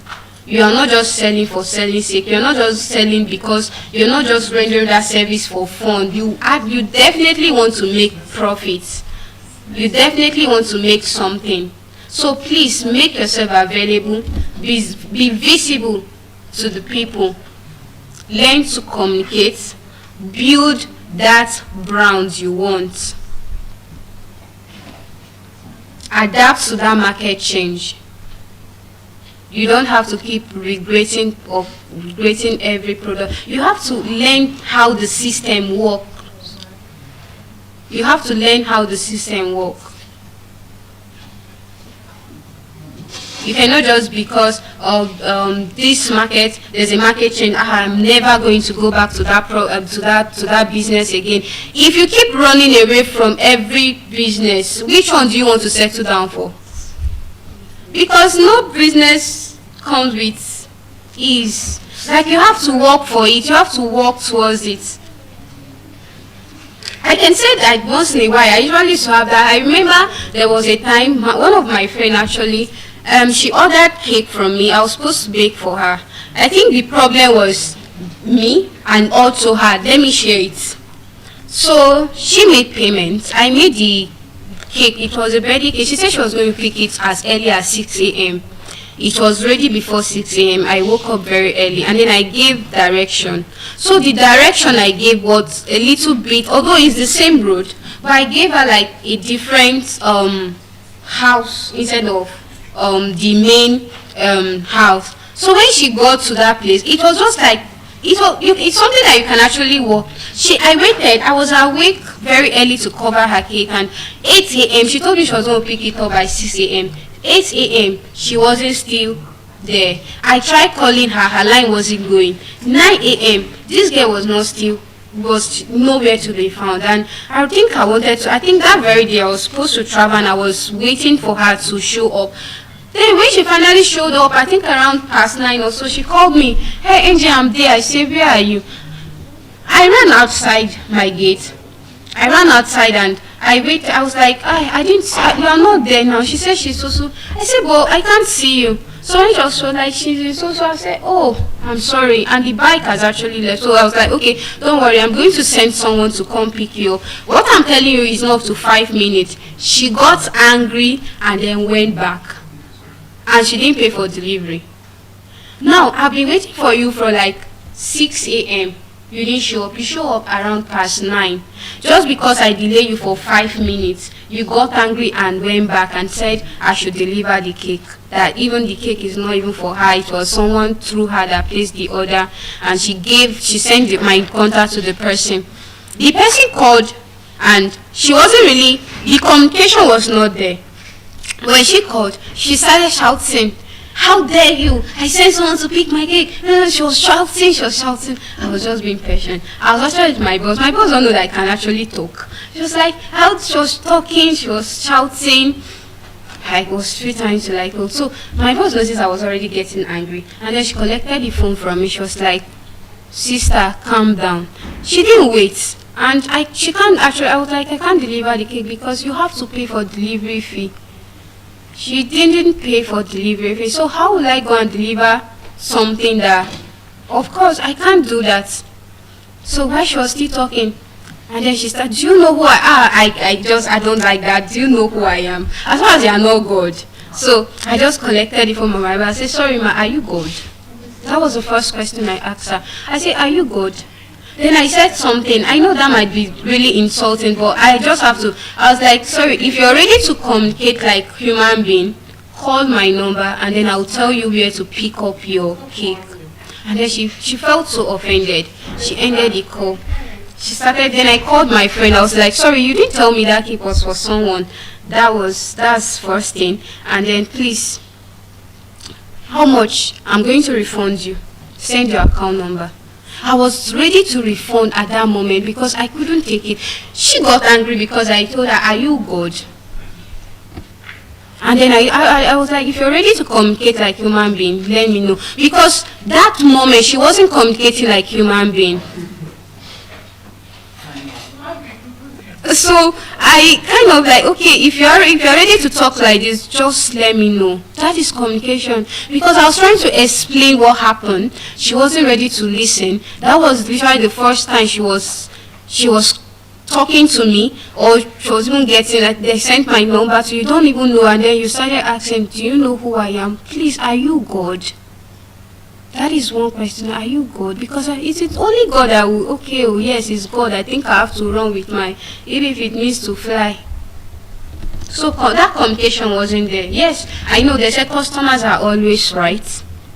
I admitted it, and then I apologized even after everything was later settled after that day. And yes, I told her I'm sorry. I actually like acknowledge the fact that I am not supposed to speak back despite the anger, because it's business. Anything can happen. But again, don't trigger people with your words, because communication matter. The way you relate with people, you don't know what people are going through out there, and because you see them in market that they will just want to patronize you, you don't know if that is their last money they are having to just sustain for that day. You don't know what is in their mind. You don't know what people are going through. So if you're into business, you should learn how to communicate very well. It's not about speaking English or any language fluently. It is about the manner in which you approach that person. It is the manner you're taking to sell out your goods and services. How are you rendering that services to the audience? And again, who are your targeted audience? Are they just your WhatsApp contacts, your family that are happy that, okay, well, this particular person is selling this now, I can get it at cheaper rate, or I can get it as for credit and I will never, some people who have the mindset of, I'm going to get this for credit, I will pay you at the end of the month. As far as his family, they will not give you, especially our mothers. Our mothers will tell you, hey, give me this thing, I need it, I want it. Ask them, they'll tell you, the food you've been eating since you were born, can you pay for it? Can you give account of it? So your target audience are not your family and they are not your friends. Your friends are patronizing you because you are their friend and they just want to support what you're doing. Your family are patronizing you because you are the member of that family and probably they want your goods. Some people might actually patronize you to encourage you, right? Just to encourage you to sell to the audience out there, not to them. Just to sell to the audience. They'll just want to encourage you. Okay, it's not like, probably maybe some of them not even need the product, but because they want to like encourage you, thank you for what you're doing, I need this also product. You can see some of them will get the product and they'll just dump it in their house. It's not like they are using it, but they are doing some of these things because they want to just encourage what you are doing. So know your target audience. Know what your audience need. Don't do follow because this person is doing this, I also want to do this. Know where you want to be. Know how to place yourself out there. Know how to be visible to people. If you know that you can only sell your goods through singing and dancing, you can sing and dance for your audience. If you know that it's just to like, okay, with prayer, God will bless you, more money will come. This is that you can use to convince them. Why not? And then you also have to learn how to pray for your customers. I think that is also a skill. A lot of people just cycle prayer around just themselves and then their families, and sometimes some people don't even remember to pray for their friends anymore. So you have to involve your customers in your business. God bless my customer. Because if your customer don't have, there is no way you will sell. You can't really give out that your products if your customer don't have. Imagine you want me to patronize you and I don't have that money, and you are not putting me, or even as at least we know that, okay, everything has to be around hard work now, but at least hard work works with prayer and prayer works with hard work. You can't just pray and relax, and you can't just be struggling alone and then sit one side, you don't pray. Everyone has one thing or the other they believe in, so you have to like always bring your customer first. God, please bless my customer. You know that word, God bless you, means a lot to people. Thank you so much. God bless you. God will bless you. It meant a lot to people. So these are some of the skills you should have as an entrepreneur, because it is only through this skill that you'll be able to succeed. It is through this skill that you'll be able to succeed. So please, make yourself visible. Sell yourself. Show your goods. So, show it. Demonstrate it. It is your business. Carry it on your head. Show it to the world that you are into this. Tell people what you do. Encourage people to patronize you. Don't just sit back and wait for people to come to you first. Go to them. Print out your business card. Have your flyer, both hard copies and soft copy. Visit people, talk to people, talk to your target audience. Like now, if you want to go to the market with new product, now you have to make it available enough, and then you have to convince people. Learn the art of convincing people to buy your products, because this product you're giving, you have to render it. You have to give it out. So you have to have that confidence in speaking to people about it. You don't just sit back and then watch people to come to you. You have to learn, you have to have this confidence to be able to, a lot of people don't know how to approach people. They'll be like, I'm shy. There are some people now that they will come to this hall and they won't be able to face anyone to advertise, even when they are given the chance. Okay, speak about your business, speak about something that you're into.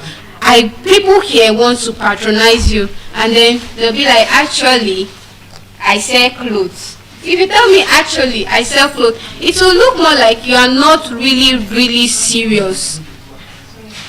It will sound more like you're not really ready to give out that product. Because when they tell you advertise yourself here now, and then you start bending, holding your waist, I think I sell clothes. Are you thinking about your business?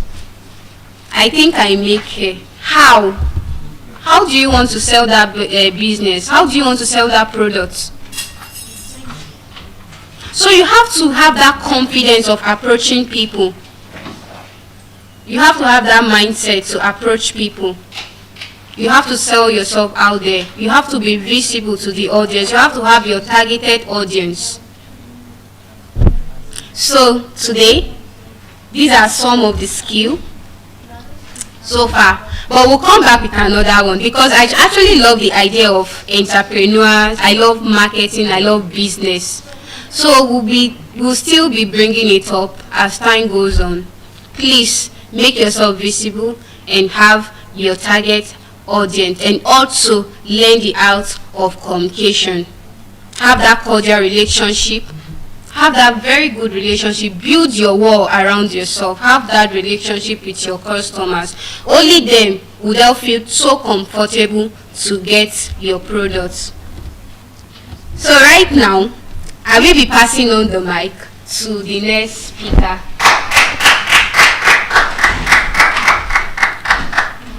Good morning, Nigeria. Good morning, Africa. Good morning to the world. My name is Akiemi Juboluatife Christiana. So I'll be talking on education. I'll be very brief because we all know what education is. But before then, I would like to ask, what do you understand with the word education? Education is a way of learning. You say? Okay, to you is a way of learning. Can I have anyone else in the house? Education is the process of developing, person's criticisms, the process of making one a better person. All right. Education is one of the most powerful forces in the world. It builds the nation. It shapes mind. It creates future before the future arrives. So before I go further, we have two types of education. We have the formal and the informal education. Firstly, I would like to talk on the informal education. The informal education are those basic morals we learn from our home, like the house choices, by learning how to cook, by learning how to take good care of yourself as a child, by learning, like we are being taught by our mother, to respect elders, to respect one another, to respect the community as a whole. So that is the ways of informal education. So when we talk about formal education are the 4 walls of the school.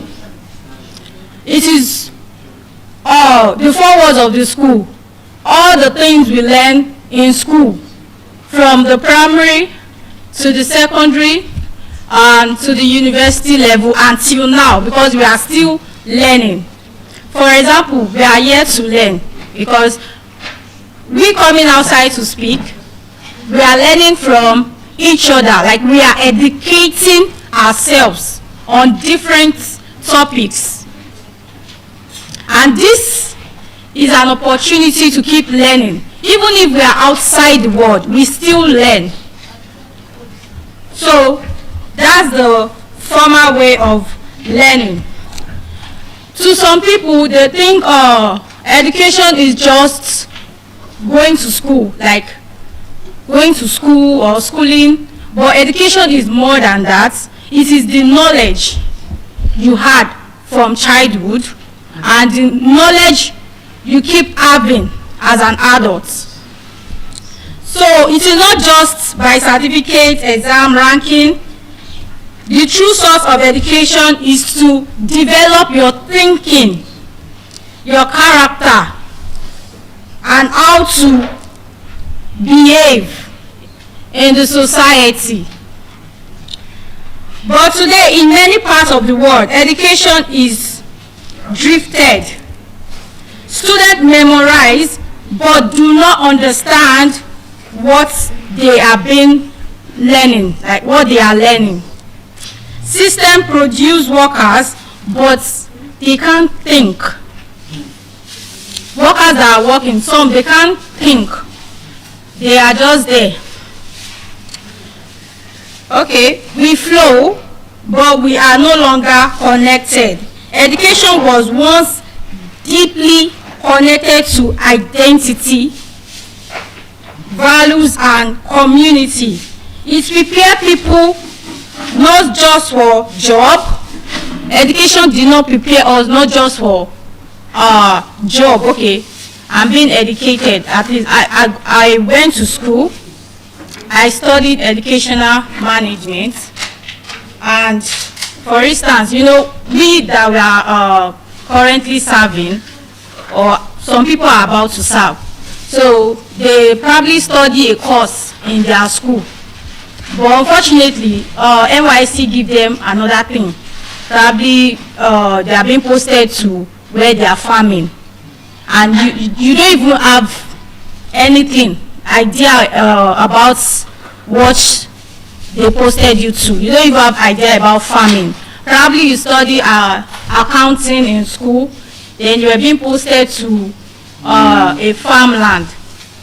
Please, what are you going to do on the farm as an accountant?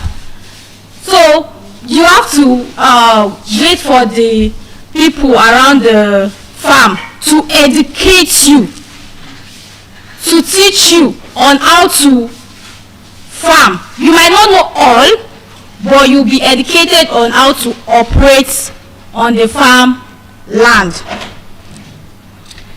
It prepares people not just for job. I said it like I said before, but it's education prepares us for life. If you are being educated, no matter what you are being taught, it is for life. It is for life. You can't, okay, if, like, while I was growing up, I started cooking at the age of 9 because my mother is always busy. She does not have time. Like then she was working, yes. So I started cooking at the age of 9. I was never being taught how to cook, but I just tried to learn it myself in the aspect of me cooking sometimes, and it's too salty, it's too pepperish, but I keep doing that, and my dad encouraged me by eating it. I'll be like, okay, as a 9-year-old girl, cooking for the family is something big. To me, it is big because I was opportune to cook for my family. So later on, I was being taught how to cook by one of my uncle, because he came around to stay with us during that period.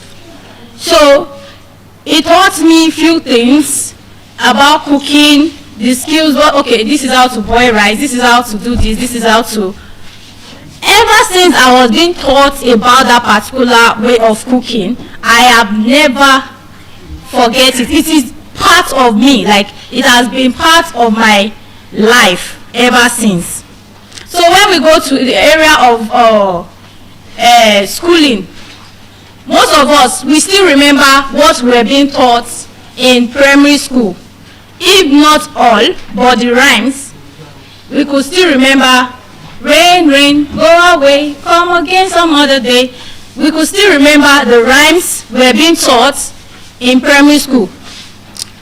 And we could still remember what we were being taught. Some of us can still remember what we were being taught in senior secondary school. And some probably what you were being taught in the university level.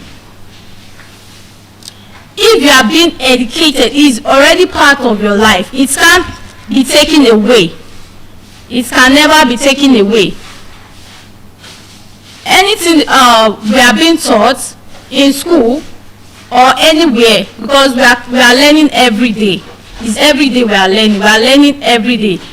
Once you learn something or learn something new, it will be stuck to you, because you won't forget that, okay, this was what they taught me at this so time, at this so place, at this so period of time. Like the school of eloquence, I would say they give us the opportunity to be able to speak, and I'm very sure that after this program, most of us would still have the ability that we still keep on speaking. We won't be like, okay, I don't want to do this, I'm shy, I don't want to be this, I'm shy. We'll still have the passion for it. We'll still have the passion that, okay, let me just go into public speaking, because I've done it once, twice, and now I've mastered it. So as we build the future of education across continents, culture, and generations, let us remember this. No matter how advanced our system become, no matter how far our knowledge expands, we must remain connected to the source, because the main education forget its purpose. It becomes like a river that forgets its source, still flowing, but slowly drying off. So thank you very much, as I'll be passing the mic to the next speaker. Thank you, Miss Educationist. It's so nice to hear things like that. Good morning, everyone, wherever you are listening from. I am Jolu Atimleye Ajayi, and today I want to speak to you on something important. I've always been speaking on something important, right? Now, is there something that you ever cherish that you don't want people to touch it? Thank you very much. Your phone. Who else? Your books, Mr. Opeyo. Okay, your heart. Oh my God. that's even on another level. That's fine. You know, there was a time like that I dropped a book on the couch at home, and my elder brother picked up that book and he opened the first page. Do you know what I wrote in the first page of the book? I wrote, "Do not open the book further." That was what I wrote in the first page of the book. I now wrote something that unless you are instructed by the Holy Spirit. Seriously, that was what I wrote, because while growing up, I was under discipleship. I can call it mentorship. What people know as mentorship. And one of the things my mentor always tells us is that we should have a book of classified information. I hope you are listening. And this book is actually different from your daily journal. It's actually different from your diary. Do you get? Now, this book is a book that when you have visions, you write it down in the book. When you have raw ideas, you write it down in the book. When you have things that are very peculiar to you that you don't just want to write in your diary, you write it down in the book. That is what the book is meant for. And for me, what I wrote in that book was something that is dear to my heart. I mean, my visions, like raw vision, because I know that when you pick that book up, if you read it, you will not understand. You might even make jest of me, because when I talk about my visions, they are something that are bigger than me. My visions are something that I see that it is realistic, but I know that it will take time and it takes strategy. So these are the things that I wrote in that book. And while he picked up that book, he actually read the things that I wrote in the first page. And I told you what the things I wrote in the first page are. I said, do not open this book unless you are directed by the Holy Spirit. And that was what he read out to me. And immediately he read it. And that particular day, actually, I was just lying and I wanted to get some rest. I was about sleeping, but immediately I heard that. I jumped up from the bed and I went to him to collect that book immediately. Now, I want you to know something. Hello, I hope you are following my point, because I will ask you questions. So, immediately I jumped from bed and quickly grabbed the book from him. In my mind, what happened was that I was trying to think about it. Is it that I wrote something bad in that book? I said, no, it was not that I wrote something bad in that book. But I know that this book is a book of classified information. It's a book that is special to me, that I cannot just drop anyhow. I cannot just allow anybody to feed his or her eyes on whatever thing that is written in that book. Now, after I got that book from him, now, please, I'm going to ask you a question. After I got that book from him, I return it back to the appropriate place, because I don't scatter my books. The ones I'm using for daily jotting, I know where I put it. So what happened was that I was careless about that one, and I appreciated that he did not open the book further. Not because he's going to read anything that is bad in the book, not because he's going to find anything that is fishy in the book, but just like I have said, it is something that is very special to me. So immediately I grabbed the book from him. Just like I have said, I returned it back to where it's supposed to be, where I am the only one can find access to the book. Right after then, what came to my mind is that I just did something. Who can tell me what I did? Who can tell me what I did? I protected my boundaries. I protected my space. Not because he did not have the right to read it, but I was guiding something that is special to me. Do you know that I've seen so many people talk about this thing, that it's not just everything that you tell out to people. It's not just every vision that you tell out to people. It's not just every idea that you share to people. Sometimes it's not because these people are bad, but sometimes it's because it's not just the right time yet, and you need to learn to discern that. Sometimes you don't necessarily need a superpower to come down and tell you that don't do this, but using your initiative, using your wisdom to be able to discern that you are not going to do this at this particular time. Because when some people feed their eyes on what you have written down, or when they listen to whatever thing that you have in mind, do you know that sometimes it might not go as planned? They will start giving you their own objective. They will start giving you their own idea. I'm not saying you should not learn. I'm not saying you should not seek counsel. But the question is that, is it the right time? Is it the right set of people? And is it at the right place? That brings me to my topic. Protecting your peace and your space. Mastering emotional, mental, and environmental boundaries in chaotic world. So many people today do not understand that they need to protect their peace and their space.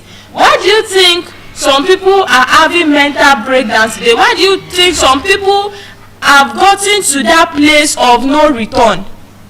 Because they have not learned to protect their peace. They have not learned to protect their space. And when you can protect your peace, when you can protect your space, you have just learned how to, you have just mastered emotional, mental, and environmental boundaries in a chaotic world. Let me tell you, this world is chaotic. It's not just about our country alone. If you go out of this country, they have their own challenging situation as well. So in order for you to protect your peace, in order for you to be sane in this unsane world, you have to learn to master, emotional, mental, and environmental boundaries. Now, let's dive into it. I want to tell you that your peace, when you talk about peace of mind, peace is not just about silence. I know that so many people believe that when you say peace, peace means when everything is quiet. Just like we have it now. Everywhere is not lousy. People are not making noise. You are not hearing one sound here, the other sound in that place. Peace is more than that. Peace is not just silence. Peace is inner stability. What did I say peace is? Inner stability. Thank you very much. Peace is inner stability. In such that when there is chaos, in such that when things are not fine, you will still be able to stand. That is peace. When your mind is not fighting itself, when your mind is not against itself, that is peace. You know, there are times in life that your mind is not at peace. It's not just about your environment. It's not just about things that is happening at home. You know, in some home, maybe polygamous family, for example, in such type of home, it is, some may have peace really, but in a place where there is no love, in a place where there is no unity, the stepmother will always want to go against what your own mother wants to do, or maybe the last wife or the first wife, even your step brothers, your step siblings, and whatsoever. Then you will be very scared to even eat. You will be very scared to go back to the food that you have covered in the kitchen because you are afraid that somebody will poison the food. You will be very scared to even make decision. because it's just like everyone is against each other. In that kind of situation, is there peace? No. Now let's not even take it to the physical. How about your own mind? Your mind is troubled. Things that you can't even discuss with your fellow mates, things that you can't even discuss with your friend. How many of you have been in that situation before? Thank you very much. And sometimes it's not about big thing. Do you know that when we have things like this happening to us, it might be that we caused it by ourselves. It might be that because we are not conscious enough. That is why we need to learn how to protect our peace. So I said peace is beyond silence. It is inner stability. When your mind is not fighting itself, your mind is stable. You are not worried about anything. Your mind is not calculating plus and minus that if this and that can happen, where are you going to run to? You know, some people, they don't have peace to the extent that they can't sleep well at night. They don't have peace to the extent that if thunder strike, they are under their bed. They don't have peace to the extent that if cockroach pass, they are looking for something to cover themselves up. Now ask yourself, as you are seated right there, wherever you are listening from, do you have peace right now? And some people, because of their actions, because of what they have done, and probably the past is judging them, their past is happening right in front of them, how will such person have peace? So peace is beyond being silent. Peace is that inner stability. And peace is when your emotions do not control you. Some people, their emotions will control them and they will make decisions on the extreme. One of the speakers was saying this, one of the speakers said this yesterday morning, that the best time to make decision is not when you are too happy. The best time to make decision is not when you are angry or when you are sad, but when you are neutral. Because at such moments, your emotions is what is controlling you. Somebody did something wrong, and if you are not careful, your emotion will say, cut her leg. Yes, some people can be like that because of their nature. Thank you, things like that, because of their nature. So when your emotions is not controlling you, when your emotion is not controlling you, that is peace. You have power over your emotion at that point in time. When things are not balanced, when things are not going as it is, you don't say, I need to pack away from this house. Will you stay there and settle whatsoever thing it is?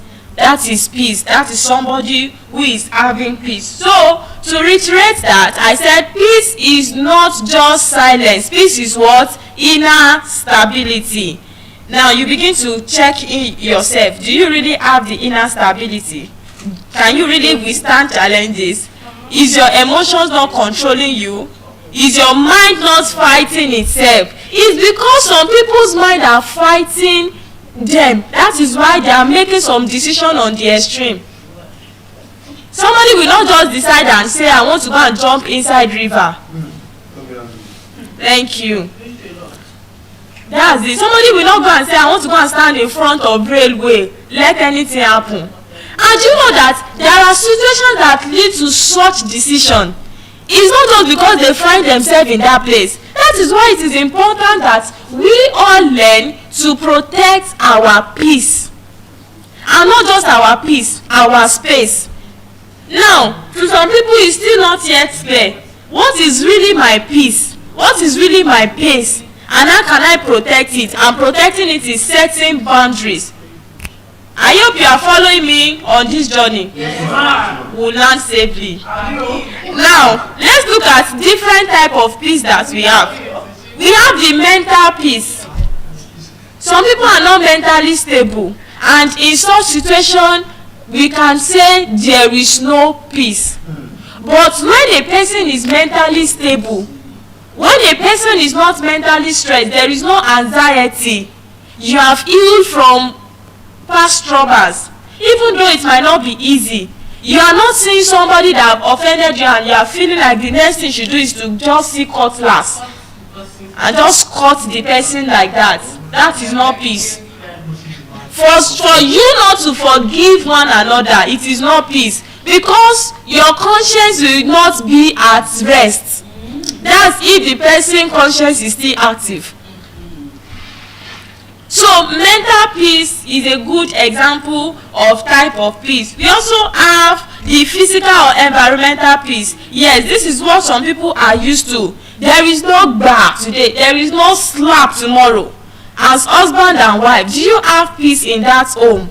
Because sleeping in that room, you are scared what side of your husband you are going to see that night. Maybe the drunk side. And by the time he gets inside the house, the next thing he's going to do is go and bring my food for me. If you did not bring it, blah, like that. Such kind of home, there is no peace. Children that have seen their parents fight each other, how will the children focus in class?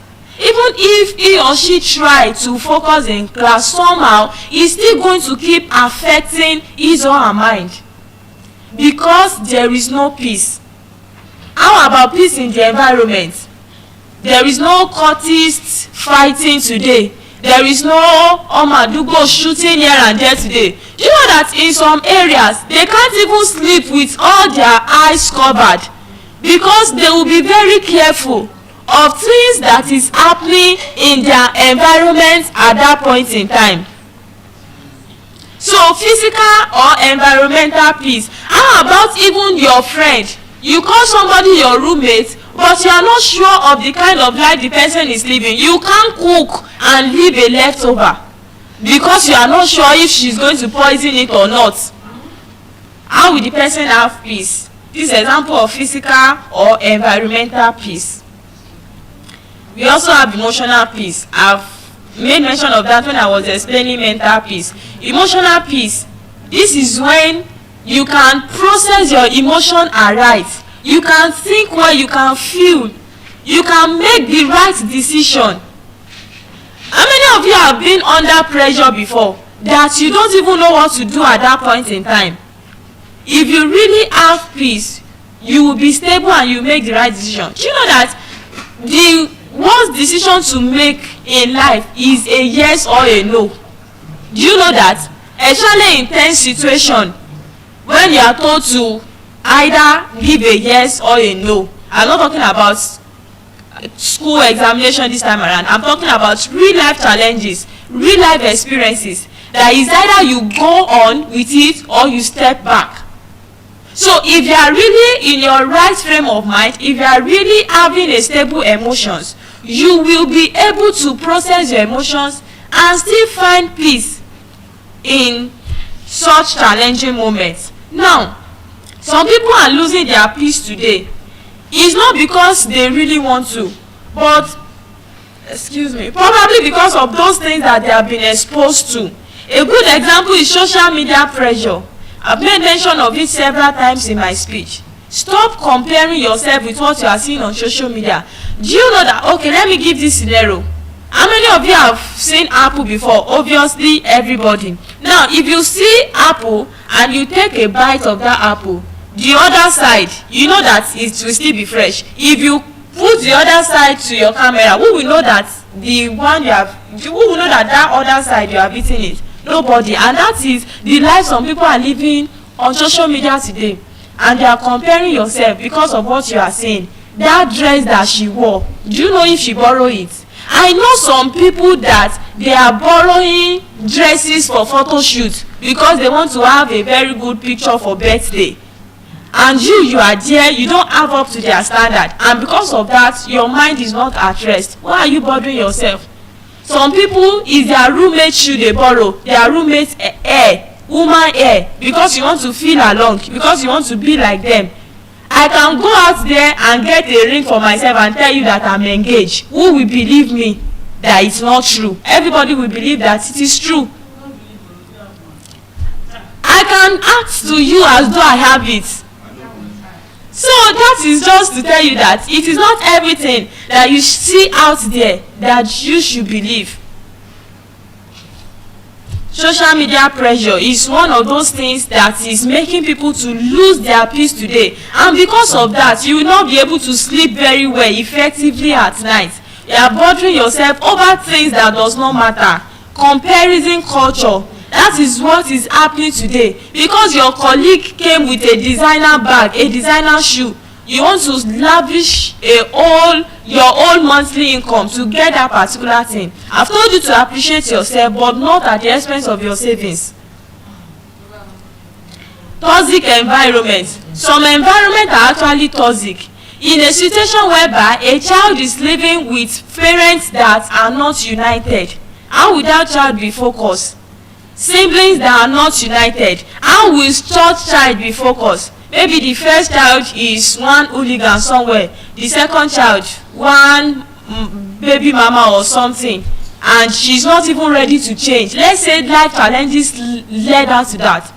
But yeah, in situation whereby she's not even ready to change, and maybe you as last born, you see the way your brother and your sister are always arguing with each other, always wanting to break bottle on each other's head, and you want to read at night, how will you stay focused? Father always slapping. Even some wives sef, they are not gentle again now. They will stand up against their husband. Anything, you bring one, I bring two. And in such environment, such child will not learn. How about not even the home this time around? The environment that the child is really living. There are some children that they have learned thefts in a clean way. They will go and steal. And by the time they catch them, they will start chasing them all around. And you are living with such children. You are in the same environment with such children.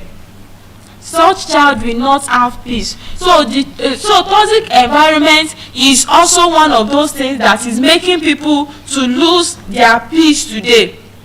Now, how will you know that you are not having peace? How will you know that your peace is under attack? The first thing is constant stress. Always stress. Stress is not just about doing strenuous work. But when your mind is not at rest, that is stress. When you can't process your emotions, that is stress. When you can't read and understand, that is stress.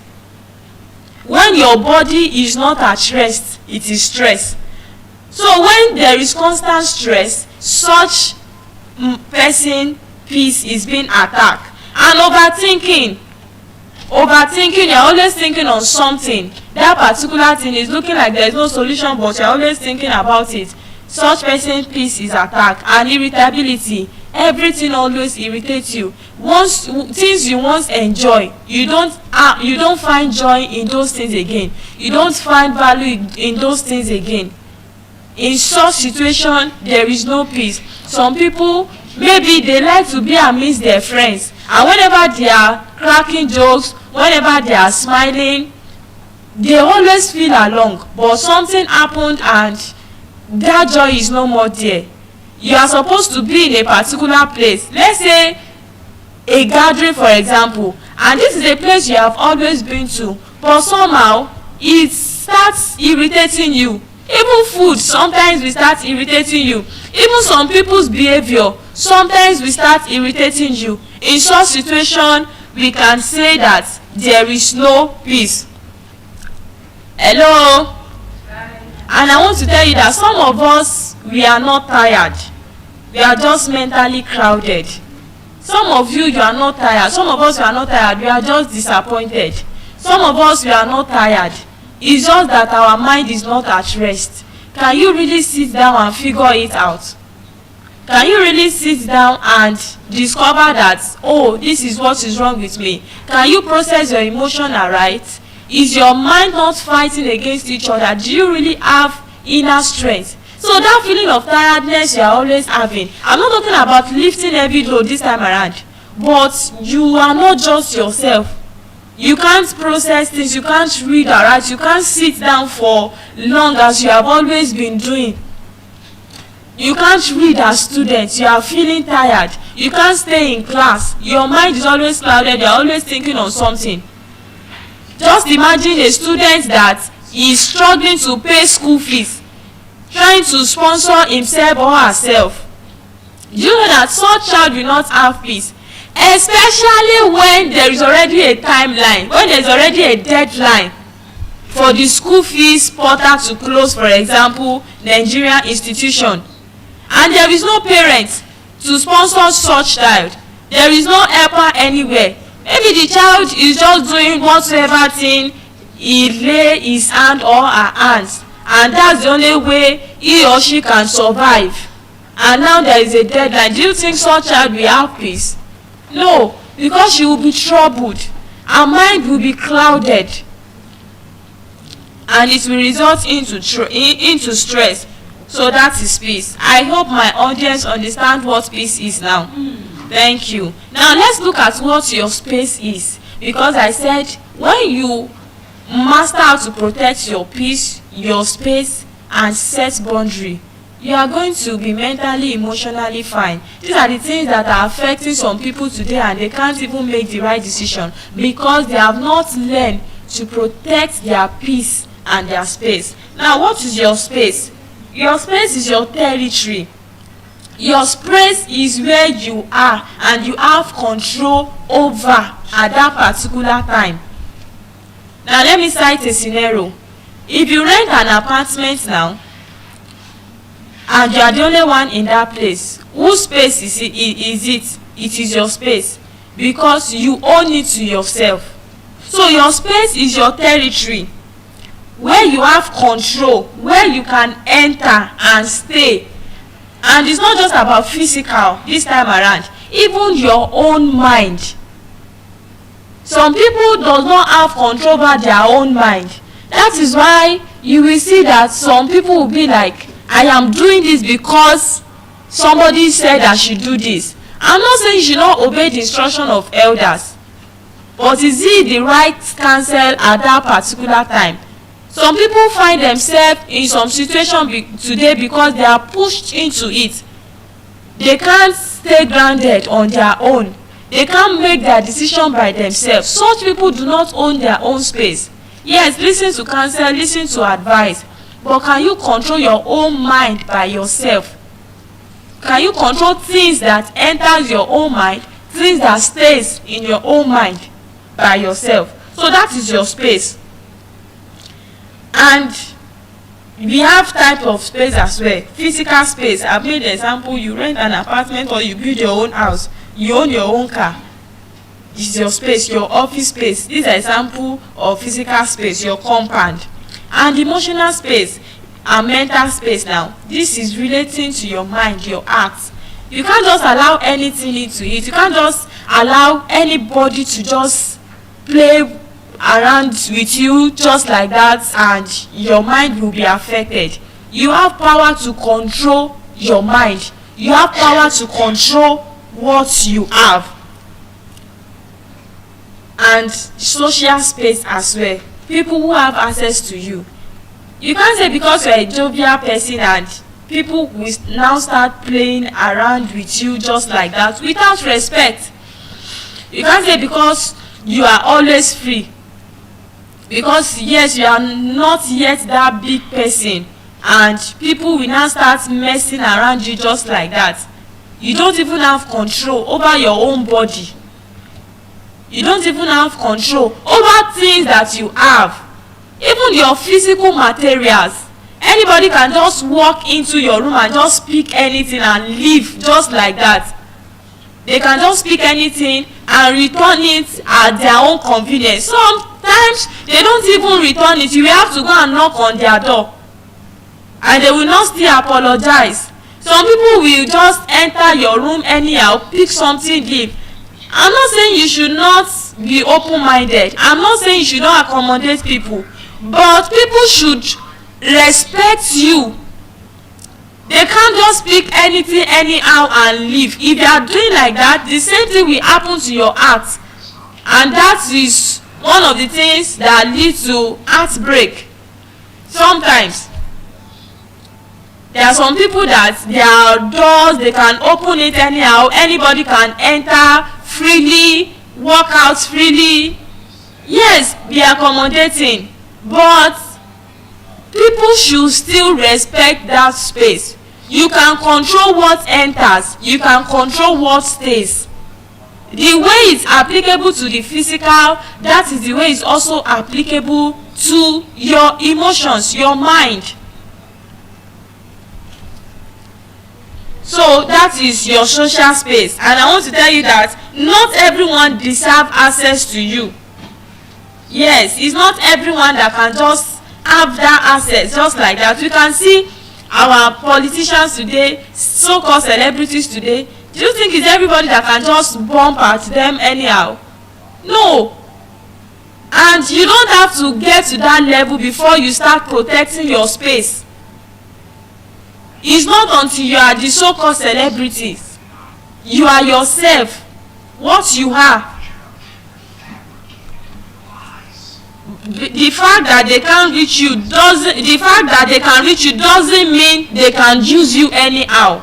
That is what is happening to some people today, because they give people access to their life, because they give people access to everything they have, and such people will be used anyhow. Such people will not even have control over themselves, not to talk of control over others that are coming into their own life. Now, you've understand what peace is, we've understand what your space is.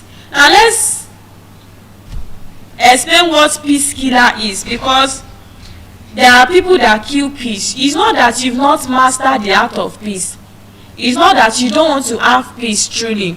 But what are those things that can actually kill peace, that can stray your mind, that can make your mind not to be stable, that can make your mind to be fighting against itself? Things that will take your emotions, your right emotions, away from you. Number one, toxic relationships.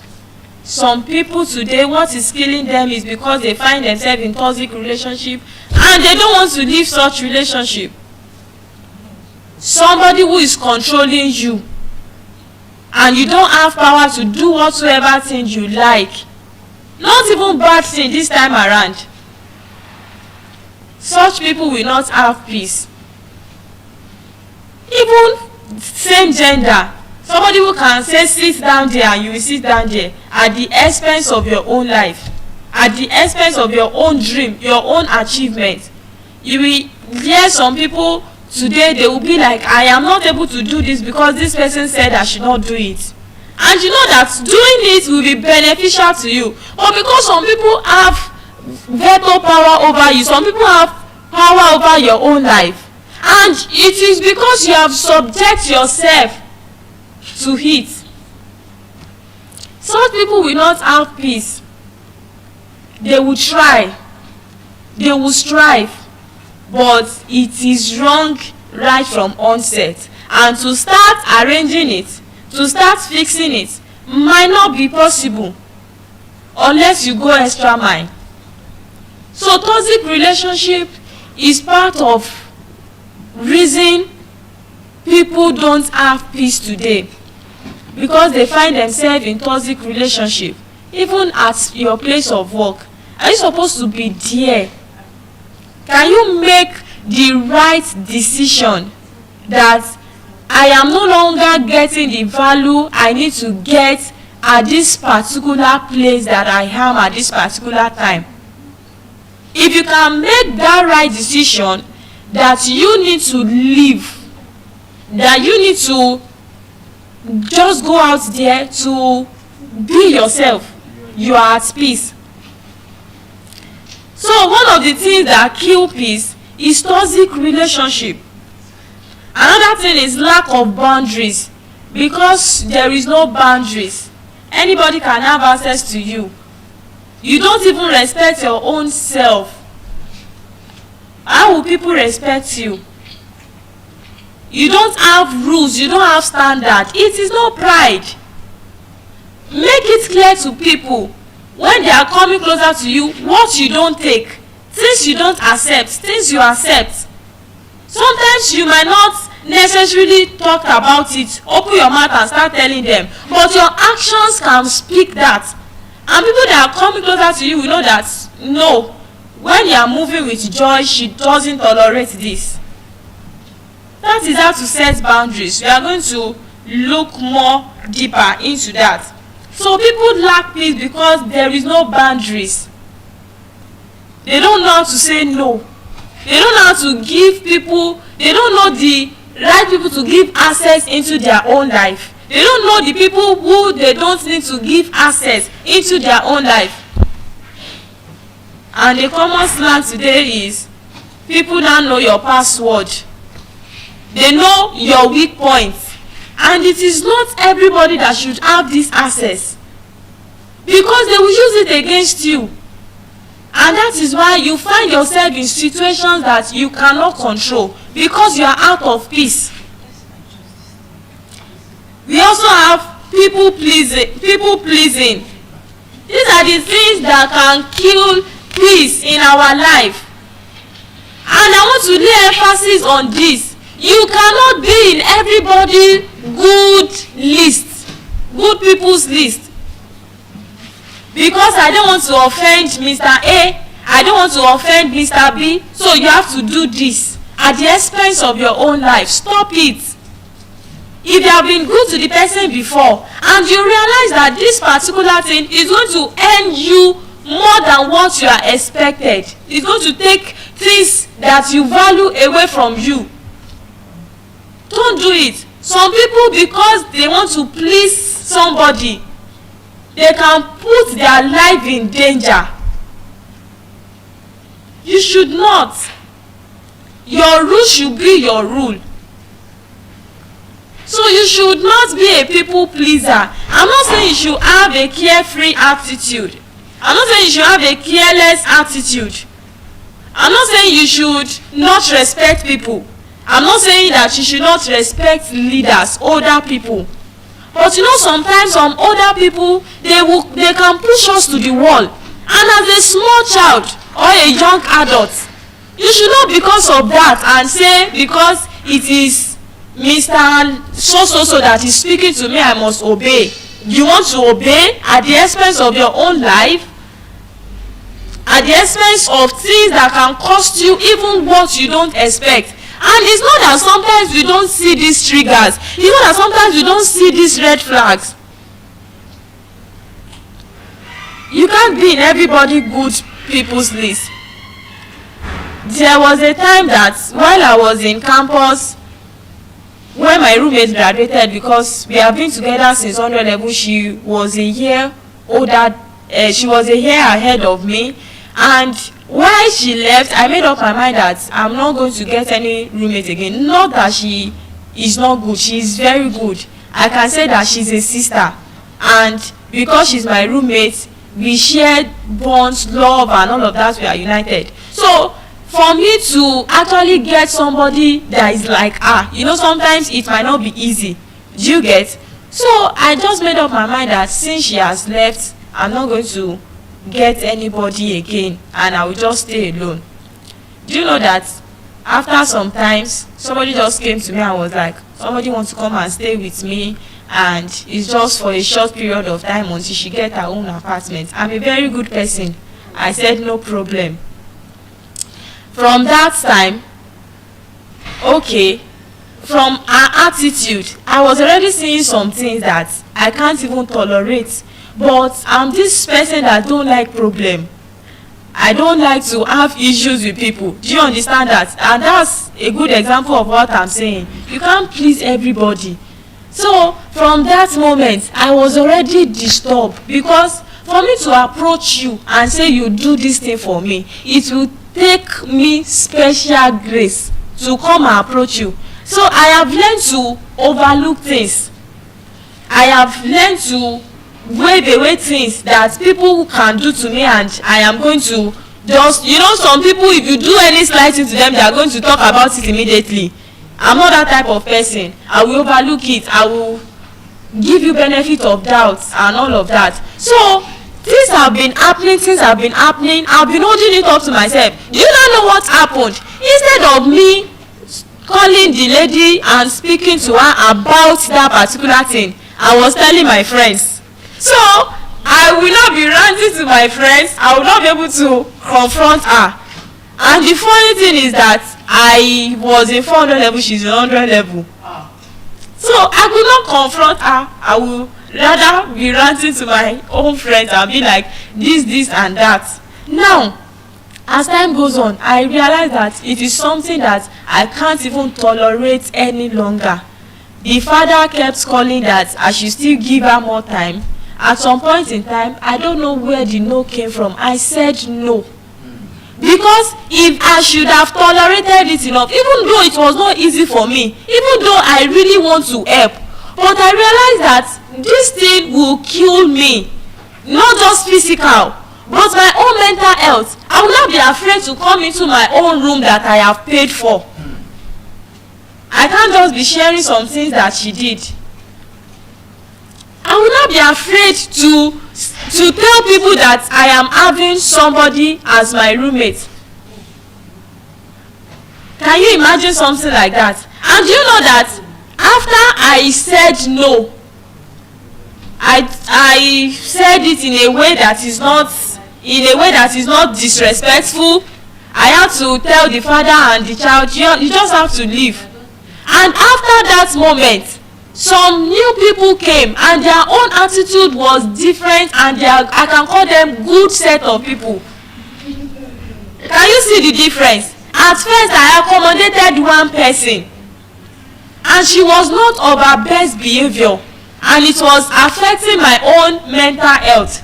I had to refuse her.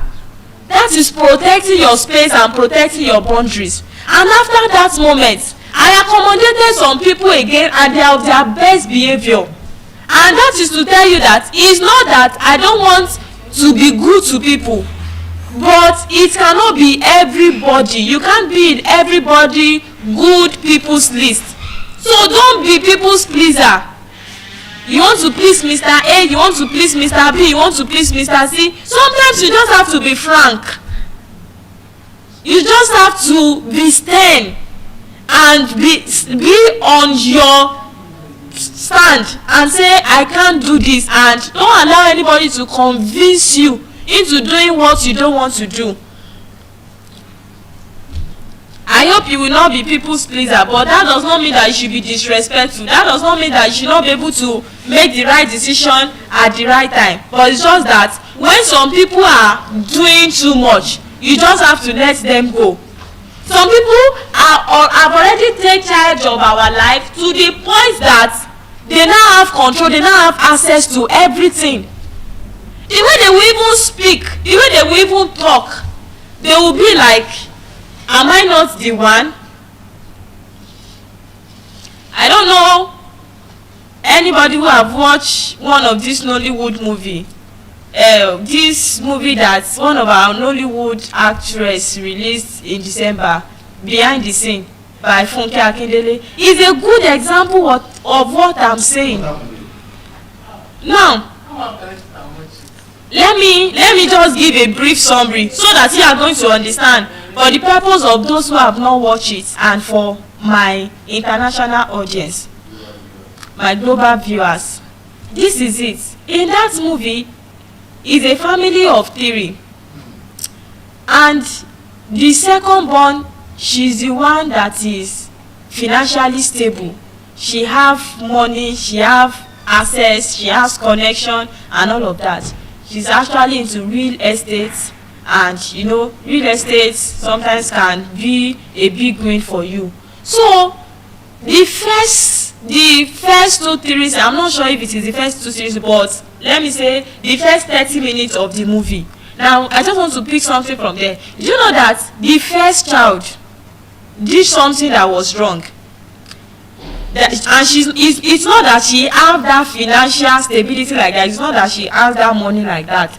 It is the second child that have money, and it is the second child that have been carrying the burden of the whole family. She has been there for every one of them. If the sister call, she's going to give the sister money. If the younger one call, she's going to give the younger one money as well.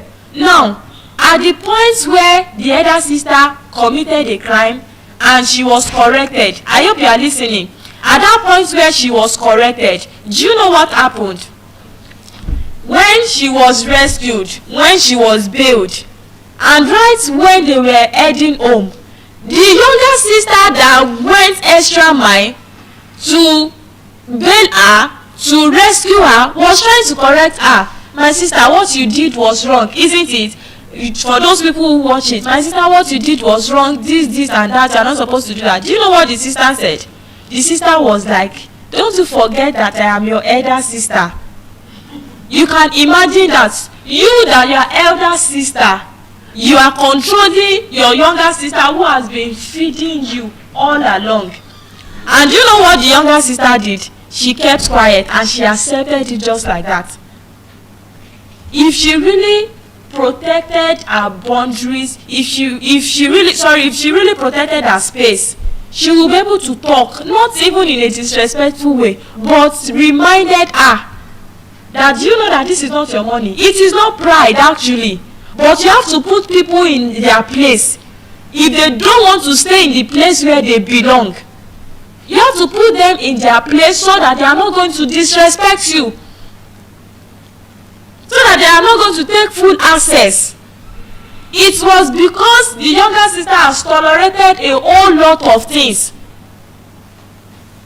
Things begin to happen, and even the elder sister now took charge of the whole space, of the whole territory, when the younger sister was no longer there.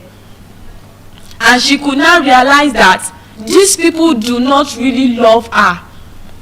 So those people you are pleasing, ask yourself, do they really love you?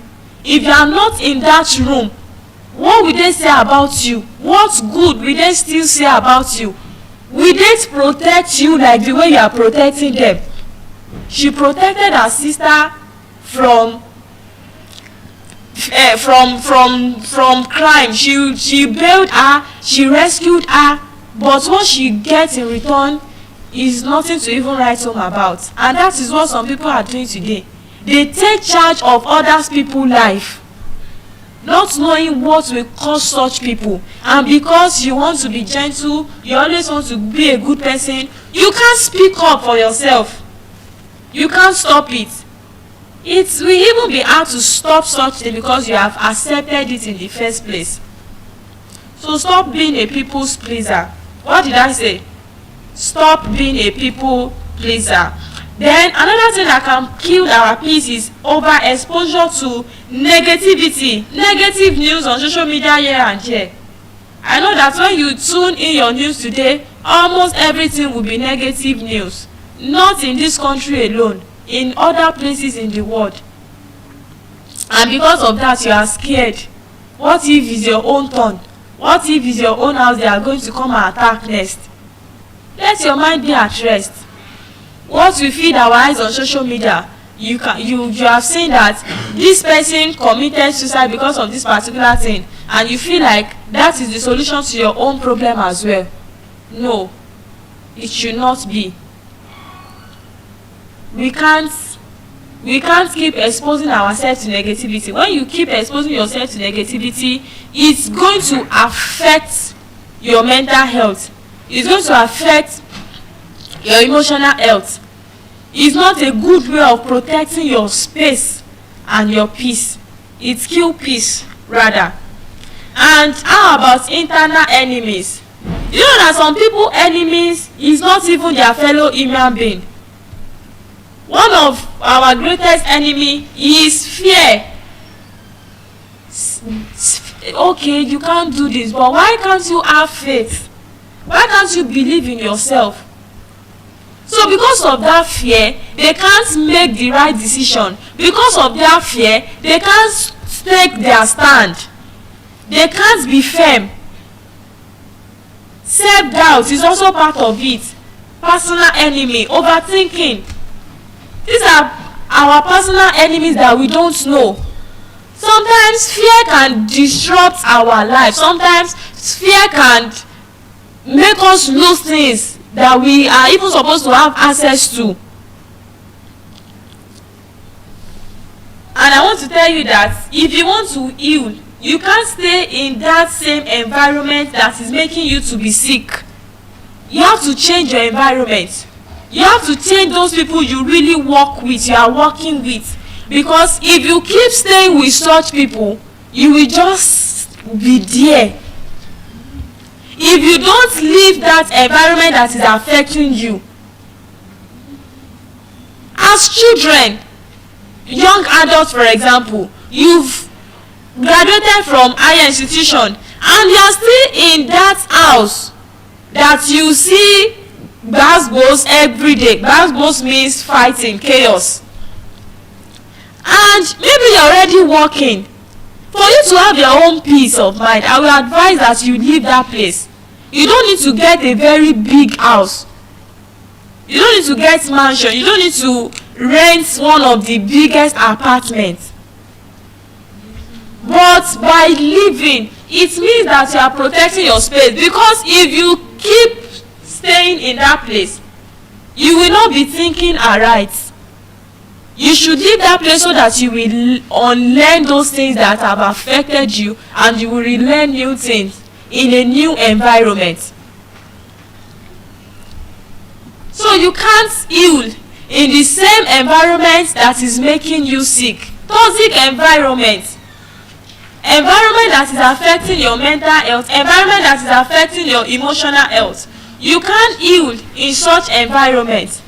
So this is another reminder for those people that are having some burdens, for those people that are having some past traumas, some things that are affecting their mental health, things that is not making them to recover, things that are not making them to heal. Just imagine somebody that is having headache, and the only thing you want to keep on doing is still stressing yourself. Why not rest? If you are still in that same environment, you are not going to heal. If you are still in that same environment, you are not going to heal. Change will not happen. But change can only happen, you can only change if you yourself, you are ready to change, and you change that environment that you are. So to reiterate that, I said you cannot heal in that same environment that is making you sick. So change your environment. If your environment is toxic, change your environment. Don't be afraid to leave that place. Even if it is your parents' house, the chaos is too much. Change your environment. Go to a new place and you'll be able to breathe well. Now, that's if you're already earning. And I know some people be like, I cannot leave home to be feeding home, or you cannot leave home so that home will be feeding you. Why can't you just try? We have listened to one of our speakers yesterday morning, and she said we can put our hands to work. You can reason and write. You can learn a skill and you can monetize it. People who are making money today, millions of naira today, it's not that some of them are born into it. It's because they have been able to strategize, they have learned, and they are ready to put those things to work. So don't be afraid to leave. When you leave, it will even challenge you to be the best of yourself. Some of you, you are not growing because you are still under people who are feeding you. If you leave and you have seen life, you have seen challenges, you will learn. Nobody is telling you to take. Nobody is telling you to sit down there. You can control your own space by your own self. Now you will now learn how to manage funds without spending your own parents' money anyhow, or somebody who is spoon feeding you. It's not everybody that I'm speaking to that should leave, but I'm talking to those people who are in a toxic environment, especially their homes, for example. And I'm not talking to those people that you are still underage. I'm talking to people who are mature, people who have graduated from school, you are done with your NYSC, you have secured job, and you are earning well that can help you to get your own space. Just leave, you will learn.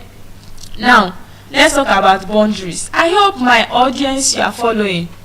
Thank you very much. Now, let's talk about boundaries.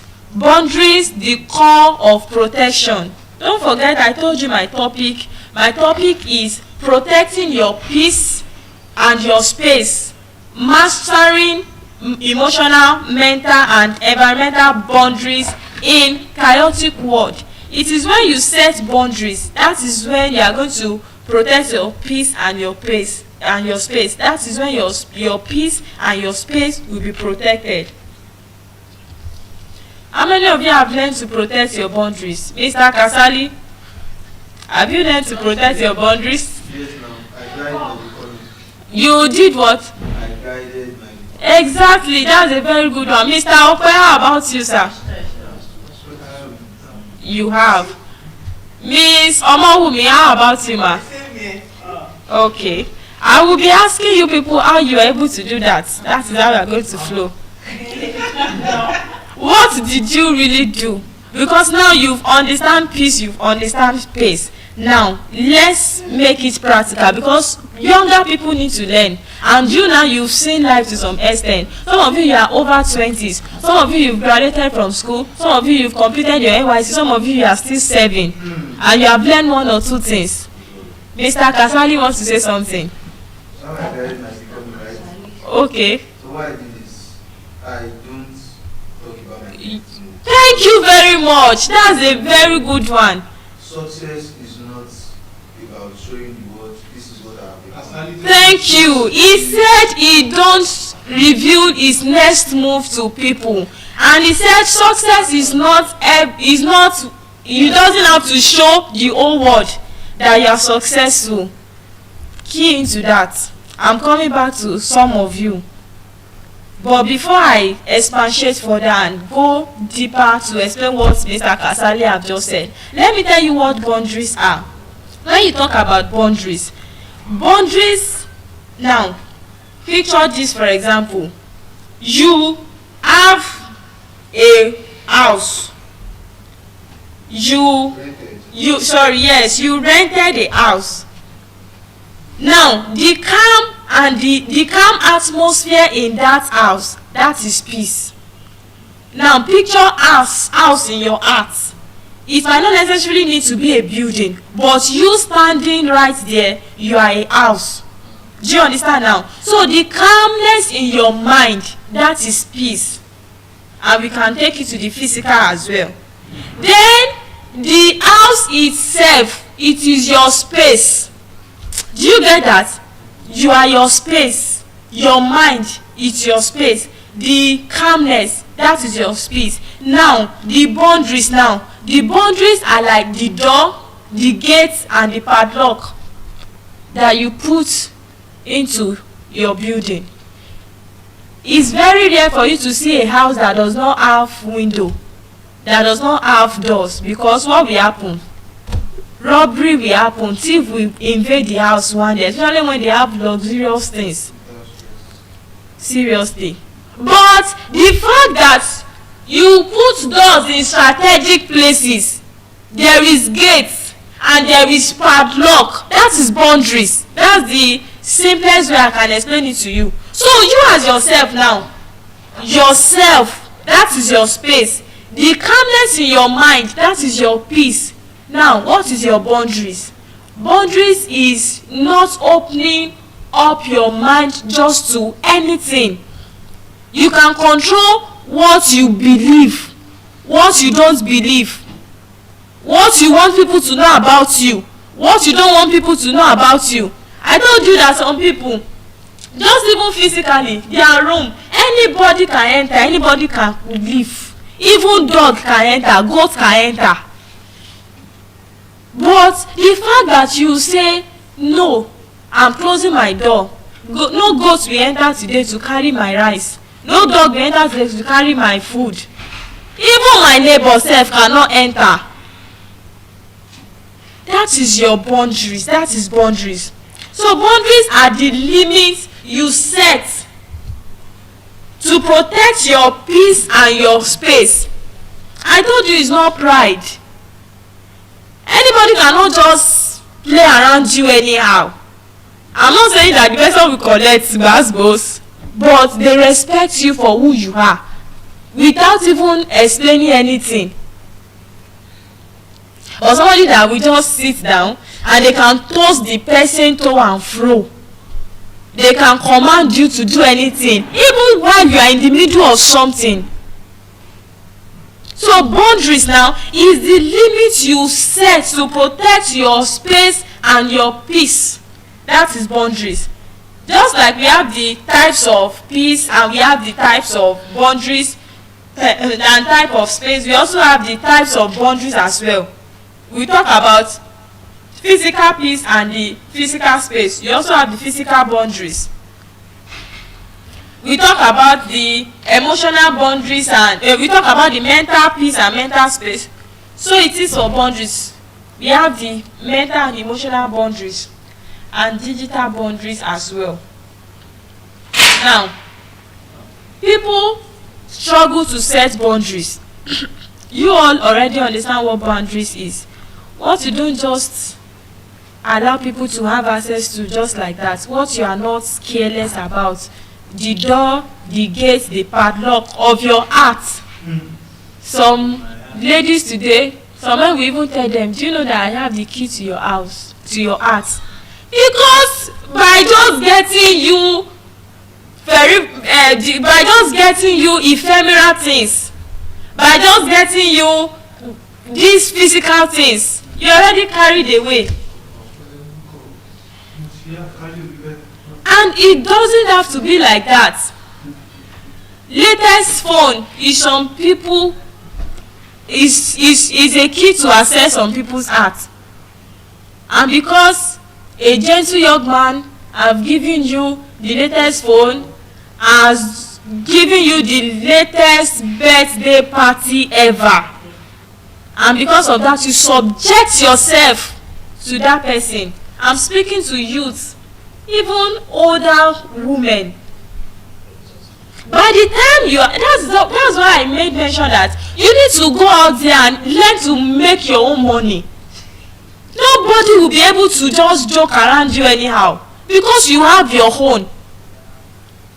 By the time the man sees who you are and knows that this person is not even lacking anything, and you already set a boundary, nobody will be able to joke around with you.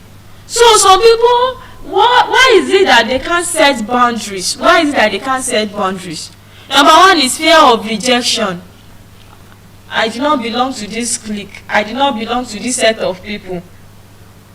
And they will be afraid that because all my friends are using the latest iPhone, all my friends are wearing the latest designer, so I have to subject myself under a man to get all of these things. No, I will never do that. Will you do that? I will never do that. Thank you very much.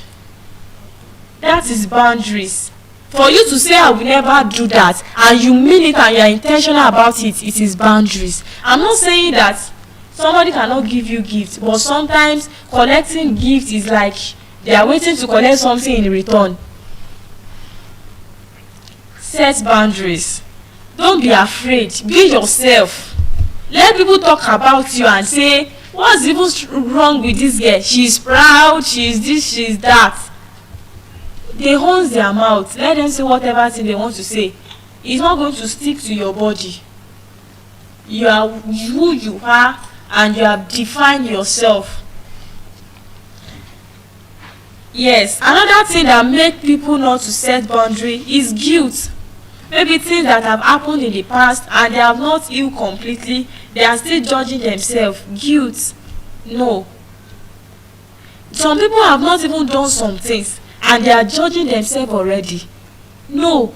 And cultural expectation. This is what we are told to do.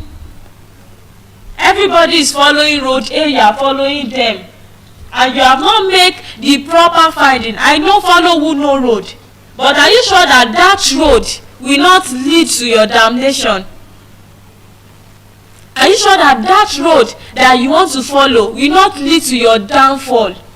Are you sure that when you follow everybody, you will still be standing alright? Cultural expectation. This is what you have been made to believe, and you just have to walk in that pattern. Because in that office, everybody is always subjecting to Mr. A. And because everybody is always subjecting to Mr. A, you can't change the narrative and say, me, never. I am going to take my stand, and I'm going to stand alright. That is what we see today. Cultural expectations.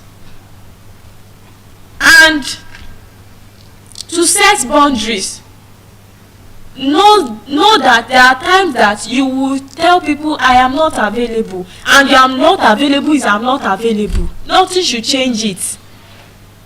You should not be doubting your decision. When you say I'm not available, don't go back inside your room and be rethinking and say, I just said I am not available, but to check it I think I will be available. You don't set boundaries. When you say I'm not available for something, they will not come and beg you for that same thing the next day, because they know who you are and they know what you are standing for.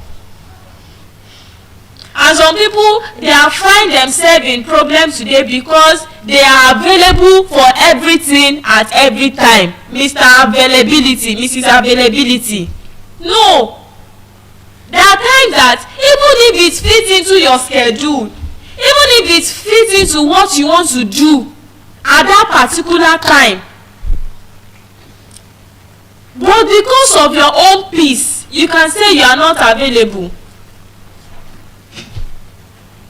Miss Imisi, have you rejected an offer before? Not necessarily big thing, but something that you are made to do for a particular reason and you just say no, like I'm not available.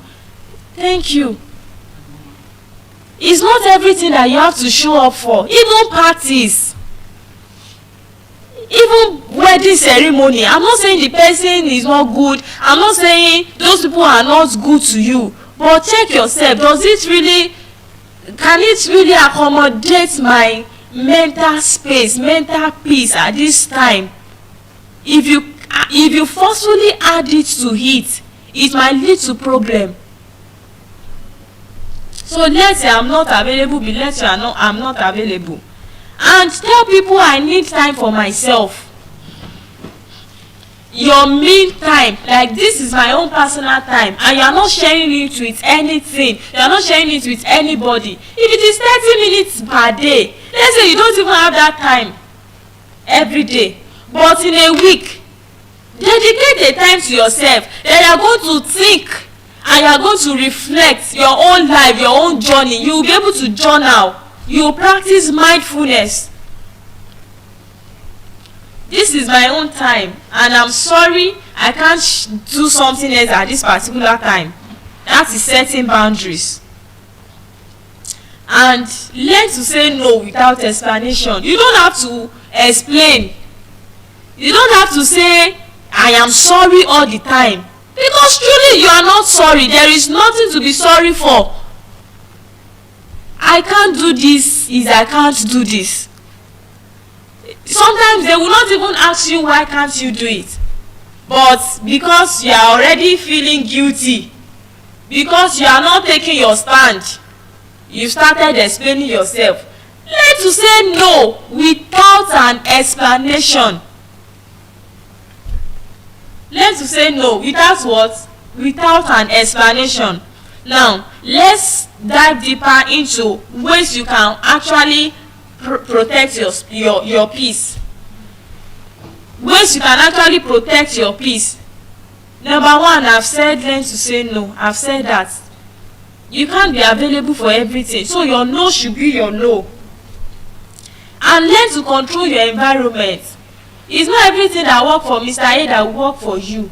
If some things are not going right, there is a way you can say stop. There is a way you can put a stop to some things. So you are, by doing that, you are controlling your environment. Learn to control your environment and choose your circle wisely, because people you work with actually have a whole lot to do with your life. If you are working with a set of people that everything you people are finding yourself into it, they can't advise you in a right way. You people will go for every party, you go for everything, every celebration. Not even celebration alone, but things that can affect you, things that can stress you. You have circle that you people are not reading together, you are not learning to grow together, you are not even correcting yourself.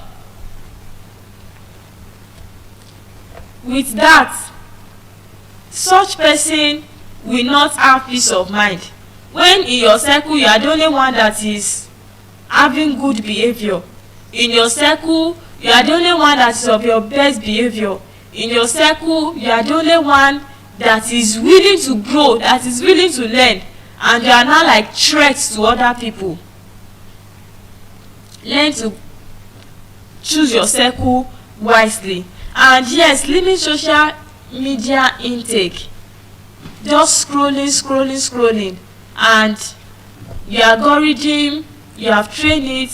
What you keep seeing is fashionable people, content creators. Yes, they are doing well, but somehow what they are putting on, you are enticed.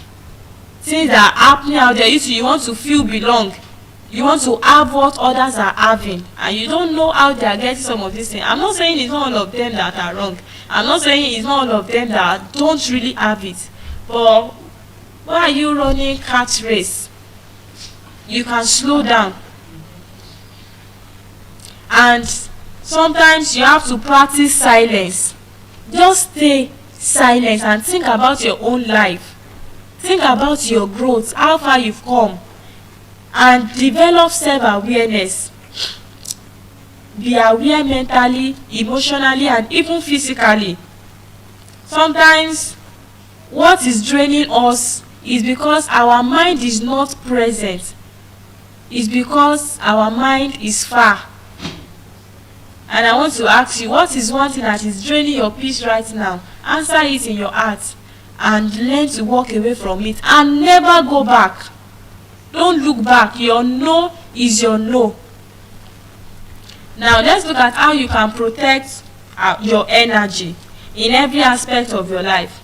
Your energy is real, and you have to discover those people that drains you from those people that fuels you. People that will take from you, just like that movie that I explained to you. These people, yes, they are family members, but they are draining her. Collect today, collect tomorrow, and they are not satisfied. Not even that she's giving them little, big money that they can even invest with it, but rather they keep on draining.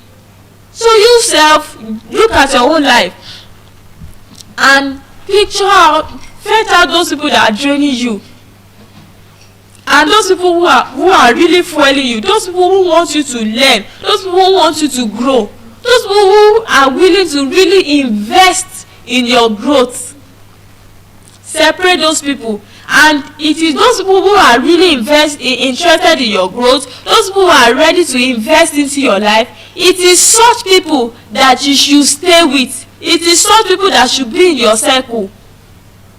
You are with people who are not ready to advise you when you are going the wrong path. Stay away from such people.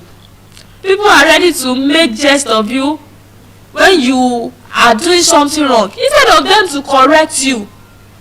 People that see good in every of your bad decision. Stay away from such people. You should rather stay with people that motivate you, challenge you to grow. People that tells you that you can do better, you can be more of yourself, that give you best advice that will help you to navigate life. And mind you, it doesn't have to be your age group.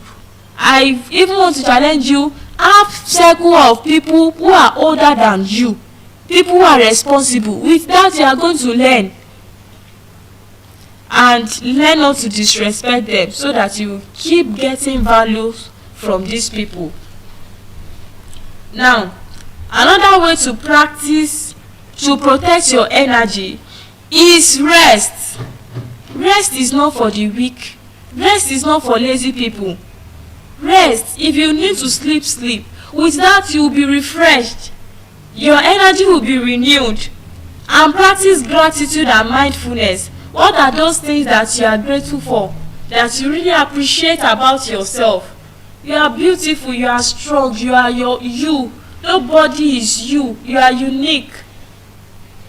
Appreciate yourself, how far you've come, the work you do, the success you have achieved. Yes, you might graduate and you are hoping to graduate to a first class, but yes, you still graduate and you still did well. Appreciate yourself for that.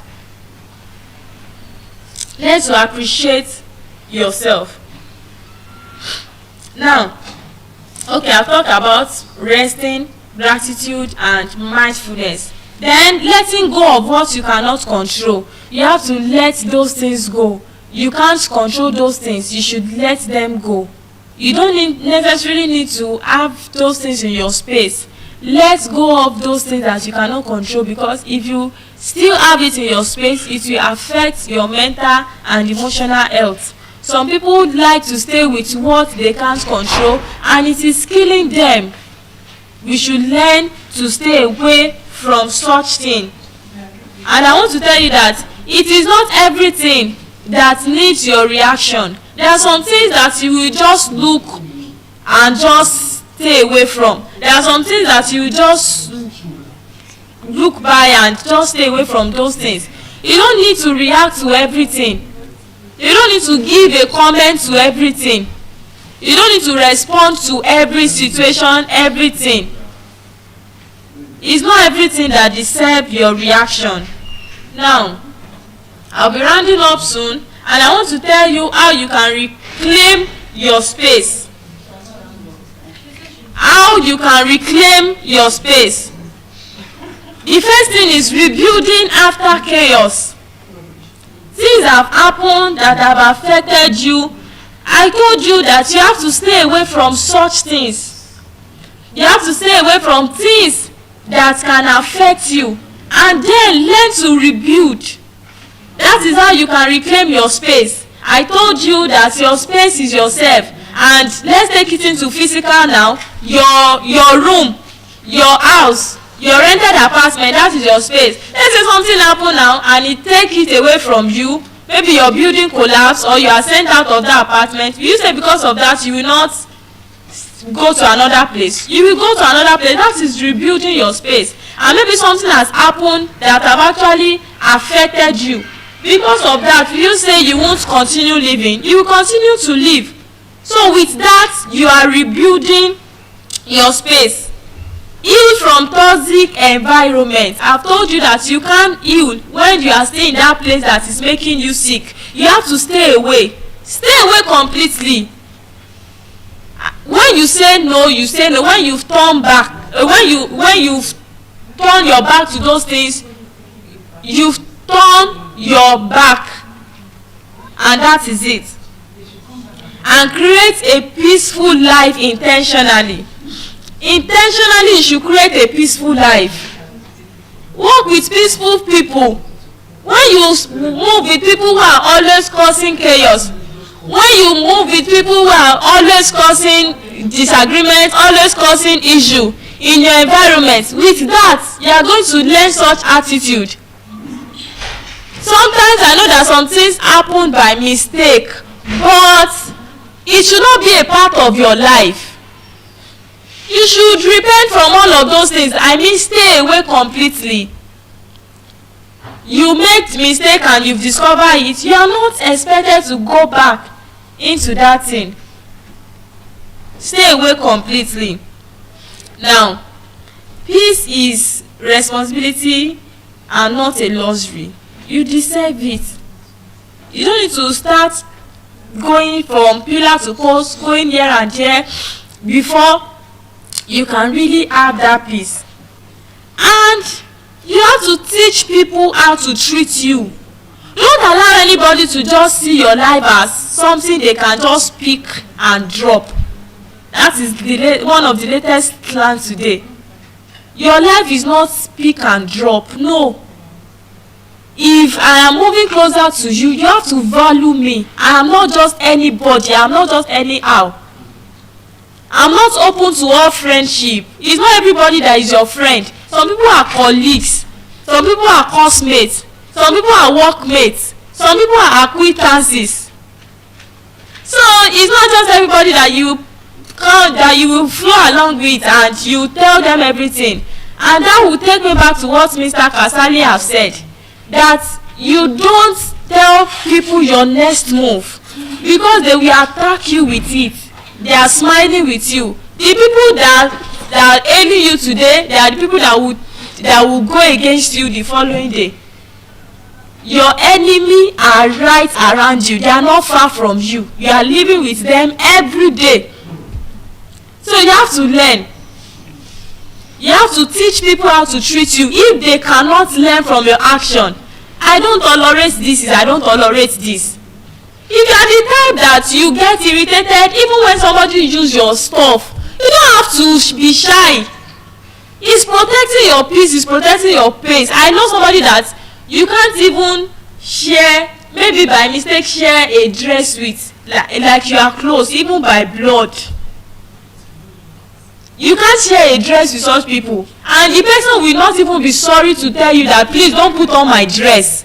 I know some people that, okay, it's not that maybe the person is bad, the person might have a genuine reason.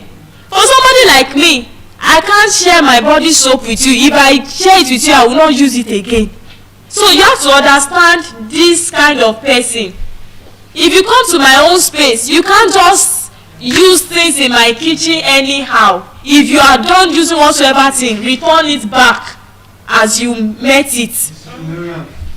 That's just how it should be. Because if you give people that access, no, that's true. If you give people that access, they will spoil it, and you are the one that will now start paying for that things again. And aside the fact that they are going to spoil it, it's even going to take your own time. What they took and they are supposed to return back, because you are a neat person and you want to really take care of your house, that time that you are supposed to be doing something else, you will still be using it to correct those things that somebody have not corrected. You can't stay with me and you will use something and you just throw the sachet just anyhow on the floor. No, I know that I'm still going to sweep, right? But responsibly. You should know how to dispose refuse, and that's one of the things I cannot even do on the street. If I can't do it on the street, why will I do it in my space?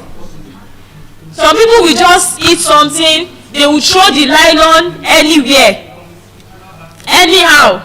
No.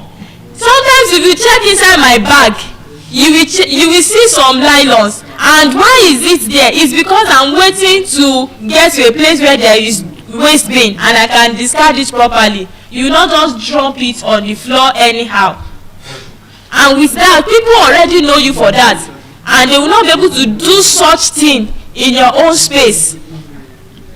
So you have to teach people how to treat you. If they can't learn from your action, open your mouth and treat them that way.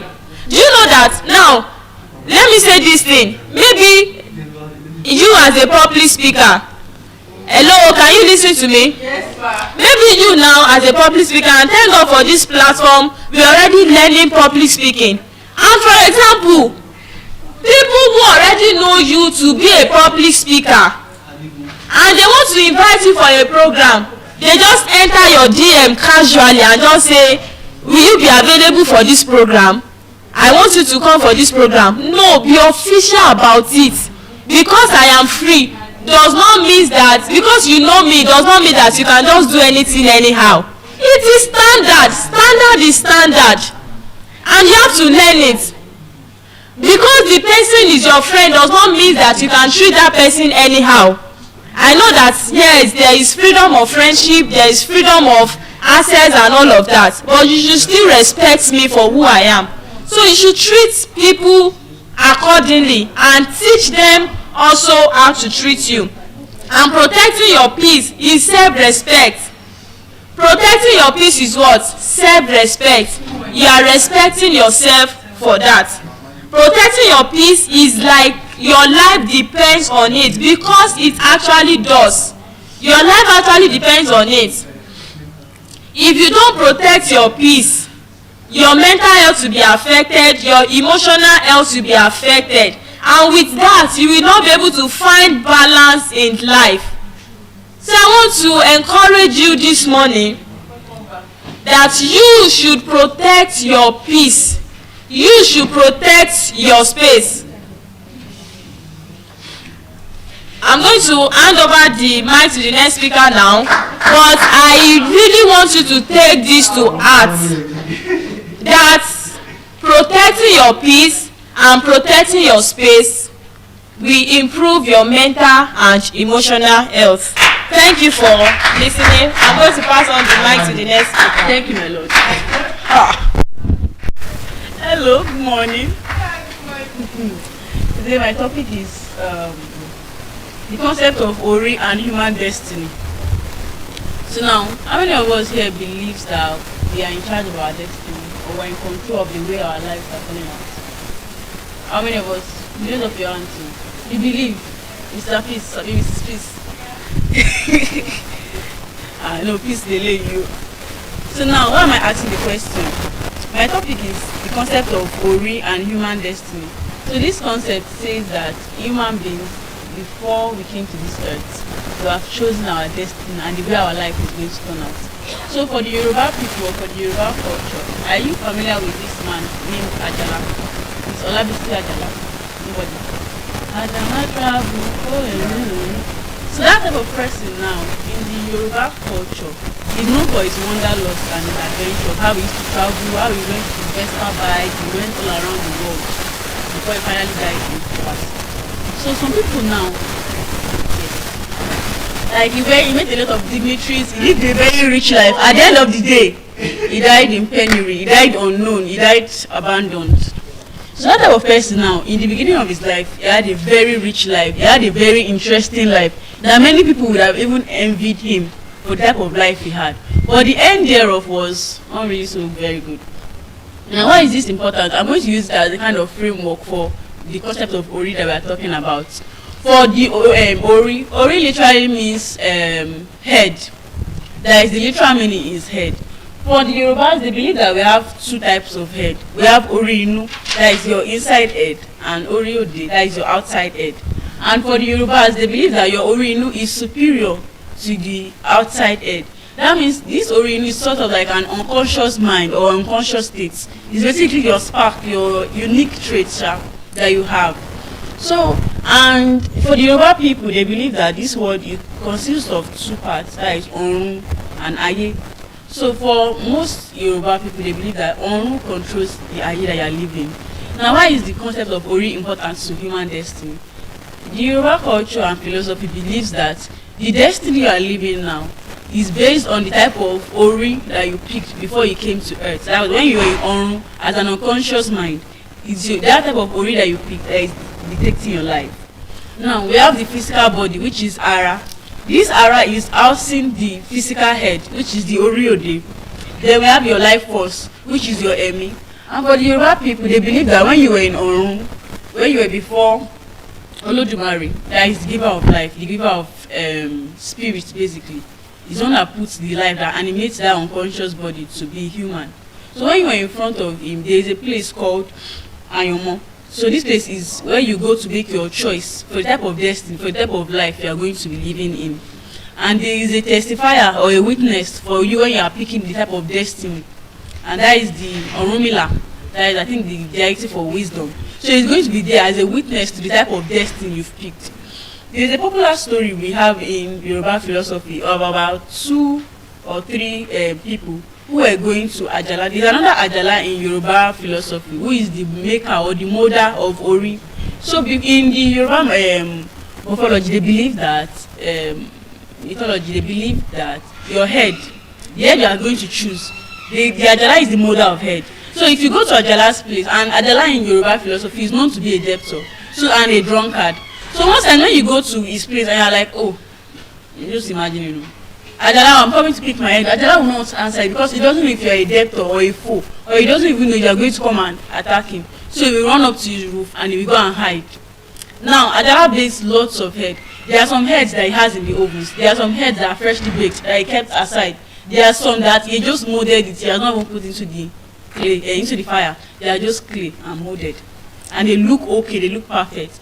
So because Ajala is hiding now, he's supposed to give you your destiny in a sense, or help you choose a destiny, or guide you to a choice, not to choose for you. Some people now, because those 3 friends, one person went and picked a very good head that was well baked and everything. Another person went and picked a underbaked head. Another person went and he picked a head that was not really molded, so it was not really in the fire, it was just there, but it looked okay to him and he picked it. So now, I mentioned before that we have ayomo. That ayomo is the choice, how you choosing of your head, and you going to Olodumare that will say, okay, you have chosen this head, and Orunmila to be a witness. Now, when these three friends got to earth, they began to live their life. And I said before that how many of us believe that the life we are living now is as a result of the choices we are making in our life. But for the Yoruba, they have a soft deterministic view that because of the choice you made in the primordial world, those choices that are going to lead to the type of life you are currently living now. So now what this means is that when these three friends go to the world, the one that picked a very well-baked egg, what do you expect of his life? Answer. The person that picked a very well-baked egg, what will you expect his life to be like when he got to earth? To be very good. What about the person that picked underbaked egg? Unlucky. What about the person that picked the head that was not even baked at all? Worst. Now, this self-deterministic view is what we're going to use to examine these three friends' life. For the person that picked a well-baked head, and you are expecting that person to have a very good life because the choice he made before he came to this earth, the choice he made in Oru is a very good choice. But this person comes to the earth and has bad character and is lazy. Is that person going to still have a successful life, even though the head and the choice and the destiny he picked from the primordial world was very good? No. Why? Because it's not working towards being fortunate. That's why we now have the Yoruba team of essay. So essay is basically your hard work or your leg work in a way, because it shows that once you get to this earth, that even though you came with a very good choice supposedly from Orun, if you yourself you don't have good character, you don't have iwa, and you don't have essay, you don't add essay, you are going to still end up having a bad destiny because your choices are continuous.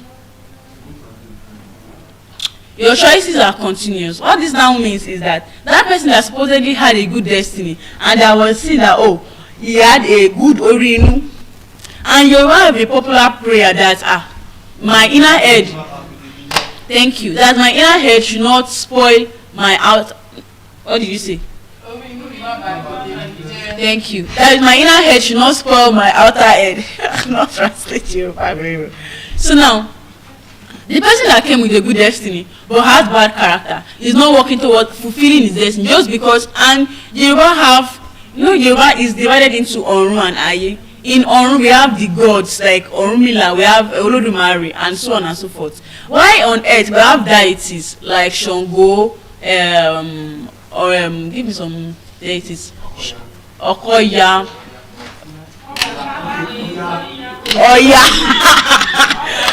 Obatala. So we have these deities that there are people who have been identified that okay, they are showing aspect or they are revealing a realm of the supreme God who is Olodumare. Now for these people, there are some families in Yoruba that once they want to give birth to a child, once the mother is pregnant before that child is born, they will do Ifa definition for that child to know how that child life is going to turn out. Suppose that first person that picked a very well baked head, his family have been told that oh, he will have a very great destiny because why? They believe he has chosen a very good head before coming to earth. Now that person grows up with this definition, this prophecy over them that they are definitely going to have a good life because they picked a good head, and the person begins to live waywardly. He begins to live anyhow. Would you still expect that person to have a good destiny? Now for the second friend who picked a head that was baked but that was underbaked. For the second person who picked a head that was underbaked, he is not faced with a choice because once the Ifa was divining for his mother, he already told the mother that this child will have a very difficult life. This child is not going to be great. This child will go through a lot of difficulties in life. However, this person that has an underbaked head comes to this earth, and as a person that he is a hardworking son, he works in the farm, he does a lot of good things for himself. Definitely because of the essay, because of the team of essence that is working towards achieving his own destiny, that person's life will not turn out the way he has been predestined to turn out. Now for the Yoruba people and the Yoruba philosophy, there is self-determinism and hard determinism. Now the concept of Ori can be looked from these two perspectives. There are some people that have a fatalistic view, which is the hard determinism, that believe that because of the choice you've made before you came to this earth, that choice is going to determine how you live your life to the present moment that you die. I gave the example of Olabisi Ajala, who was a adventurer and had wanderlust. That man now, in the beginning of his life, he had a very interesting life. He moved with dignitaries, but at the end of his life, was he very good? That type of person now, some people would say that, oh, it was the head that he picked, that is the orinu he picked before coming to this life, and determine how his life was going to play out, irregardless of some choices that he could have made.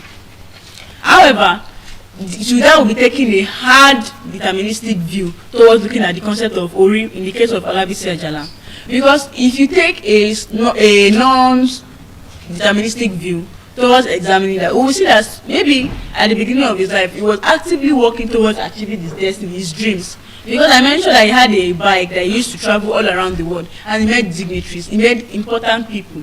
But at the end of his life was not really ideal. That type of person now, maybe in his youth or when he was younger, he was actively working towards achieving his destiny. Perhaps there's not a disconnection between that his youth and his old age, that maybe he lost his spark. And Yoruba have a popular tradition of worshipping their orinu, because they believe that if you worship your orinu, you offer it kola, salt, and other things. You believe you are appeasing your orinu to direct the way your life is going to go on earth. Now, there is a divine power called Ase. So this divine power means that a word that has been spoken, or what has been spoken to happen in your life, irregardless of your own choices, is going to happen. For example, there are some children that when they are born, they will prophesy that this person will be a prophet. That means no matter how this person's life is going to revolve or go around, that person is eventually going to be a prophet. That is Ase. There are some children too, when they give birth to them, they will tell them, oh, this person is a very important farmer, you or a king. I get the picture of a person that picked a well-baked head. But once he got to this earth, he started living anyhow because of the prophecy they've given to him that, oh, the choice you picked was a very good one, you're going to become a king. And he was not actively making steps to become a king. That person cannot become a king just because he has been told that his choice in primordial world was to pick being a king. Now the person that even picked a head that was not good at all, that was not big, that was not fired at all, a soft head, that person is expected to go through tough challenges. That person's life is expected not to be balanced, because they believe that that person is living a life that is living a choice. I am more is not good. The choice he picked is not good. But there is something that Yoruba philosophy makes provision for, which is we have Afowofa and Asese. Afowofa is that your character, the way you live your life, you can attract, even if you have a very good destiny, a very bright future. If you have some bad character, and toward it, you have something called Owaye or Ojoaye. Now there are some things you could do, there are some ways you could act. You would use your hand to attract evil to yourself, to attract tribulations. We've watched many Yoruba films where ladies or men, they would be going on a journey or on a trip, and on the way, some of them might offend some people that are not human beings, but they appear to be natural human beings. And these people might lay a curse on them, and these people may place a curse on them that would affect the way their life is going to turn out. That is called Afowofa. And also, when you see someone that picked a good destiny and is also lazy and he procrastinates a lot and he refuses to do everything he needs to do, he does not even have good iwa, that person can also be used as an example of Afowofa, because if he just had iwa, a good character, that person's life might have turned out totally different. Now, in the beginning, I mentioned the what's it called? Eleri. That is the witness. That's believe that once Olodumare is blessing your choice, like once you've told the that I've made my choice, so I'm going down to earth too. And this view is from an unconscious mind. That means once you come to this earth, you don't remember the choice you made before. And you have a view that once you make your choice, you either go to Odo Igbagbe, that is the river of forgetfulness, or you climb a tree of forgetfulness. So this means you are not aware of the choices you made in the primordial world. However, from the moment you are born, your life is becoming an outcome to fulfill your human existence. And because of a choice that you don't remember making, your life is going to start unfolding and moving on in the direction it should without you not even being conscious. Now, there are diverse outcomes of human existence. There are many people that because of their character, they've turned their lives around. There are many people they've struggled to find purpose, not even knowing that it might be because of the choice they made in the primordial world, such as picking a well-baked head, or an underbaked head, or even a soft head. Now, the Yoruba have a culture of worshiping their head. We've seen many cases of when people are struggling with finding their purpose, that they will say, oh, only that Lobo here, you need to go and worship your head, because they believe that worshiping your head releases it, or it makes releases power, it releases herself for you to direct your life in the way it ought to have gone. It helps you find purpose. And there are many people that till they die, they don't even believe in the fact that it's a choice they made in the primordial world is controlling them up to this very moment. And there are people too who have a hard deterministic view that everything that has been ordained to happen will happen, irregardless of the choice they make. However, that is a fatalistic viewpoint. And in the pre-life impact, that is when you were in the primordial world, you still have a choice, because it shows that those people going to pick their head, even when Ajala gives them head, or they will still be guided to make that choice. And that choice you guided shows that you are, as a human being or as a human consciousness, you are a rational being. Now, individual effort goes a long way in achieving or not achieving your destiny, because there are some people that their actions are going to cause them to have bad luck or misfortune. There's a case of, in our Yoruba Odu, the Odu is like a sacred work or a sacred book that is used to document the musing of wise Ifa priest or the words of Orunmila. Now in the Ifa Odu, there's various instances given of people who, because of their essay, that is because of the hard work that they apply to their own life, they are able to turn their life around, even with the fact that they had a very bad head or a very bad ori. But because of the fact that life is full of diverse outcomes in human existence, Ajala the traveler, that is Olabisi Ajala, when he began his life very wonderfully. There are many people who would have envied him at one point in time. But the end of his life shows that for him to achieve his purpose, or achieving his purpose and finishing with a good end, was not the same thing. They were two separate parts, because many people will say, oh, his ori is a very good ori. They would have prayed that some people question their ori, that why is my ori not like this person's own. However, the end of his life shows that there was a disconnection between his ori giving him purpose and having a totally successful life. Because for someone that he had wanderlust, that means he travels a lot, he moves a lot. Maybe his family, I don't know, maybe his family was one that he could not accurately care for his family or care for his home. This made him die alone, because at the end of the day, he died in poverty and he died alone. This type of person now, if he added his own individual effort, that is his essay. For example, as he was still traveling, he was still a present father, he was still a present husband, or he was still available for his family, his life outcome would have turned out far more differently than it did. I also mentioned the story of two friends who were given two different Ifa divination. Of one proposed that this person will be successful, and of another person told that you will not be successful no matter what you do, because of a choice you made in the primordial world. And I gave this instance of where the person who was told that he will have a good destiny did not have a good destiny. Because why? Afar affected him, because he has received that divination that, oh, he's going to be successful. He was now totally relaxed, expecting destiny to happen on his own, forgetting that it's your human choice which you've made in the beginning that will lead to the choice you are currently having now. Now, many human beings in life, they struggle to find purpose, that is their daily life. Although they have free will, although they have although there's preordination of how your life is going to turn out, many people struggle to find purpose. This is where free will comes in. You have a choice. The same way you made a choice in the primordial world, you have a choice when you get to it to continue to exercise and work on your ori to achieve what is going to benefit your ori, that is your outside head. I have seen cases where many people believe that no matter what happens, they believe that what is meant to be will be. But that kind of hard deterministic view does not hold ground in Yoruba philosophy, because Yoruba philosophy believes that you have free will.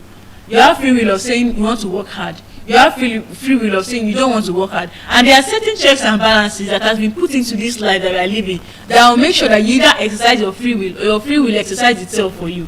At the end of the day, there's still going to be free will that is being exercised. We have many families that the child was born into a wealthy home. Because the fact that the child was born into a wealthy home, and maybe he's the only child, and after the parents had waited for children for so long, and they waited for about 15 years before they give birth to that child. You will not expect somebody that has been waiting for many years for a child. When she's not finally giving that child by the gods, you will not expect her to put the child through some certain hard labor. She will want to protect that child. She will want to guide the child's life to live a soft life because she believes that it's a reward for all her years of waiting. Now that child begins to grow up. Perhaps in the society, now becomes a menace. It becomes somebody that oppresses the poor. It becomes somebody that is unjust, and it begins to enact injustice against the people. There are certain checks and balances in the Yoruba culture, such as the ajes, such as the wise ones. So what this means is that maybe in the society, maybe he's a serial raper. He rapes people a lot. Serial rapist, Jerry. He rapes people a lot, and nobody has been able to check him and balance it because of his mother's protection. Because his mother is a wealthy merchant and his family is a very wealthy one. The certain checks and balances we have in Yoruba society would mean that he's going to that means he's going to use his hand to attract evil or misfortune to his life. It could be a case of a witch placing a curse on him. That because you did this thing, you are going to suffer this repercussion for so reason. And that's where free will still comes in. In Yoruba philosophy, we have the cases of people that will go and offer sacrifices to appease, sacrifices to protect, sacrifices for forgiveness, basically, even against the community or against individuals. So that person now who has a curse laid on him, no matter how his life has been divined, that his life is going to be great, he will never achieve that measure of greatness. Similarly, the human character goes a long way in the achieving or not achieving of your destiny. Many people lack common good character. They don't have patience, they don't have love in them. So you see cases that a simple misfortune could be avoided if that person simply had cool temper. But many people, because, and Yoruba mythology believes that the type of head you pick is also going to determine your temperament in a certain way. For somebody that picked a head that was overbaked, that means this head was dry, it was brittle. He comes to this world, you would expect he does not really have patience because the container of his destiny basically has been overbaked. So some people now believe that choice, that head that you pick is going to affect your temperament. For people that have soft head, that is head that were not baked, they believe they have soft temperaments that you can easily push them away and act your own on them. And the veneration of one's Ori is also another important aspect of the concept of Ori and human destiny. Most people, they believe that if you don't worship your head, you will never know what is your divine purpose and how you are going to achieve it. There are many cases of people who will tell you that, oh, Ori mi obakima wa asho dudu, that is, my inner head does not like I should wear dark clothes. Ori mi obakima wa asho pupa, my inner head does not like I should wear red clothes. Some of these things might look eccentric, but at the end thereof, there are some people that are actually proof of the fact that their inner head is dictating certain way that their outer body, that is the way their outer body, their aura is going to react or behave. Lastly, we as humans, we also have something called Emi. And I mentioned before that Olodumare is the giver of Emi, that is the giver of life. As human beings, we are coming to this earth with the sense that your life is not totally your own. Your life is not totally your own. What this means is that as a creation of Olodumare that you have been given a life force, that life force within you is expected to achieve something. We've seen many cases of when children will be born and they will say this child is to come and save this community from a very tough time. This child is to come and save the child from very tough, to come and save the community from very tough seasons. Like this child is a provision of the Olodumare to avert certain disasters that would have fallen on that community. Now, in destiny, in understanding the metaphysics of Ori in Yoruba philosophy, it is of a dualistic nature. That means it is not so, it's not fully leaning towards the hard deterministic side that says your choice of your choice in the primordial world is going to 100% dedicate your results in the existential world. However, I've given several instances of where choice, character,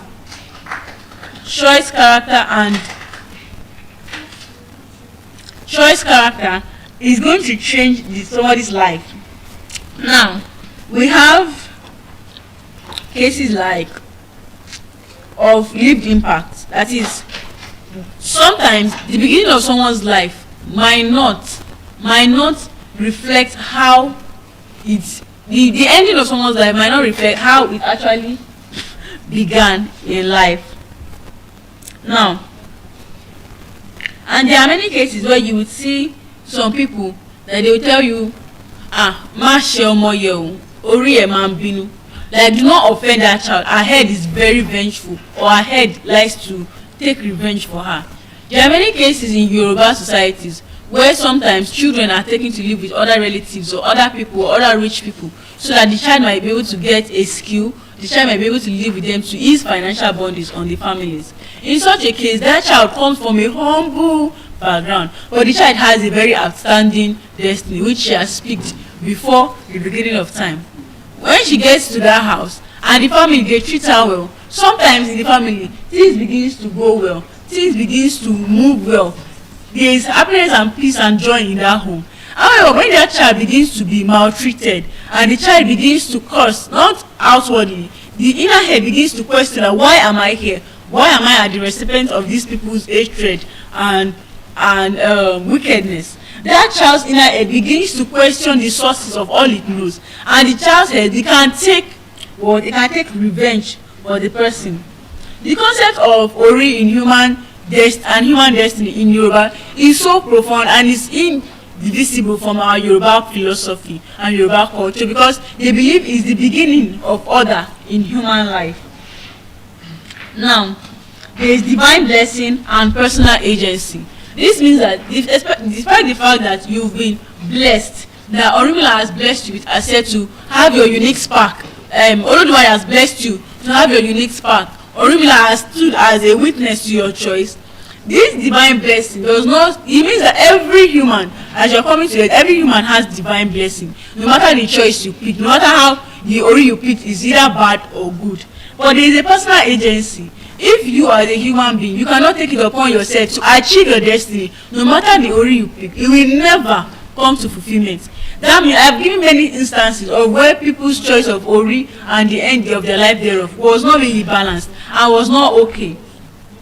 What does personal agency now mean? Personal agency means as a human being, there is a responsibility for you to actualize your destiny, however good or however bad it is. There are many people that their goal in life is to train well-behaved children. That is their personal agency in life. There are many people, because they've been told that they will become a king, that begins to form the consciousness of what their personal agency might look like. That begins to tell the child that I'm a king. The child begins to act in a way that is expected of a king. However, the same child that was also told at birth that you will never be great because the destiny you've picked from earth, the fate you've picked has determined that you can never have a good life. That child refuses to believe this narrative. He begins to work. He has good character. He puts individual efforts to actualize his destiny. You will not tell that person that he can never be successful if the person is actually putting in the work to become successful, despite the divine blessing or the divine asset that has been put on his life. Similarly, I mentioned that Yoruba have a soft deterministic view and a hard deterministic view. For many people, they believe that even though you've been given a choice, or you had a choice in the primordial world of choosing your head, they believe that so many things can impact the actualization of your human destiny. In many Yoruba mythology, there is something called the pre-life impact. In the Odu Ifa, there is a story of two friends. When they were going actually to Ajala's house, one of them, before he was in the spiritual realm, the parents of that person had offered sacrifices several times. His parents were the Ifa priest. This child's parents have offered many sacrifices to be able to help that child. So for example, when the mother was pregnant, they've used bags of salt to act as sacrifices. They've done a lot of money sacrifices to help the child in the spiritual world. Now, in the Odu Ifa, the story is told of this child who is giving salt, money and needle. When this child begins to go to Ajala house with his friend, and this other friend, no provision was made for him at all. He's just going as he is. So when this other friend that was provided for, once he got to certain points, the items that were given to him, he was using it to pave way for his own destiny. For example, once the bags of salt he had, he got to a point where he met a Abba, that is an old person or a sage that was making food, but she was cooking with ashes. And he told her, Mama, you will not be able to use this ash to eat, like it's not beneficial to you. And he gave her salt to season her food, and she actually enjoyed the meal, and she gave him a blessing. And he gave her the bags of salt. He got to another point that somebody needed help with the needle he had with him, and also used the needle to help that person. These stories try to portray the fact that, despite the fact that individuals might have been given advantages or given help, it still falls on your iwa, the type of iwa you have, whether that blessing is going to be of use to you.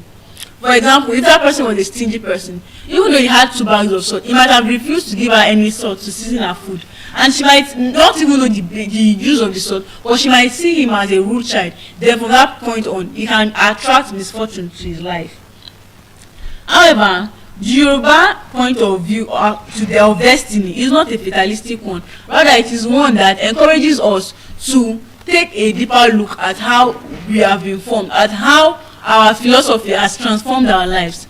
There are many people today who believe that the choices they are making right now is of their own volition. They believe that these choices are not being influenced by anything. However, the Yoruba idea or the Yoruba concept of Ori now begins to tell you that those choices you are making might even be determined by something other than you, and it might be because of your primordial choice which you made before you came to this earth.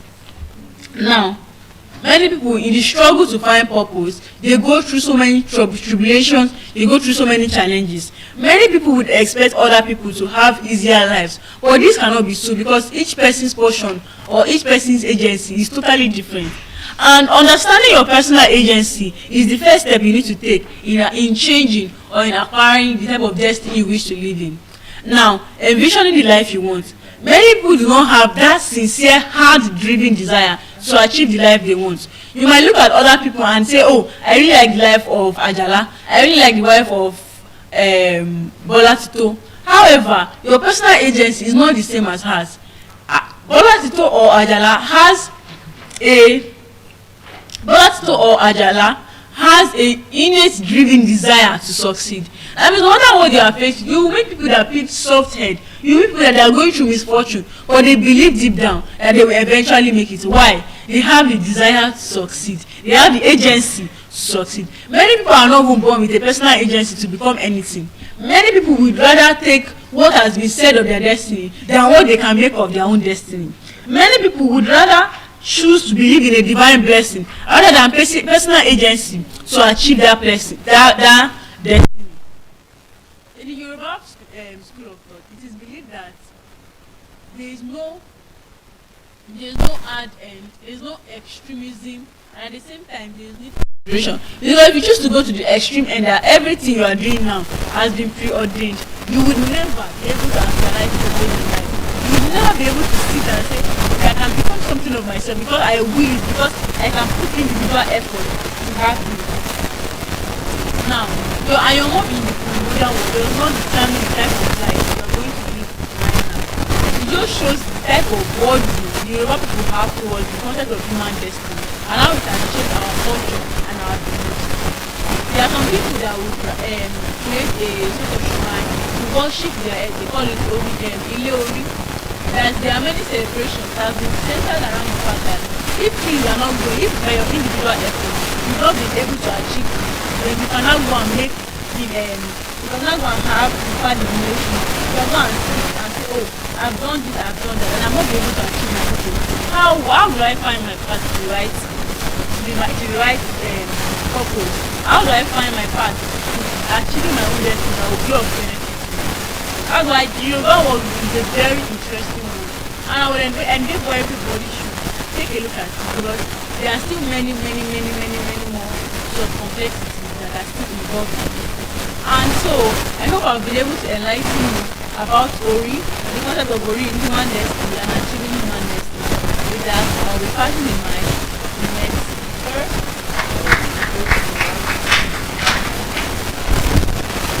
Wow. Concept of Ori.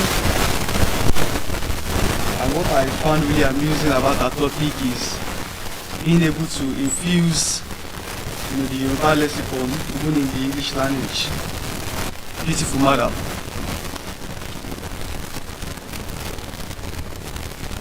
Distinguished speakers and witnesses,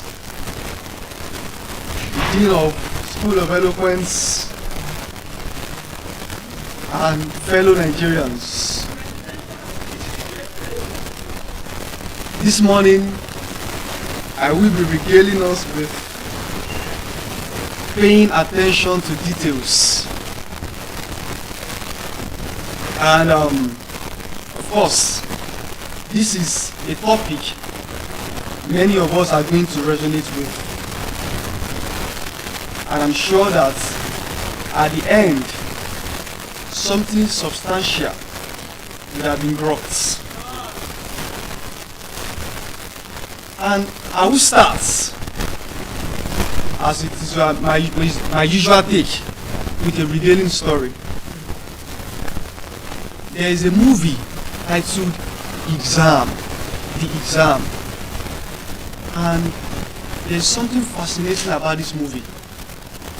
They put some persons in the classroom and then they gave them, pieces of papers to attempt.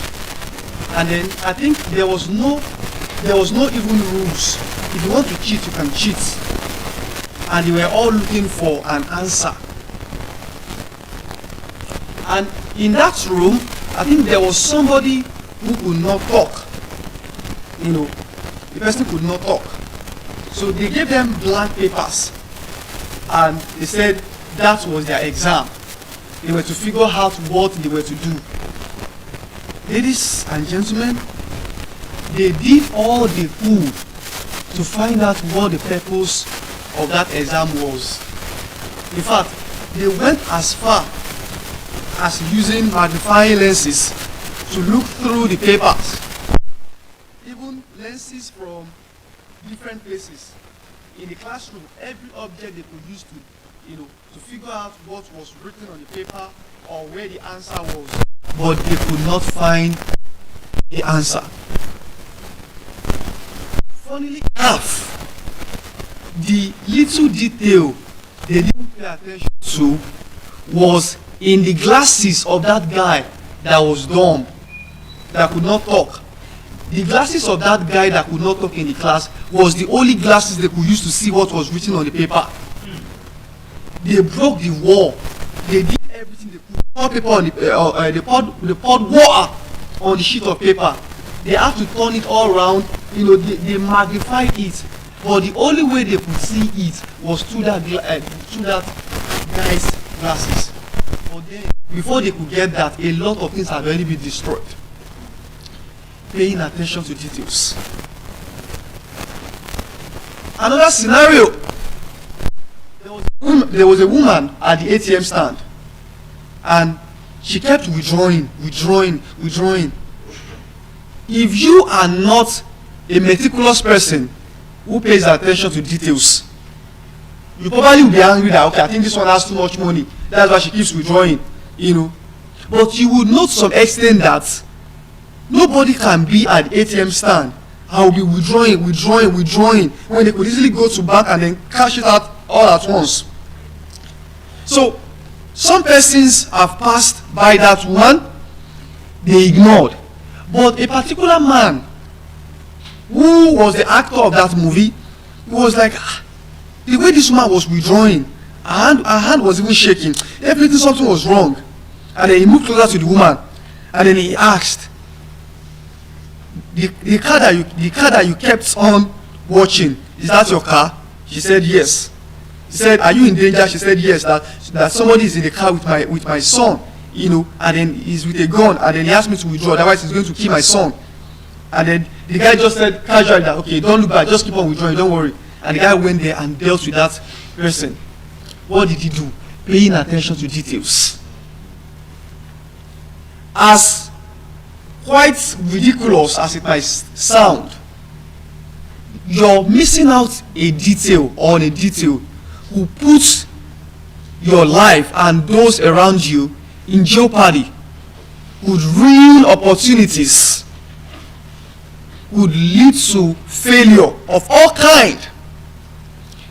What are we doing here? We are actually paying attention to details.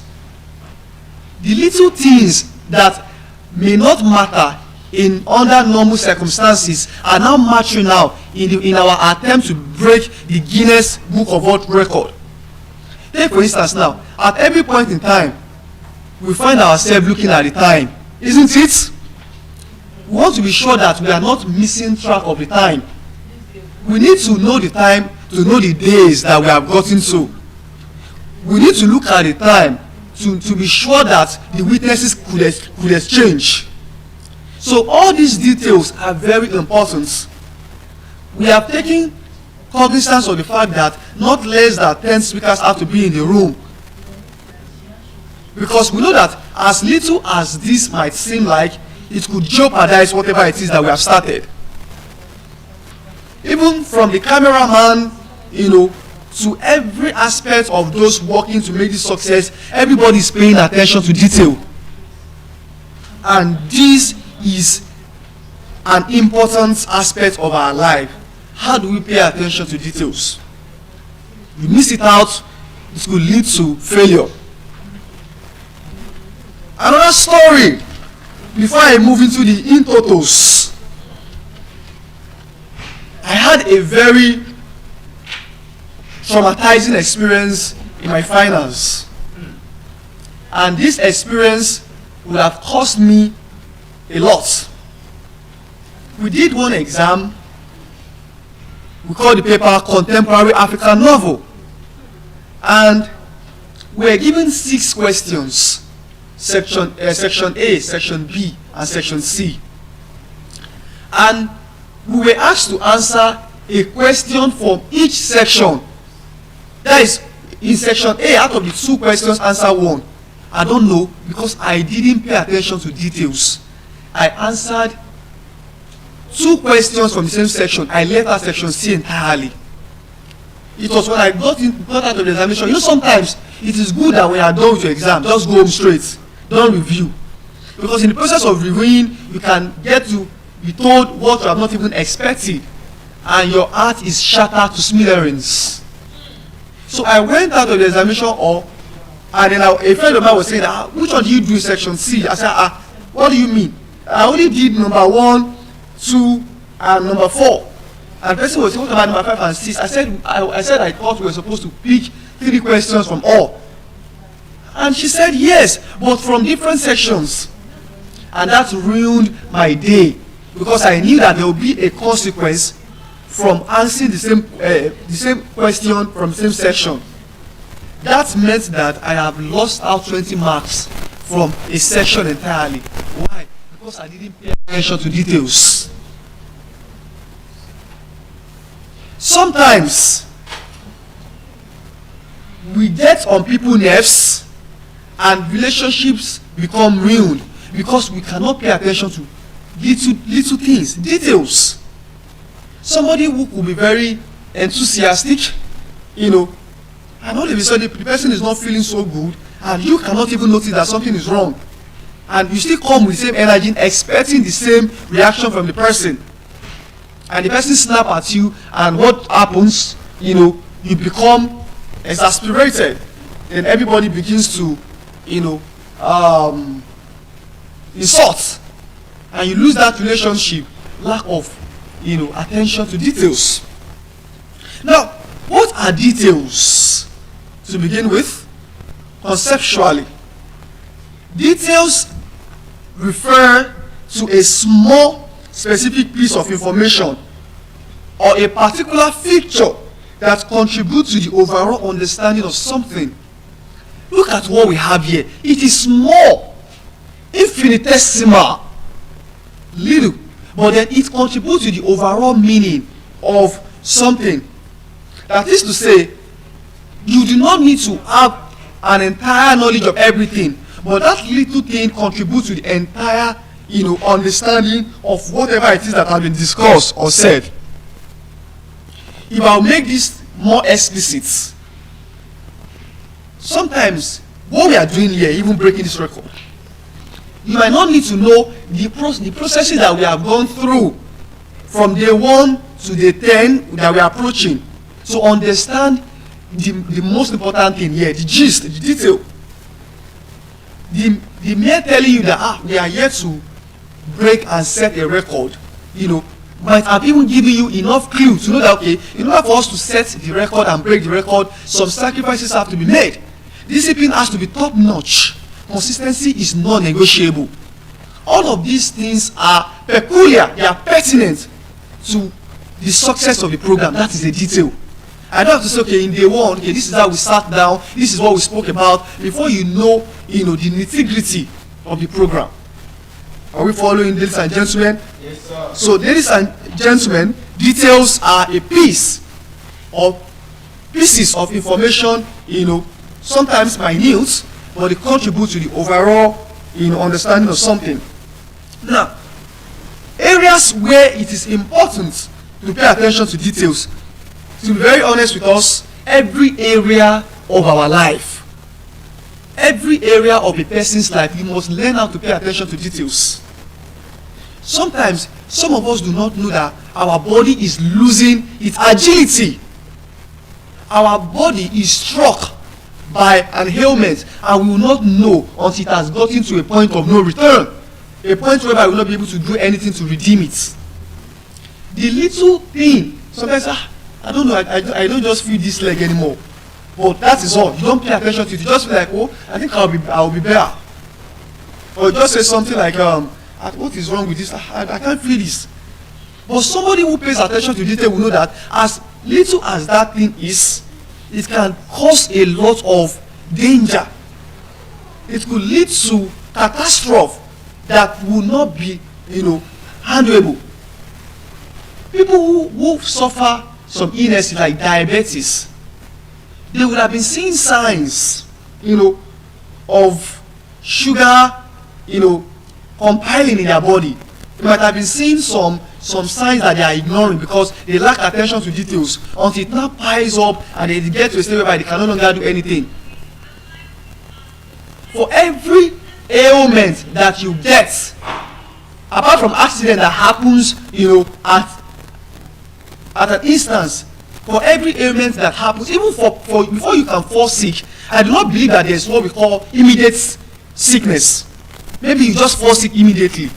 It happens sometimes, but that will be on maybe very rare occasion. You will have been seeing signs that the little times I feel like I'm not feeling well here. I don't feel good. This place is paining me.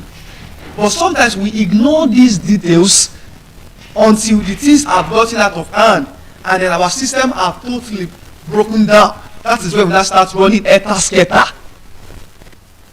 So almost every area of human's life needs attention to details.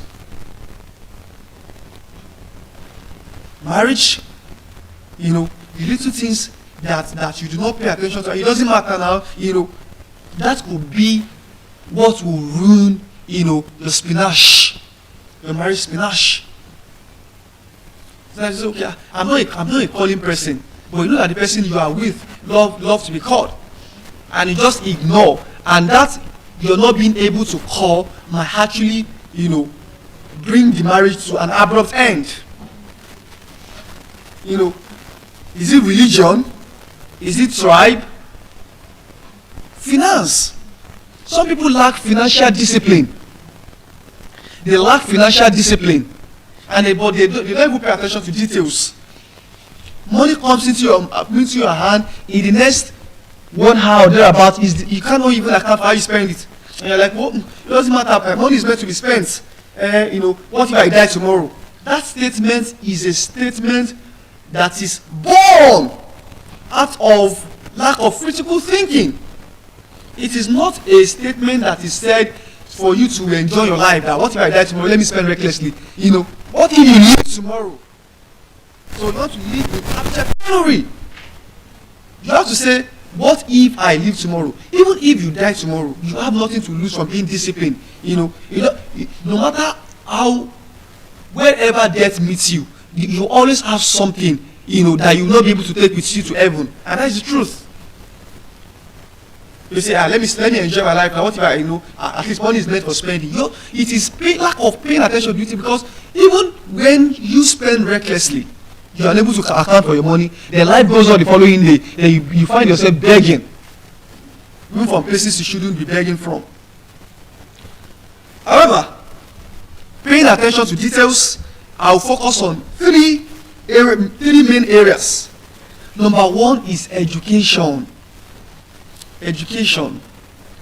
The reasons students don't thrive anymore is because they lack attention to details. First, when it comes to reading, studying abilities, some people do not even understand themselves. They do not know what area of their life that needs to be worked on, that will ginger, push their other part of their academic life to success.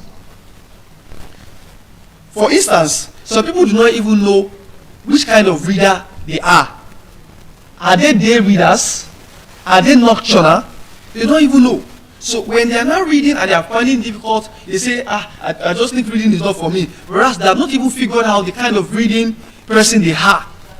Some try better when they read in the day. Some try better when they read at night. Some do not like reading in a regimented area like library. Library might be a place where book is supposed to be read, but some people do not do better when they are in the library. Some prefer to just read in their house. So if you cannot actually understand such details, that would actually contribute to the growth of your education, then there is a problem. There's a problem. When you ask students sometimes that, where is it that you are struggling in school? They say, I don't even know. I think my lecturers hate me. Whereas you are not paying attention to details. A good student in school would have to understand what each of the lecturers demands. There's this aphorism that if you actually want to pass well in school, excel, you need to first of all study your lecturers. In fact, the very first exam that you have to pass in school is studying your lecturer. Because if you are able to understand the requirement of every lecturer, you are going to thrive, no doubt, in school. English grammar was one of my favorites in school. Being a student of English, I avoid saying English students. Not say law student, a student of law. It's like that law or English is qualifying it, which is not supposed to be so. A student of English, whatever course you're studying. So there's this lecturer of mine, we call him Professor Daramola. And first semester exam, we took a course with some students, that study law. When you study law, I don't know how it is now, you borrow courses from English. So they took grammar and poetry with us. And that first semester, he told us that nobody is going to have an A in this course. He said, there's no how you can have an A in this course. First semester, we have not even written any exam, we have not written any test, we are just at the beginning of the semester. And we are like, why? He said, nobody's going to have an A, that forget it. That A is for God. B is like for very smart students when you work hard. C is for, just your normal grade that you can have, and truly, nobody had an A in that exam. The gracious mark we had, they were just only 9 or 10 B's overall out of like 400 students that took the course. There were many C's. And we realized that we didn't even pay attention to details. Do you know why? Professor Damola was somebody that could leave your entire context to mark your grammaticality. You could leave the essay you write on politics in Nigeria, and they start marking, are you crossing your T's, are you dotting your I's, are you using the right punctuations, are you engaging in malapropisms, and it might leave the entire content and score you based on grammaticality over 10. So from his statement in class, he always touched this aspect that, if you make mistake, we correct you. For instance, that, there were some grammatical mistakes that we used to make. But if you want to ask questions, he doesn't like, we do this so much in Nigeria. When we want to ask questions, say, please sir, I want to ask. Please sir, I want to ask. You do not ask a question that way. Go ahead. Sir, what is the difference between, sometimes you say, could you please? When you say could is already a word that is polite. So you cannot say could and please together. Could you please? Please, could you? So he corrected us. There was even a very heated moment that we had. A girl had a carryover. So she went. I followed her being the course rep to the man's office. And now the man was like, what happened? What's the problem? Why are you in my office? You are disrupting my peace. And the girl said, sir, the thing is that in my own department, he said, this is why you have a carryover. Can you own a department? We say that in a lot in my department. You mentioned it in the Department of English Arts, in the Department of Law, not in my own department. Nobody's father owns a department. The department is just a structure. But most times you want to show that, okay, this is where I came from. But logically, it's like we are not personifying it using the possessive mind. And he punctured it. Yes, this is there. So we should have paid attention to the detail that somebody who is actually, demystifying some of the complex intricacies of English grammar might have even focused on our grammaticality rather than the contents. So education, sometimes why we fail. You ask them, okay, why did you do this?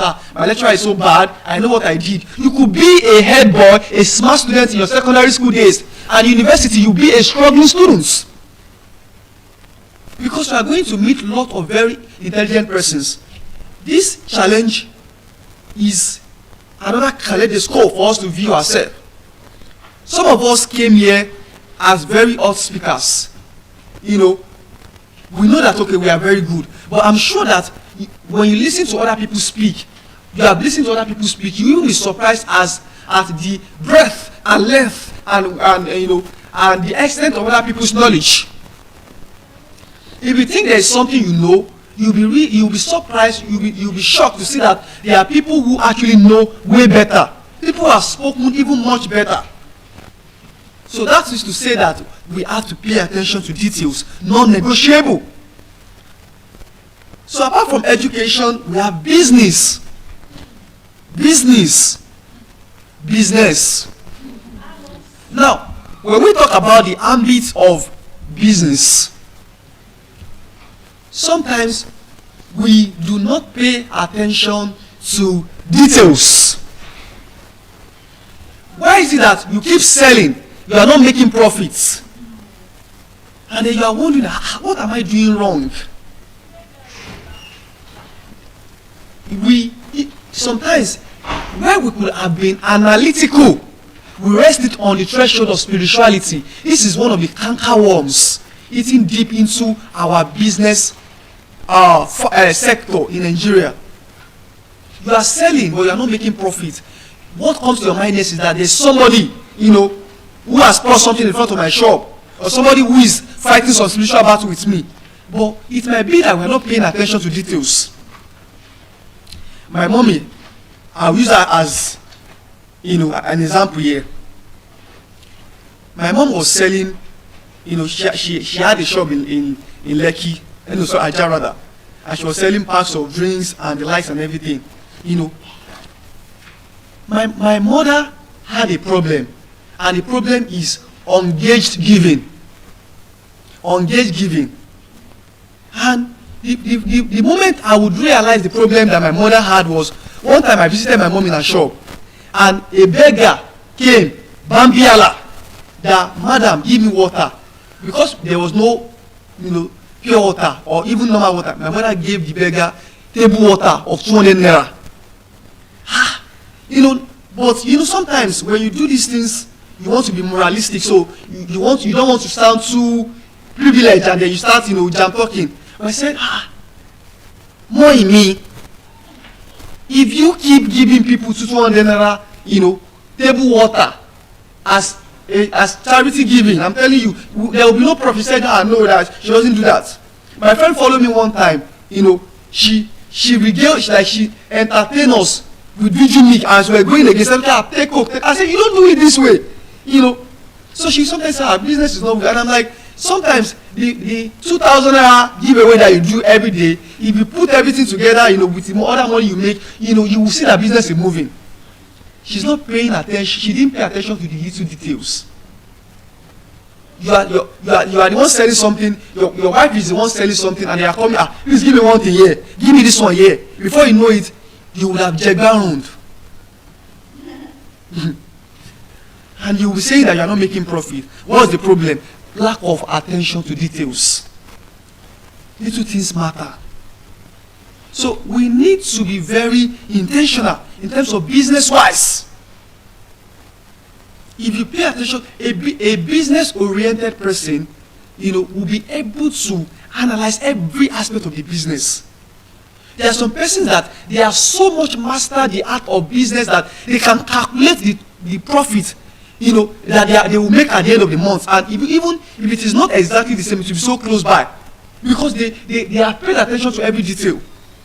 Okay, let's say, okay, the worst that can happen today is that maybe 10 people will come. The worst that can happen today, you know, and everything will tally in the end.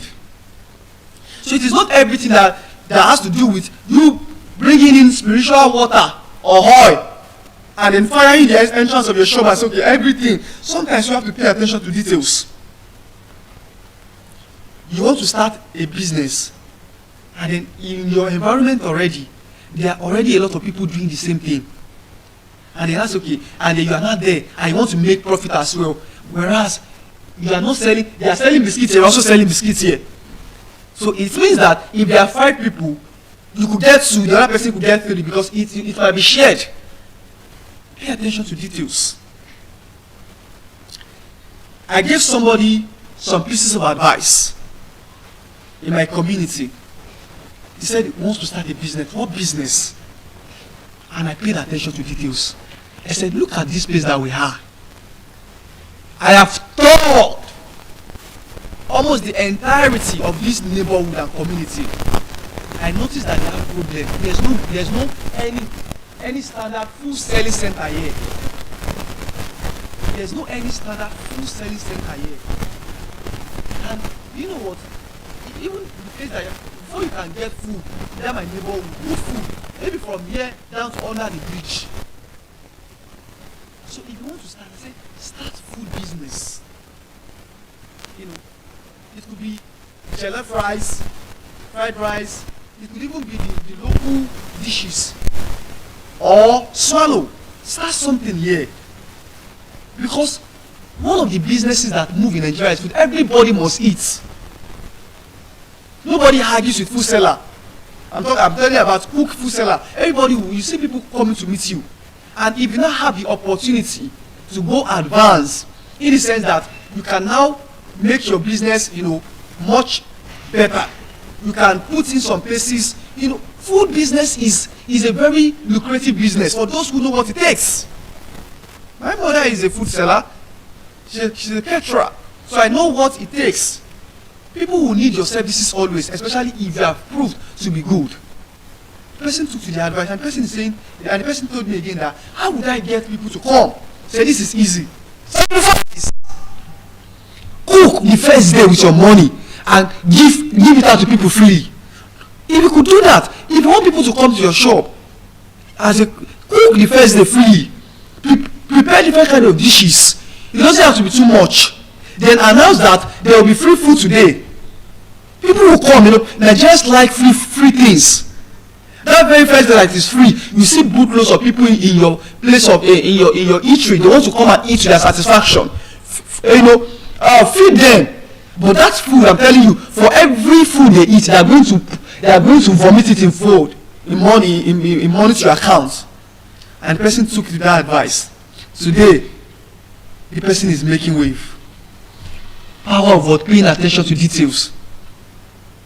If you are in a place, you have to ask yourself, what is missing here? What is that thing that people are not paying attention to?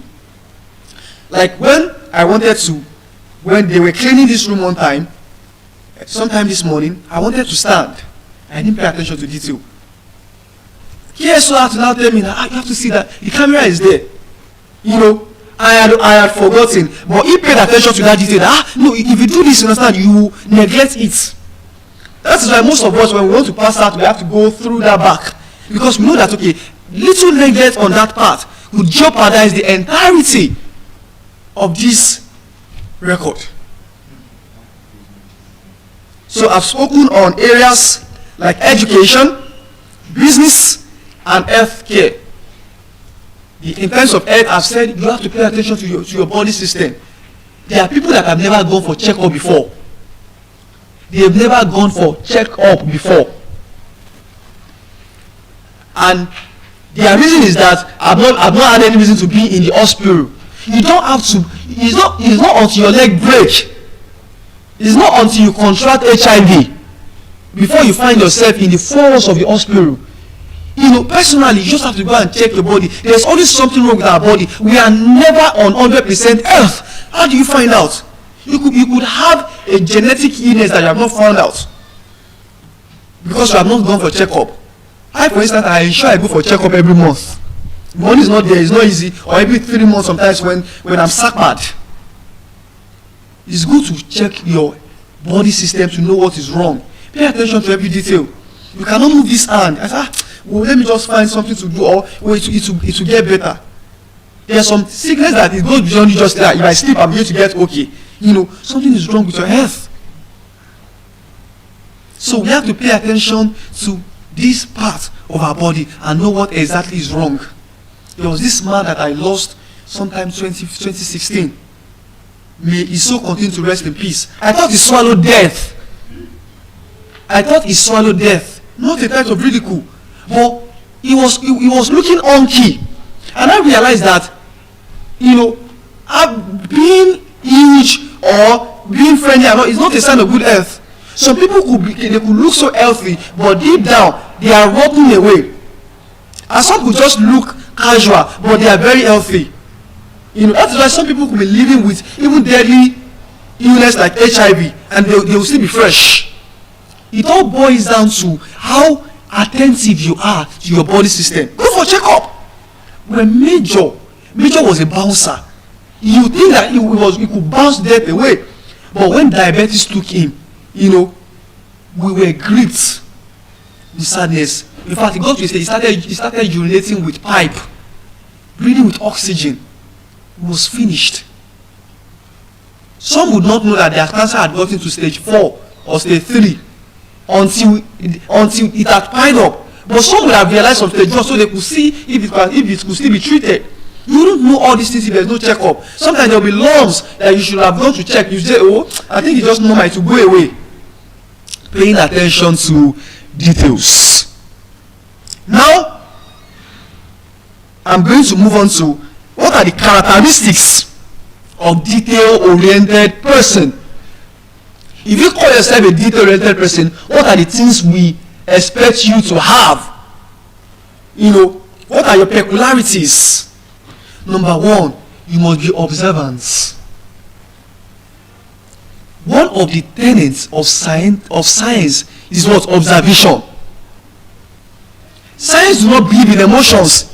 They do not believe in, okay, this is how I feel about myself. If it is not observable, factually, I'm telling you, they are not on it. Science believes in the fact that through observation, we can get to understand something much better. So observation is very key. A detailed person, somebody who pays attention to detail will be very observant. When they come into the room, they are already paying attention. Why are people sitting this way? Why is this person sleeping here? Probably, if this person could leave, the person would not have been sleeping here. Somebody would have woken them up to go and sleep inside. A detail-oriented person. And you cannot be a detail-oriented person and your life will be shambolic. Every area of your life will be positively streamlined. You will know what it is to be done. When you enter into an organization, you could study people, you could pay attention to the, okay, as I'm looking at my boss, I think he's a thorough person. I think this is what he rewards. I think this is his do's, this is his do nots. You pay attention to even the details of your boss' life, his ethics, your fellow colleagues. So observation is the first tenet of a detailed, attentive person.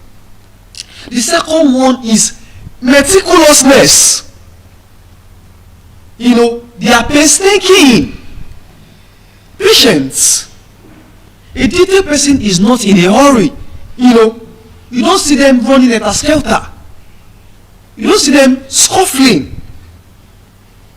They are very meticulous. They are painstaking. They are patient. Okay, what is going on? Let me observe. Okay, you know, they can sit in a place for a long time because they just want to figure out what is going on. If they are reading a text, you know, in English, we have what we call skimming, scanning, and study reading. You know, when you skim, you go through something, you know, in a very fast way. When you scanning means that you are looking for a particular information. That's why if you go to the hospital, they say they want to scan you to look for what is particularly wrong with you. A detail-oriented person scans. The person scans. You know, they are patient. They want to know. If you give them a textbook, they can tell you what is the main idea in that textbook. The nitty-gritty. They could tell you because they will take their time to go through the textbook and they will pay attention to every detail. Why do students perform poorly in JAMB? Don't they have the textbooks? They do. But sometimes one of the problems that we, the tutors, have discovered is lack of attention to details. Students are very spontaneous. You know, sometimes they might even know what the correct answer is. But because they lack that meticulousness, they just pick whatever it is that comes their way. And in that process, they get it failed. The person who does well in life, in exam, in business, is not always the smartest. That is the truth. That is the acrimonious truth. He's not always the smartest, but it is the person who is meticulous enough. The person who is able to navigate life.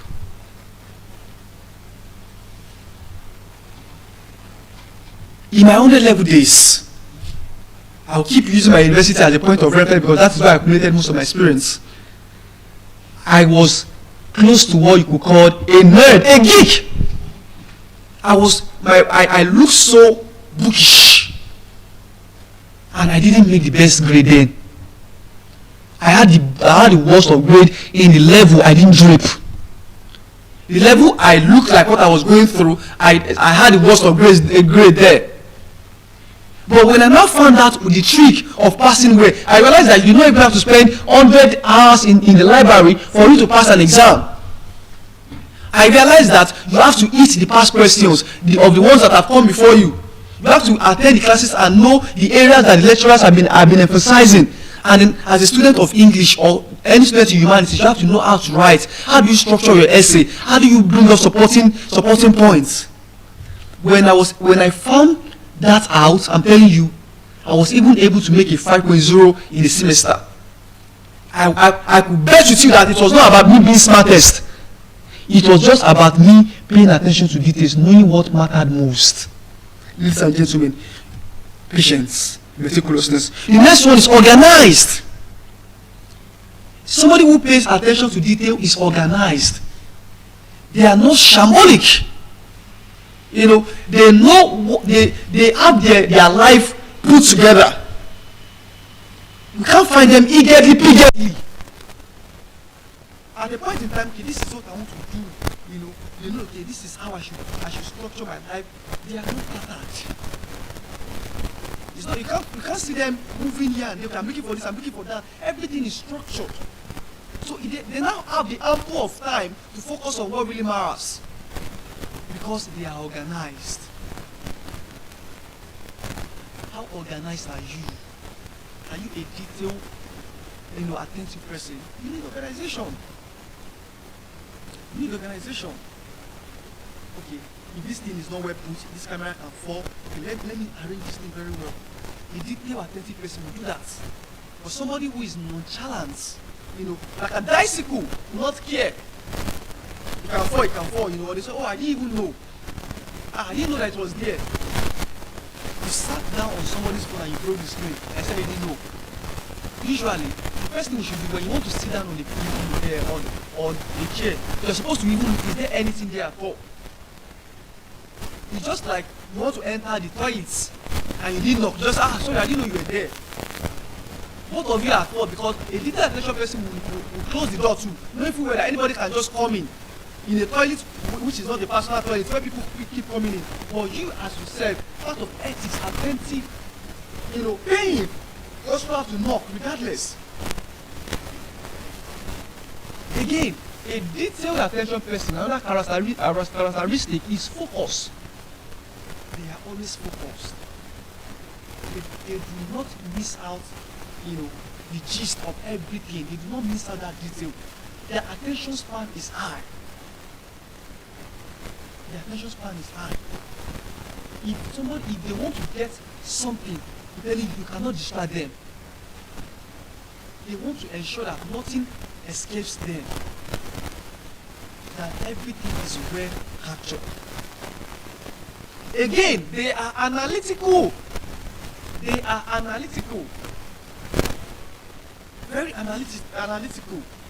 They think. They juxtapose.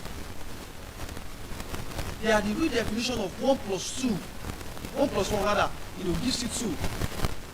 They can connect dots because they are a detailed, attentive person. You don't need to tell them that, okay, this person is this person's brother. They could tell from even just little conversation that they've had, from their observation. They could tell which tribe you belong to from listening to your speech, from your mode of expression. They could tell you some of the things about your character from just seeing you act one time. So they pay attention to your detail. They understand that we are actually a product of what comes out of our mouth. Maybe not every time, but most times humans are replica of what they alter. If you are fond of talking about glorious things, probably that is the kind of personality you have to say. If you would hardly talk without, motivating, talking about God, probably you have a mission in ministry. Probably you are a motivational speaker or a pastor. I do not believe that we can actually separate whatever it is that we say, our mode of talking from our actual self. Because most times it is what is in us that comes out. Some persons, I've seen people that will say that, but as I'm coming to this podium, I just want to speak for like 20 minutes. But they'll find themselves speaking for an hour. And because you cannot regulate, you cannot really control it. I've seen somebody that was seeming so sleepy, and when she got on this podium, she said, I'm not even going to spend a lot of time. The person spent more than an hour here. Because most times when we begin to talk, we begin to let our spices for ourselves. Hardly can we go on a stretch without saying, I remember when, because these experiences are what make us up as humans, and these are what now metamorphose, into the speeches we give. We now begin to infuse them in every part of our speech to make them concretize. Are we following? Also, what are the skills related to attentive detailing? Attention to details. What are the skills that we see that we say, okay, this person is a detailed, attentive person. Number one is critical thinking. Somebody who pays attention to detail is not shallow. They are critical thinkers. They think. The worst insult somebody can, melt out to you is to say you don't think at all, or your thinking faculty is low. If somebody tells you that, it means that you've proved to be a dunce. Because critical thinking is how you can navigate this 21st century world. And a detailed, attentive person is very critical. they've learned all of the skills attached to critical thinking. They know how to solve problems and make decisions. They are empathetic, they have foresight, and then they are explicit. Also, a detailed attentive person has the skill of active listening. One of the problems we have in Nigeria today is we have poor listening skills. If I'm not the one talking, I don't want to listen. This is the too many of us have. That is why, even for a program where we could gain a lot, I was telling somebody something, yesterday night. I said, if there's somebody who listens to every speech everybody has given here, from day 1 to day 20, and does not miss, I said, the person will live here as a professor. I'm telling you, because people have spoken about a lot of advantageous things. But I can tell you that people can be looking at your face now, but everything you are saying is passing out through their ears. It's just sometimes they maintain eye contact with you to just show that at least let me just look at his eyes and just nod my head and say, well, I'm following. Only very few people, listen attentively, and that is the problem. So we as a detail-oriented person, detail-attentive person, we have to be an active listener. In fact, active listening will mean that you drop your phone and then you are encapsulated in the brook of that message. And then you want to put everything, you want to fathom every aspect of the speaking. You want to listen to that lecturer talking, even AOC, you don't want to miss everything out. And this can only be possible when we have long attention span. These days, social media consumes us like fire. Because I'm telling you, even this one is not even a speech that probably you are forced to listen. But there are sometimes that you are even in classroom. During Zoom classes, the lecturers will be teaching online. Some students will just draw for attendance sake. Some are fighting for pot of steam at the background. Who took my box out? Who took this? Some are still in bed, listening to music and playing games. They just join the Zoom class and say, lecturer will be talking. Once we are done, I will know I will get the voice note, I will collect, Then when it's not time for exam, we now want to do what they call Ramatanda or what? Now start listening to everything, want to do comeback. Academic comeback where you have put your life entirely in academic danger. Ridiculous. Another one again is observant skills. I've talked about observation. Then time management. Why do you think we pay attention to details? It's because we do not have the luxury, the privilege of time to listen to everything, to everything somebody has to say, or every part of a book, or to study every part of a person's life. We pay attention to detail because we believe that if we pay attention to the little that matters, we can use that little to understand the overallness of the person's life, of a book, of a speech. If you look at this novel, showing us chronicles from the land of the happiest people on earth, like 500 pages novel, a detailed, attentive person might have read the book, but nobody can tell me that when they read a novel, they read every part of it consciously. Nobody does that. In fact, my friend said that sometimes you'll be reading some parts to skip your mind. It happens even in your textbook. There's no textbook in this life that there's somebody who reads every part of it the same way, that you are paying attention to every single page. But in the end, we are still able to read it in a way that we are able to pass our exam, able to understand the gist. Why? Paying attention to details. And then we engage in time management. We are able to manage our time effectively in a way that only the most important things are paid attention to.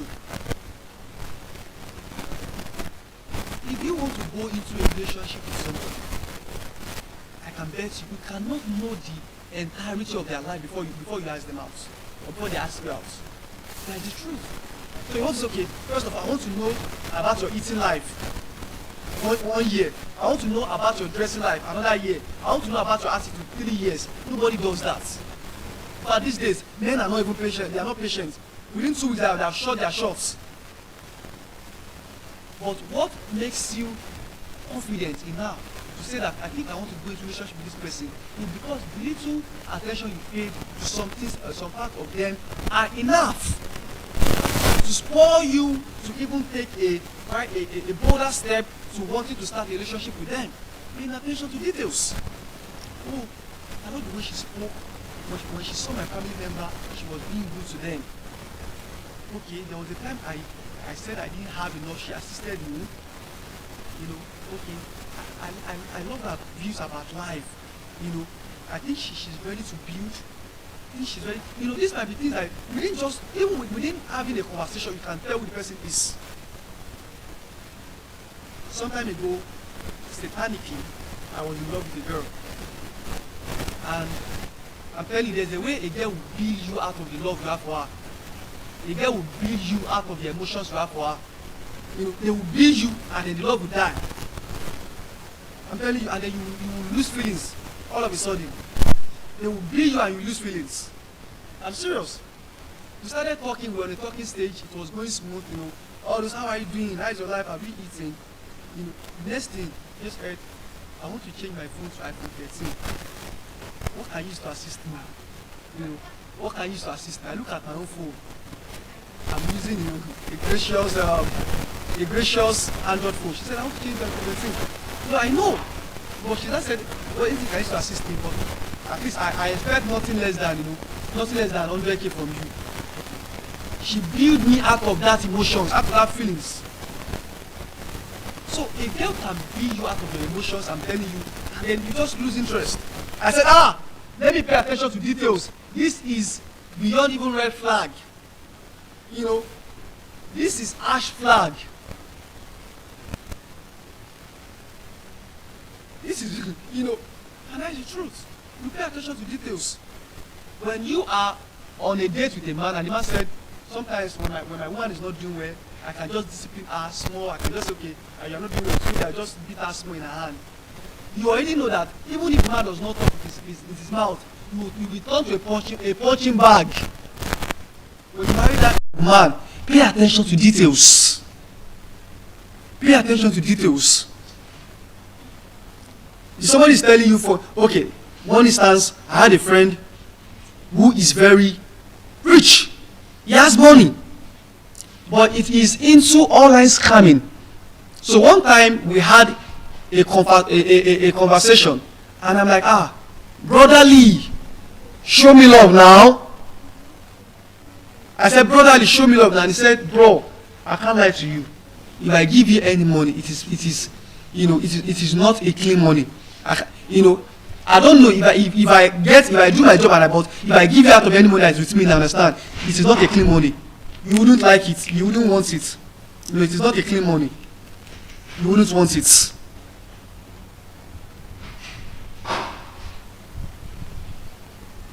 And we realize that statement is of great significance. The statement is of great significance because what he meant by that is that it is not, money I can take. Also, we have here concentration. Concentration. A detailed, attentive person highly concentrates. Highly concentrates. They do not want to lose track of anything because they know how important it is. There are those students that you see that they want to occupy the front row in their classroom. Sometimes we used to be so angry with them. You see every time that I had a friend, my university day, she was, something? She was extremely intelligent and then turned out to even be the most beautiful girl in the class. It is very important when you see very beautiful girls most times, or very, very handsome guys, the beauty and handsome does not tally with what is in the content of their brain most times. But this was a very good exception. Really, you can hardly look at her once without being in your feelings. And then she was very intelligent. You know what? Anytime she went to classroom, she would sit at the front. If the lecturer just say, life is good, she would jot it down. Because she doesn't want to lose anything. But I'm sure that probably what she did in her exam was filtering. Because she couldn't put everything down in your exam. That is what concentration. No matter who you are, Ovie will not let you distract her. If you are listening to me, I'm proud of you. You are going places. She will not let you distract her. He believes so much in her being able to avoid distractions. Now, what are the benefits of paying attention to details? First, anybody who pays attention to details deserves to know what they stand to gain. The benefits, the advantages, the good sides of paying attention to details. Number one, it prevents mistakes and errors. I, for instance, now, I hate telling people sorry. It is different from not having the spirit to apologize when I'm not going to apologize. But sometimes, sorry is unnecessary when it can be avoided. A lecturer of mine will say, don't tell me sorry. Sorry gets me angry. Do the right thing and you don't have to be in these states. Why do you have to tell me sorry if you have done the right thing? So she will say, I hate when people tell me sorry. And I hate when I tell people sorry either, as well. So try to avoid mistakes and errors. Try to be okay, what are the right things to do? What are the do's? A very critical person, an attentive, paying person, will first of all ask when he or she gets to a place, what are the do's and do nots of this place? Can I put my leg on the chair here? Can I do this? Can I do that? They want to be sure that they do not go against the rules, the do's, and they do not do the don'ts of the company or the organization. As we are here now, we are bound by rules. Whether you like it or not, you could go to your house, you could go to the lodge, but then here, we are even at the lodge, we are bound by rules. There is a level to the noise you can make. There is a level to the noise you can make, even at the lodge. Otherwise, you'll be cautioned. There is a level to the thing you can do. You cannot bring MP and start playing music, at a lodge, at their corridor. So we have rules. And then they say that where there are no rules, there are no what? Where there are no laws, there are no sins. So immediately, the moment we have laws, there are sins. Why do we have lawyers today? Why are there lawyers? Because there are rules, and whoever transgresses must face what? The law. So being attentive helps us to avoid mistakes. And we can see even attentiveness playing out. Just now it played out again to details. We must learn how to pay attention to details. Number two, being attentive helps to improve the quality of work. Our work quality becomes improved when we are attentive. You give nothing but quality when you are an attentive person, a detail paying attentive person. You give nothing but quality because you would have understood what it means to do something filled with error. Erroneous work, a work that is substandard, that is not substantial. So you avoid low quality work. I've seen somebody that had to do a reprinting. They are done close to 50 printing of something, but they made a mistake in the name and they now have to do the printing again. And I asked the person that he said no, that this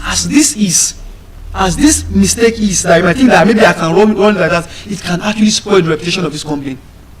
So, but if you are attentive, you pay attention to quality, you don't want to miss anything out. You don't want to, another problem that we have in Nigeria, for instance, is the fact that we always want to rough things. In the place where we could have done things right, we just want to say, well, I think let me just do it that way. But if you have to do it that way every time, you always do it the wrong way. Why don't you do it in the right way? Not where it has happened, I'll just rough it like that. We have that culture of roughing it in quotes, when the right thing could have been done. And the food is not well prepared, and you are a paid cook. Instead of you to say, okay, let me say, I can say, please just eat it this way. But if they eat it that way, that might actually be a loss of opportunity for you, because next time they might not come to your place. So being attentive would avoid all of this, will prevent you from all of this. You will be able to improve your quality of work. Number one is that it builds credibility and professionalism. Look at what Angel was saying when she was talking. She said somebody refused to take in yogurt parfait because she didn't put her brand logo there. I'm telling you, as that is, I'm telling you, nobody wants to put a parfait that does not have a brand logo there. So where are they making the parfait from? Maybe it's one Yarisika that is doing the parfait, with some unfiltered water. But if your brand logo is there, they could trace it, NAFDAC, maybe registration number, everything, your phone number for more. This is why people can trace you. There could be more opportunity from that. So being attentive builds credibility and professionalism. You are respected. People see you as a professional. Why do you think we need editors? Why do we need all kinds of editors now? Video editors, writing editors, every kind of editor. No writer can write and publish immediately. I spoke about that in my last discussion. Because somebody needs to pay attention to some details that you might have overlooked.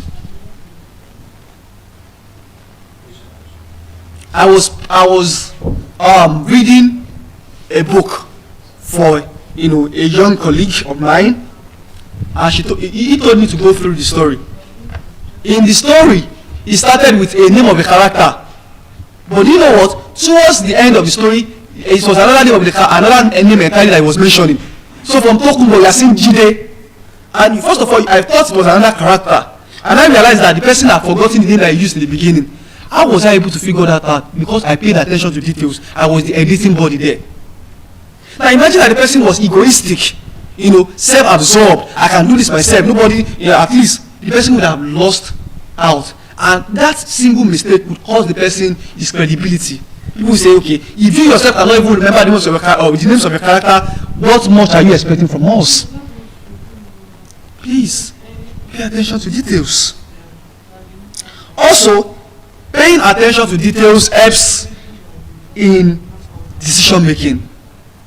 You are able to make some decisions, very accurately, very confidently when you pay attention to details. Please, that person needs to join us from the audience. Because you pay attention to details that there is a join you in the audience number. Therefore, you could courageously and confidently tell the person to come and join the audience, because you have paid attention to details. You know what is at stake. It helps to solve problems and make decisions.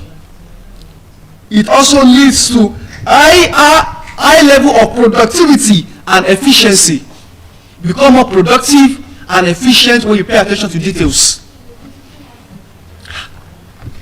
Why does this generator, why does it sound this way?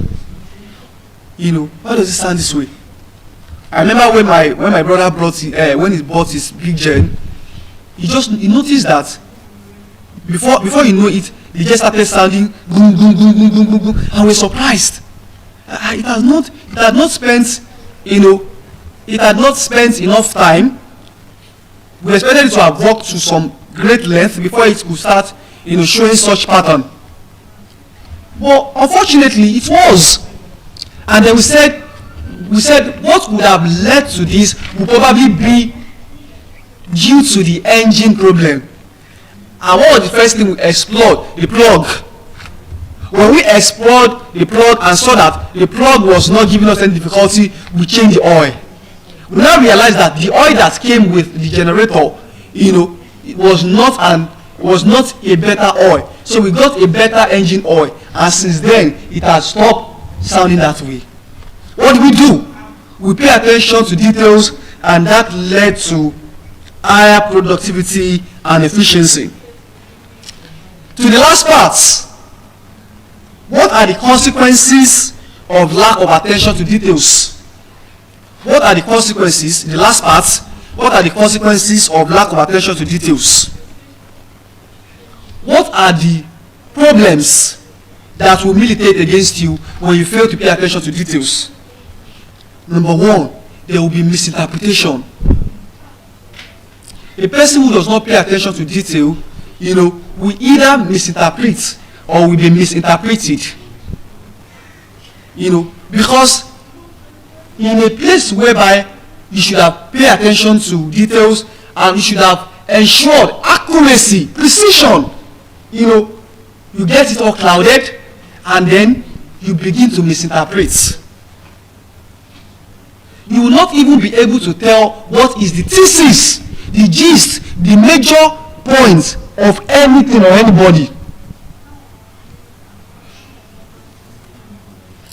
For instance, I gave you an example of a guy who said he just touched the lady small as a form of discipline. If the lady does not pay attention to detail, the lady might misinterpret that to just be maybe normal care. Only for the lady to marry the guy and then be turned into a punch bag, a boxing relish, and then the face will become swollen. So you pay attention to details, hence it will lead to what? Misinterpretation. Another consequence faced due to lack of attentiveness to detail is poor result of failure. When you don't pay attention to details, it can lead to failure. As in the case of the exam I wrote in my final year, where I answered 2 questions in the same section. It is lack of attention to detail. I had a very poor result. I had 57, where I could imagine if I had that 20 marks to it, I should have had an A. And that turned out to be the only C in my semester, having hard A's in the other courses. Look at what happened, lack of paying attention to details. The world does not forgive people who are not meticulous. If you do not work on the threshold of meticulousness, I'm telling you, you pay the price daily. There's no getting away with it, especially when you're not an adult. It doesn't matter, For instance, now, if you do not wash your clothes as an adult, you will meet it where you leave it. Unless you want to employ a dry cleaner. I'm trying to say you don't have the money and you cannot wash it yourself. Who will do it for you? Nobody will do that. So the world punishes those who are not foresighted. So you have to pay attention to detail. Hence, expect poor result or failure. Everything we have been doing so far here is paying attention to details. The fact that we could get the right topic to speak on, why is that we are not just speaking on any topic at all. There is structure, there is organization, everybody is paying attention to details. We are trying to we try to maintain coherence and cohesion even in our speeches. Despite the bootloads of stories that come in, it is because we pay attention to details. We know what is expected of us. When the next speaker wants to go away, from the concluding word, I say, well, to round off, somebody else is already standing. Why? Paying attention to details. These are the clues that we use, in getting things done. Another consequence of not paying attention to details: loss of opportunities. Loss of opportunities. I had an encounter with a woman. She proved to be somebody who lacked social intelligence. Now, I have issues. I have issues with people who buy food outside and then eat from the plate. Maybe in a very standard restaurant, it could be acceptable. But at a normal mama put, somebody will eat with the plate. They will just go and just wash it, very quickly and put it inside water and they bring it out, even the spoon sometimes, and they will pour another rice for you on it. And they will eat it that way. What happens to you going, with your plate from your house or buying it in the park? Sometimes, if I want to eat the food, I will buy it in the park and I'll sit down there and eat it. It's a way of safeguarding our life. You don't know the kind of person that are. Some people, when they are eating with spoon, it's like they want to put the spoon inside their, lung. Some people eat spoon. Sometimes you see that some spoons have been eaten. Some people eat plates. Some people use their tongue to lick, when they're done eating. And then that same thing to they put soup for you again and then you are eating it. So you have to pay attention to details. What did this woman do one day that was unforgiving? I wanted to buy food. So I went to her place. She now said, okay. She said the beans is not done yet. She now said she's going to toilets. She went to toilet. She said, how come me, Mumbo? She went to toilet to use the toilet to defecate. Now she came back. At that moment I was observing her. Food is a serious business. Food is a serious business, I'm telling you. It's just that we don't know the gravity of food selling here. The moment she told me she was going to toilet, I knew that. I wanted to test her hygienic feature, potential. She came back and she used whatever it is, even if you are using the best soap to wash your hand in the toilet. Courtesy demands that you put on glove or something in your hand. She first of all used that hand to wash beans and then now peel egg again. And then she now said, I just said, Mommy, I'm coming. That was the last time she saw me there. Because I can imagine that, these hands have gone through the pathway of some very cornered, undescribable place. And still, you'll be imagining that, is this what I will, So we have to be very careful. I'm telling you, there are some times that, even some plates, I'm telling you, some plates will not be well washed. They will just serve food for you there. We have to be very careful. So it is lack of attention to detail. It was food I ate one day. I went to eat porridge. I don't know what they used to cook it. I've heard rumor that sometimes people wash their private part into food for sweetening or for ritual sake. I bought porridge. I was healthy that day. I went to the woman who sold porridge. I bought porridge, and the following day, God bears me witness, I could not stand from the bed. And from that place, I went to taking drip. It was food. It was porridge I ate that night. And then I later heard that maybe it was food poisoning and what. It was as a result of the poor hygienic level in our society today. And then this could lead to a lot. I would not recommend that place again. Because I paid attention to details, and I see that those people were not paying attention to details. They were not paying attention to the water they were using, the plate that they used to serve. Everything matters. Have you ever seen a situation whereby, sometimes some people will put their hand in their nostril, they put their hand in their nostril, and they still want to use that hand, maybe to touch it or something. Even the way somebody drinks water, you want to share something with somebody, and both of you have this Coke, share it, and before the person takes the Coke and put everything in the mouth. You may find yourself that you might not want to drink from the same bottle again. I just said, don't worry, I think you should just take it, I'm okay.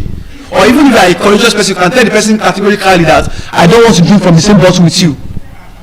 Paying attention to details. Last but not least, I'm sure you have enjoyed the topic. Damaged reputation. Not paying attention to details can damage reputation. And I always say this, and I reiterate it. Every one of us,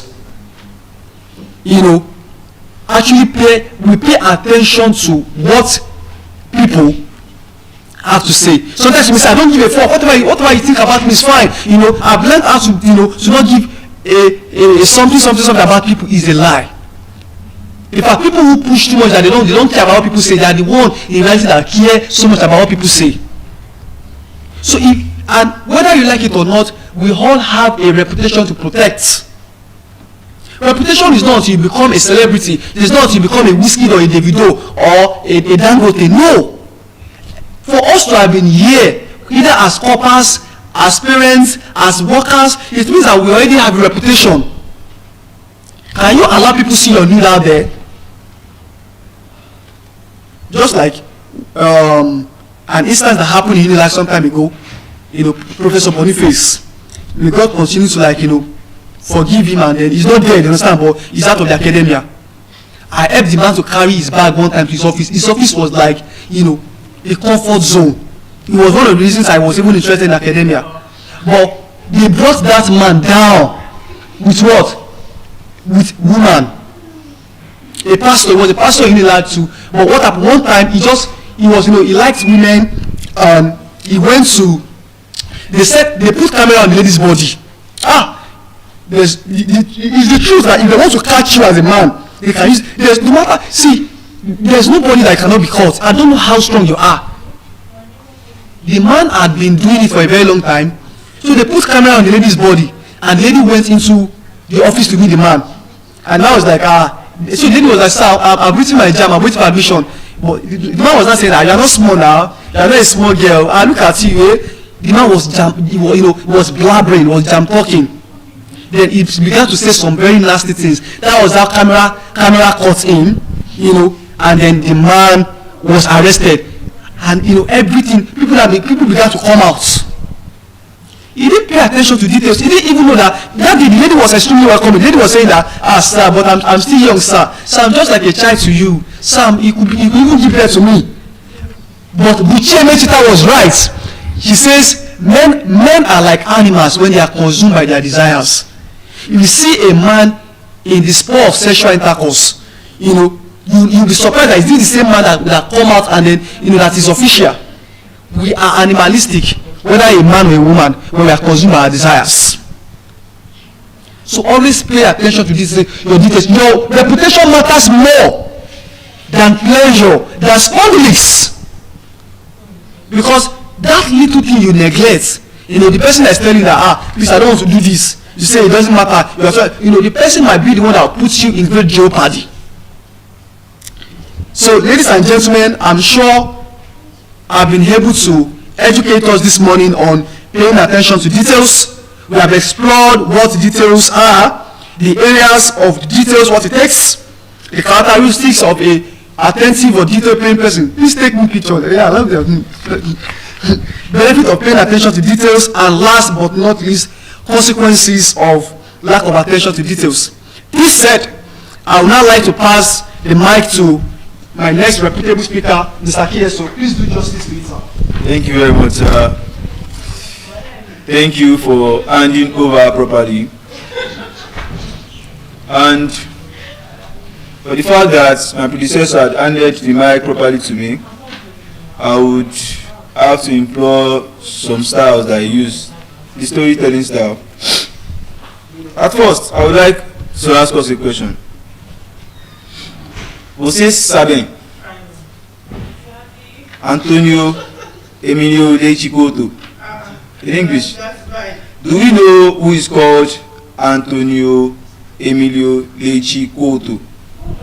Okay, now, in 20th century, there is this work of art, this book, that became the face of African literature at that time.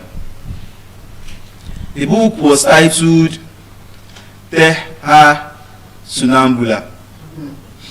Now, when we say Terra Sonambula, this book was written by Antonio Emilio Leite Couto. For short, we used to call him Mia Couto. That's what we call him for short. But his full name is Antonio Emilio Leite Couto. He's from Mozambique. So now, what is the title of the work? What is the meaning of the title of that African literature called Terra Sonambula? Terra Sonambula means sleep walking land. So now, audience, when you hear sleep walking land, what is the first thing that comes to your mind? In a land where you are walking and you are sleeping. I'm not saying W-O-R-K-I-N-G. I'm saying W-A-L-K-I-N-G. You are walking and you are sleeping. Is there any of us here that has slept while walking before? Why? Please answer. What's the reason why you slept while?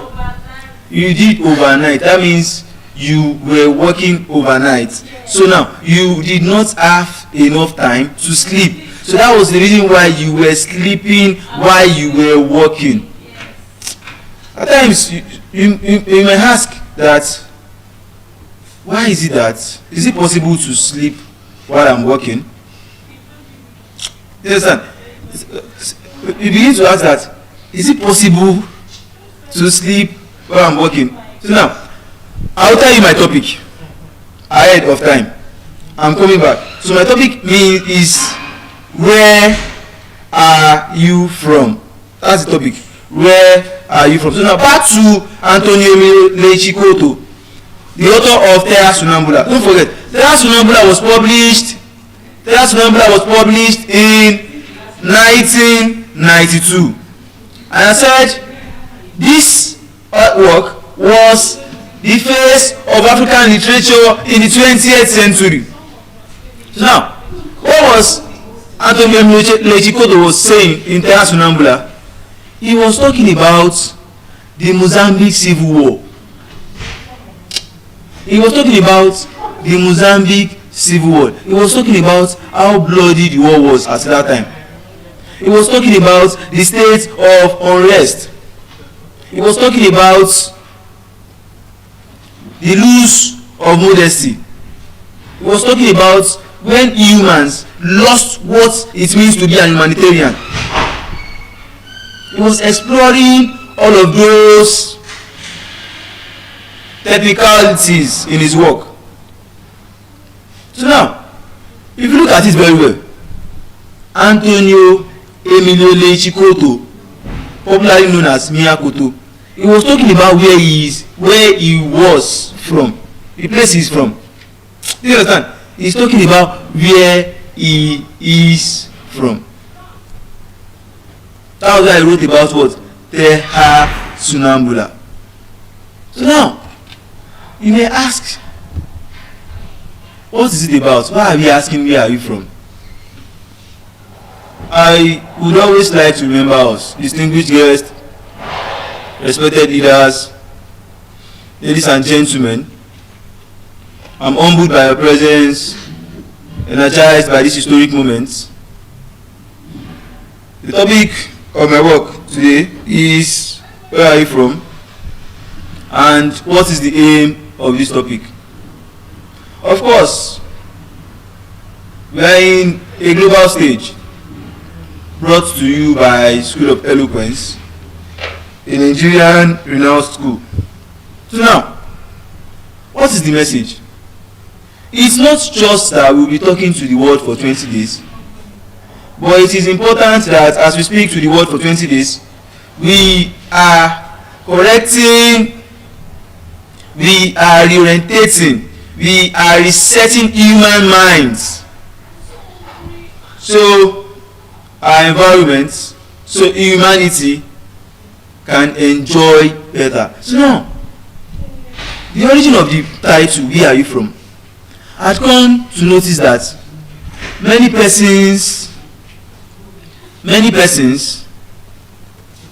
always give excuses that the reason why I lost it was because of my origin. The reason why I lost it in life was because of the place I came from.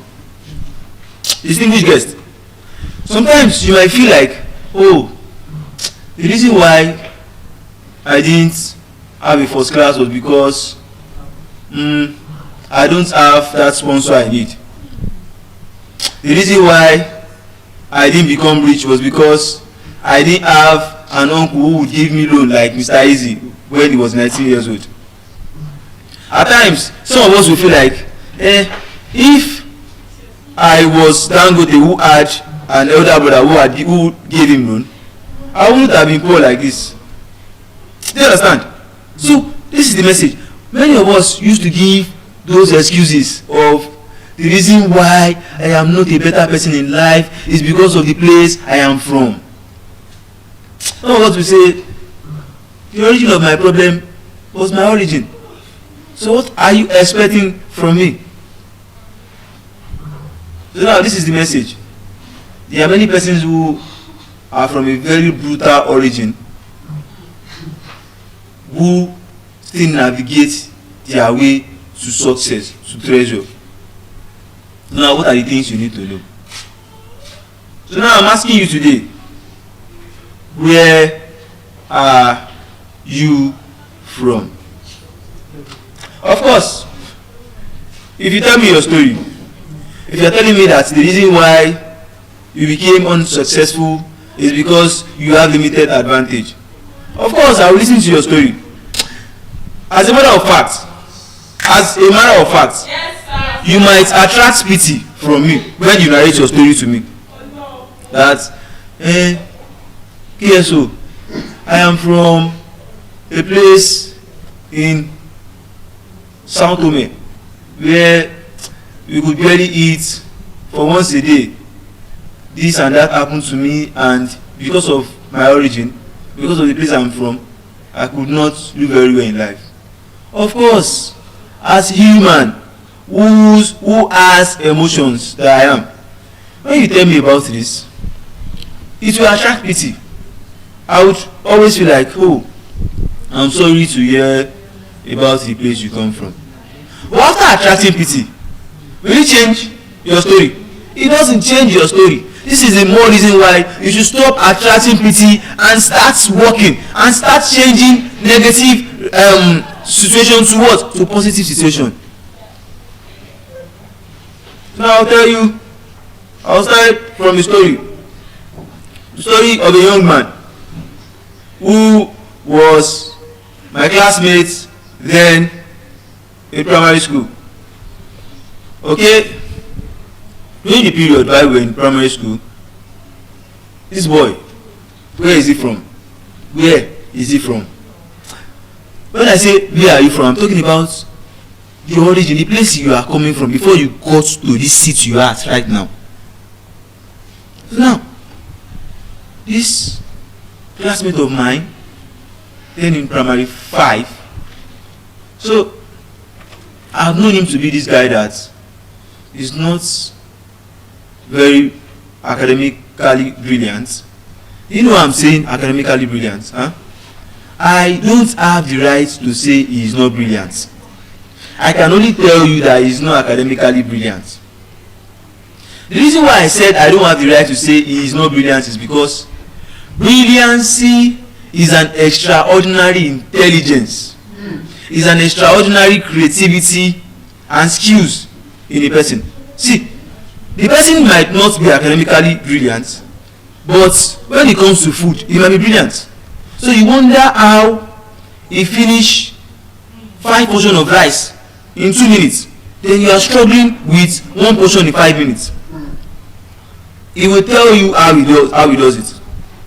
If the reason why it is not justifiable for me to say he is not brilliant is because academically we used to underrate him, but when we go to the pitch to play football, if you play 5 versus 5, like 5 here, that's 10 players.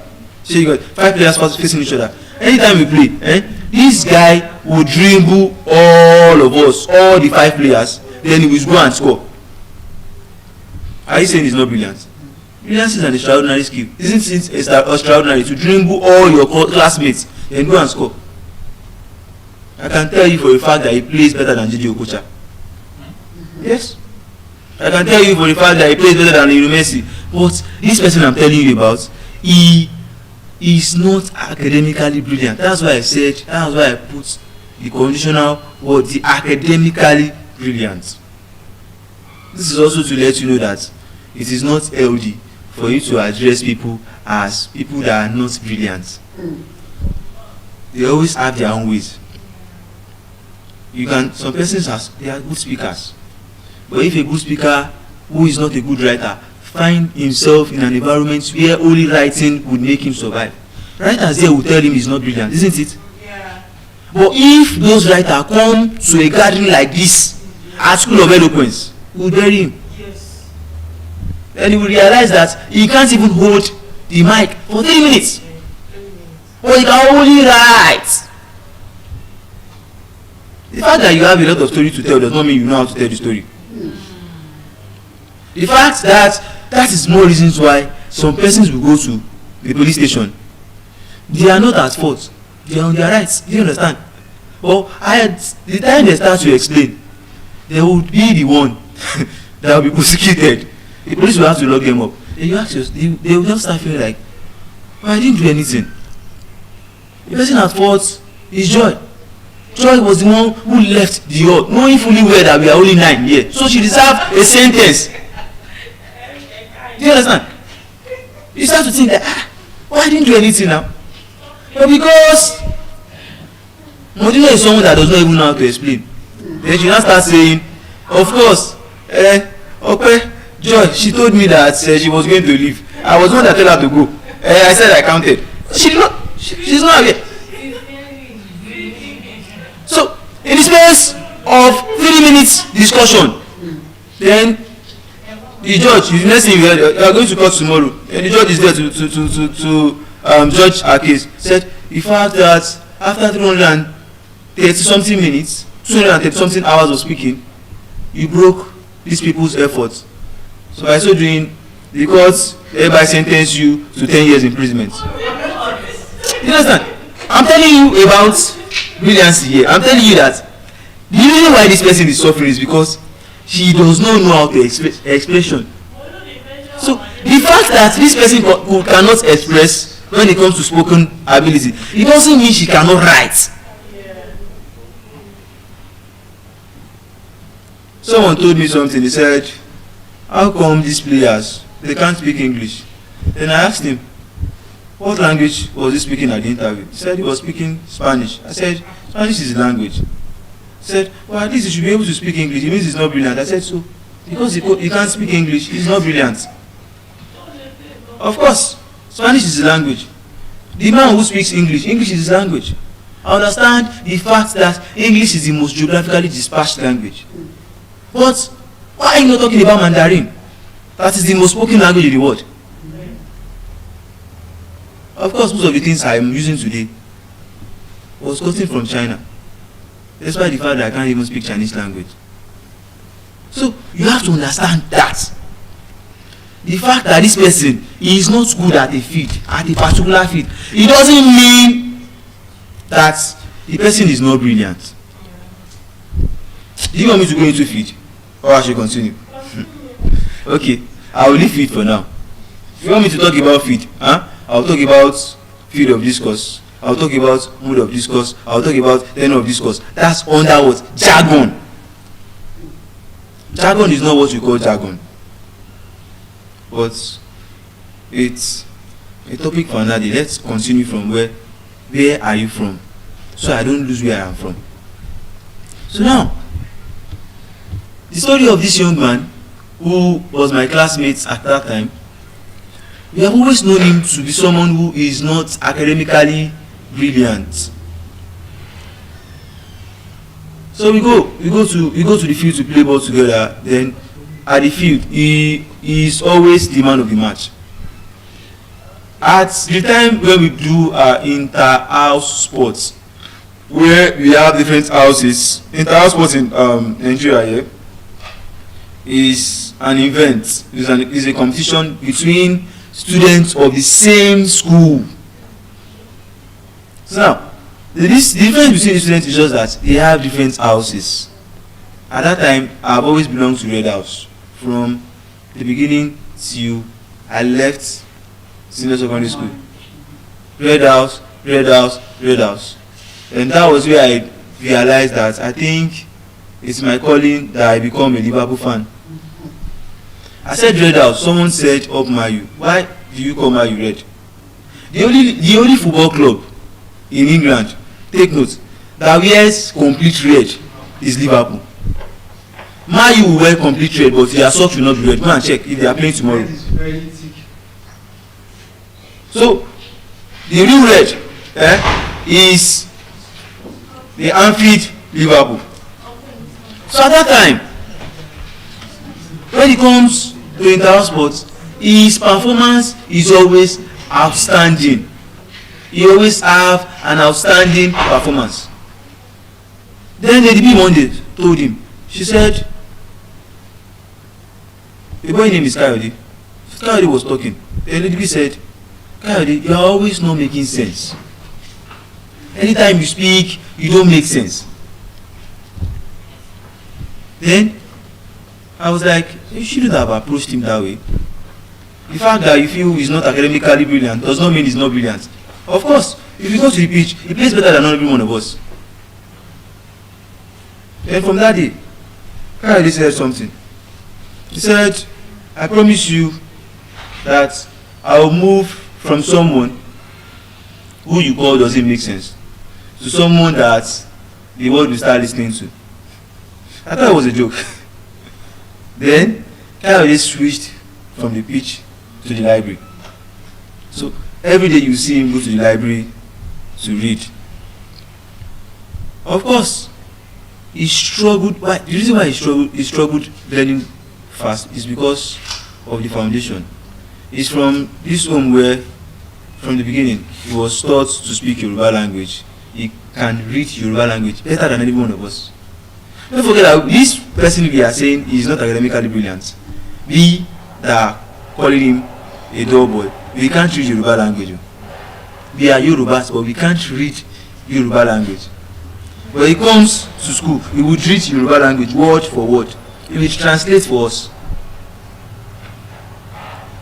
So at that time, he started reading back to back. Started reading. Then from primary 6, he could not really do well like that, but he was passing his exams. He got to junior secondary school, we lost contact. Not until we went for Lagos State Schools debate in GSS 3. Then something happened. He was already in a model college. I was in a normal government school, Holy Boys. Lady B, who told him that he is always not making sense. She, at that time, she was in an only girls' school, same as girls, at St. Finbar's, Lagos State, Akoka. So at that time, when we got to Lagos State Schools debate, we saw Kayode. Kayode was representing his school. So now, it was Kayode's school against Lady B's school. That is to say, Lady B and Kayode will be debating with what? With each other. After many years, from primary 6, from primary 5 to primary 6 to GS1, GS2, then they are meeting at GSS 3. On that day, when Lady B met Kayode, he was like, Kayode, what are you doing here? She was surprised because she knew where Kayode is from. She knew that the Kayode I know is not someone that you would see make sense. And she was surprised. Kayode that I know does not make sense. What is he doing in Lagos State Schools debate? Debate is about you have to prove a point. So if a person who doesn't make sense wants to debate, what point do you want to prove? She started seeing him from that perspective. The later she went to meet Kayode, said, how are you doing? Kayode greeted her. I saw Kayode as well. He greeted me better because he knew that I have never criticized him. But I was so lucky that I wasn't contesting against him. I wasn't competing against him. So it was him and Lady B. Then the judges called the both school. And they were asked to present and debate. What was their topic at that time? The topic was better trained teacher and not well infrastructure will improve education in Lagos State. That was the topic.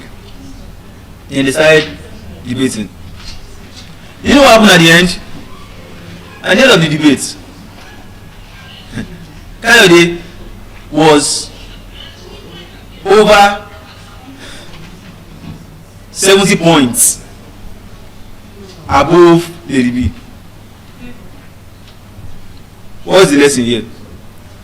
Kayode remembered where he's coming from, but he did not let that origin affect him, his view. For persons who believe that academically I've always been bad, so I can't do better. So now, Antonio Emilio Lechikoto book Terra Sonambula, where he wrote about sleepwalking land. So now, I would relates his work to an experience of this young man. Whose work am I talking about? Antonio Emilio Lechikoto's work from Mozambique in the first publication was in 1992. So now, he was talking about sleepwalking land. When we say a sleepwalking land, we mean a place where there is no peace, a place very far from peace. So now, there is this young man who named himself after success. He named himself ZTTW. Said it means zero to the word. Now, this family was narrating his experience. He said, where I come from, we sleep with our eyes open. How many of us here sleep with our eyes open? Is it normal? It's not normal. It's not normal. Thank you. So now, sleeping with your eyes opened and sleeping while you are working are both normal. They are not normal. So the both of them have relationships. So that was why I made reference to Terra Sonambula first, which means sleepwalking land. So while he was narrating his experience, he said, where I come from, we sleep with our eyes open. And I asked him, I said, why? Why do you sleep with your eyes open? I said, my eyes is always closed anytime I'm sleeping. In short, when I'm being beaten by the mosquito, I don't even know, because my mom will be there to kill the mosquito for me. So how come are you now sleeping with your eyes open? Then after narrating the experience, he said, where he was born, at any point in time, he may have to just start running. And I said, why are you running? He said, because not because there were not securities. There were securities, but there were insecurity. You know the difference between when you have security on ground and when there is still insecurity. Imagine in a community where you have 10 police officers, but you have about 1,000 criminals. How will they be able to manage the whole situation? It will be very, very difficult. So I was narrating his experience. He said, my mom is a trader. She makes sure that you are doing very well. Then I asked, what about your dad? He said, my dad had left since I was 7. Your dad had left you since you were 7. It's okay. And I said, what is the lifestyle about at where you are from? And he said, in his community, abnormalities were what they see as normalities. He said, it is normal that every child born in their community belongs to an illegal organization. In other words, a cult group. He said, any of them that doesn't belong to this group are always seen as an abnormal child, because you'll be oppressed, and if you join, there's high tendency that you don't live long. He said they were so uncomfortable in their community that one day, he said on that day, he had not eaten any food since morning because he went to school. So he closes from school at 3:30. Before he would walk down from his school to his house, it's already 30 minutes. So at the time he got to his house, at exactly after 5, he told his mom, he said, Mommy, I'm hungry. I would like to get jollof rice at Mommy's Bola shop. His mom said, okay, it's fine. Take money and go and get it. Don't forget, Mommy Bola's jollof rice is not something he has that opportunity to eat every time. Because if he would eat from Mommy Bola's shop, it has to be on payday. This was on a Friday. So on that day, he was given some amount of money. He said 15 naira. And his mom, so he went to mom's brother's shop. He bought jollof rice, he bought meat, he bought dodo, he bought beans for 15 naira. So while he came back to his mom's shop, he was sitting outside. He puts the food in the plate. In the plate there is a tray. Then after a few minutes, after putting 2 spoons in his mouth, he saw people running. Don't forget what I said. I said he said he live in a place where you sleep with your eyes is what? Open. So while he was eating, after the first spoon, the second spoon, he saw some group of persons running. Then he did what? He threw the plate of jollof rice away and he started running for survival. His mom ran away from the shop outside. Then the whole community started running. He said when he got to a place, he had to jump the gutter. Then he broke his ankle. After breaking his ankle, he heard some person shouting, "Àwọn kọ́ o, màálù ni o, màálù ló ń sáré o." You understand? It means it is not the regular people you think. It is not those people that disturbs the community you are thinking about.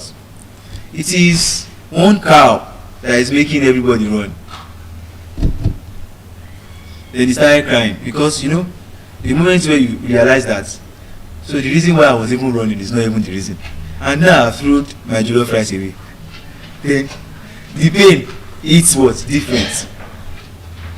But despite the fact that this individual is of this origin, is of this brutal origin, he didn't let his origin affect him. He made use of that origin. He went to school that most of his colleagues, most of his peers at that time, they don't see going to school as anything okay. They will even tell you that school is calm. Why are you even going to school? They will tell you that a mechanic on the roadside earns better than a bank manager. And if you ask him how much does a bank manager earn every month, he will tell you in 2026 that a bank manager does not earn more than 30,000 naira. And if you ask him how much does a mechanic earn, he will tell you every day a mechanic will earn nothing less than 100,000. Orientation, you see. But this individual went to school, became a different person, and today he would always motivate those from the slum like him by telling them that regardless, no matter what your origin is, no matter where you are from, you can always be a better person. As I conclude, the message is clear. The message is clear. Regardless of your origin, regardless of who you are, regardless of what you have been through, you should always remember that you can always change the narrative. You can always change the narrative. You can always become a better person. So now, this person I'm talking about, there was a point in time where he was looking for a job. Then he went to that office where he was looking for a job. Then, after he had passed his interview, they had to check his home address. Then they found out that he was staying at that place known for notorious acts. Then the person interviewing him asked him, he said, "Are you from this place?" For example, Ikoyi. "Are you from Ikoyi?" He said, "Yes." He said, I have not seen any good person come from Ikoyi. This is an example. Then he said, "Well, there are many good persons in Ikoyi. You just meet one of them today." Then the HR said, "Are you trying to tell me that you are that different person as Ikoyi?" He said, "Yes." He said, "But if you give me this job, you have to understand that I'm a Muslim. So when it's time for me to go and pray, you will give me that chance to go and pray." That was what he told the person. Then they just start feeling like, hey, someone from Ikoyi, that brutal place is even telling us that we will always have time. to pray. Then he was given the job. After he got the job, the boss that employed him at first told him something. Said, the person that was working here before you, I've always been very accountable. She doesn't steal, she doesn't do anything illegal. So please make sure you maintain that same standard. So while this person came in, when he started doing his accounts, then he made the owner of the company realize that even the person that you were calling the person I can trust was even eating the company's money. Is that not a change? It changed the narrative. It changed the way people view persons from where he is from. So now, let's, regardless of what our origin is, regardless of what your experience is, don't let that affect your person. You can always be the change you wish to see in the world. I would like to pass on the mic to the next speaker.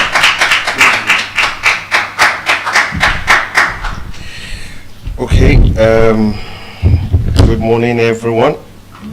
Good morning to the viewers out there. My name is Shola Aladetoyinbo, and I'm going to share a bit of heart-to-heart conversation. I have lined up